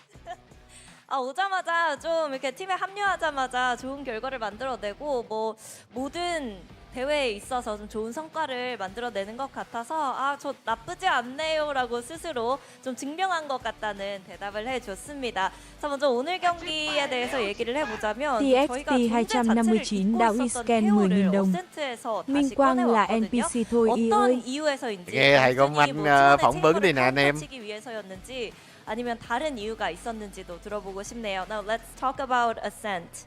Theo, I mean we kind of forgot that the guy even existed. You brought him back. Why? Was that simply just to counter T1's chamber? For us, we try everything we can, double duelist, double ini, everything, but nothing worked. And especially we know like T1 gonna play double senti, so like they're gonna have 2 TP like chamber and Yoru. Đấy. So 2 drone will solve everything and yeah. Đấy thầy kêu nè, đó là lý do thầy bích con Teho lại khi mà gặp T1, tại T1 bắn hàng kia bích Teho là counter mà. Nó hai con TB á, cầm hai con Ron thì còn đỡ. Tôi nói mà tôi nhìn vô map 1 tôi kêu là thầy win chắc, nhưng mà map 2 tôi không chắc, thua thật. Map 3 thì đẹp. Map 3 không biết team nào thắng, nhưng mà sẽ căng, đúng là trận căng. Cái này hay quá. 정보를 모을 수 있는 드론이 좀 2개가 필요했었는데 그래서 퍼시픽에서 còn thằng con trai đưa đợi các bố BBQ vớt cho cái vé vớt đi cham mà. Làm ơn đi bố rồi Huy ơi, nát bọn ta lon giùm với. 틈이 보이면 놓치지 않고 승리까지 이어가는 RRQ의 모습을 찾아볼 수 있었는데요. 도대체 이런 뒷심은 어디서 나오는 건지. Nát bọn ta lon ở nhà với. Now on Haven, it's like T1 just kind of run into overtime, but you guys were able to close it out. And it just seems like when it comes to RRQ and those tight matches, you guys just Thời đi ngoan thì sẽ có kẹo. Hư là đánh đít à. About RRQ that allows you guys to do that? I think we never like to play the fast game, you know, like 2-0 or something. We always make the game to like map 3 or something, like so people need to overwork, you know. And thầy thích bắn đến map 3 hả không? On Haven, and luckily we adapt last 2 rounds on defense, and so we get like 5-7, and from that we managed to come back. Like T1 prepared very well for our Haven. It was very hard to play, but Kham đã donate 5.000 đồng cho bạn. Xin lỗi NPC Minh Quang Lê và cảm ơn đồng chí đã hoàn thành xuất sắc nhiệm vụ nằm vùng của em hùng béo. NPC em cài vào mà uy tín chứ. 보이는 그런 추세인데 그런 모습 때문에 좀 이런 결과가 있는 것 같다고 얘기를 하면서 그리고 또 전반전에 좀 2라운드 정도를 어떻게 하면 T1을 상대할 수 있는지 드디어 알아냈기 때문에 7대5에서 거기서부터 역전을 시작할 수 있었고 그리고 오버타임 가서도 집중력을 잃지 않고 좋은 모습을 보여줬기 때문에 이렇게 승리를 가져갈 수 있었던 것 같다고 얘기를 합니다. 자 그러면 일본이 이제 동남아시아 지역의 싸움이 될 텐데요. 다음 상대 탈론입니다. Senbang đã donate 5.000 đồng cho bạn. Thôi để thầy Tê điều mấy cậu run xanh của em vào trên nha. Dạ. Em cổ vũ thầy Tê nhiệt tình quá, thầy Tê cũng khó nói. Dạ rồi Senbang nha. Thôi chắc là tối nay tới đây thôi. Em cũng chuẩn bị đi đi ăn uống với lại cô em Gin với lại BD cái anh em mà. Thế nha anh em ơi. Anh em đến hôm nay cổ vũ thầy Anh cùng Layla nha. Nếu mà tối nay còn sức thì Layla sẽ stream bắn răng nha anh em. Bye anh em. Bye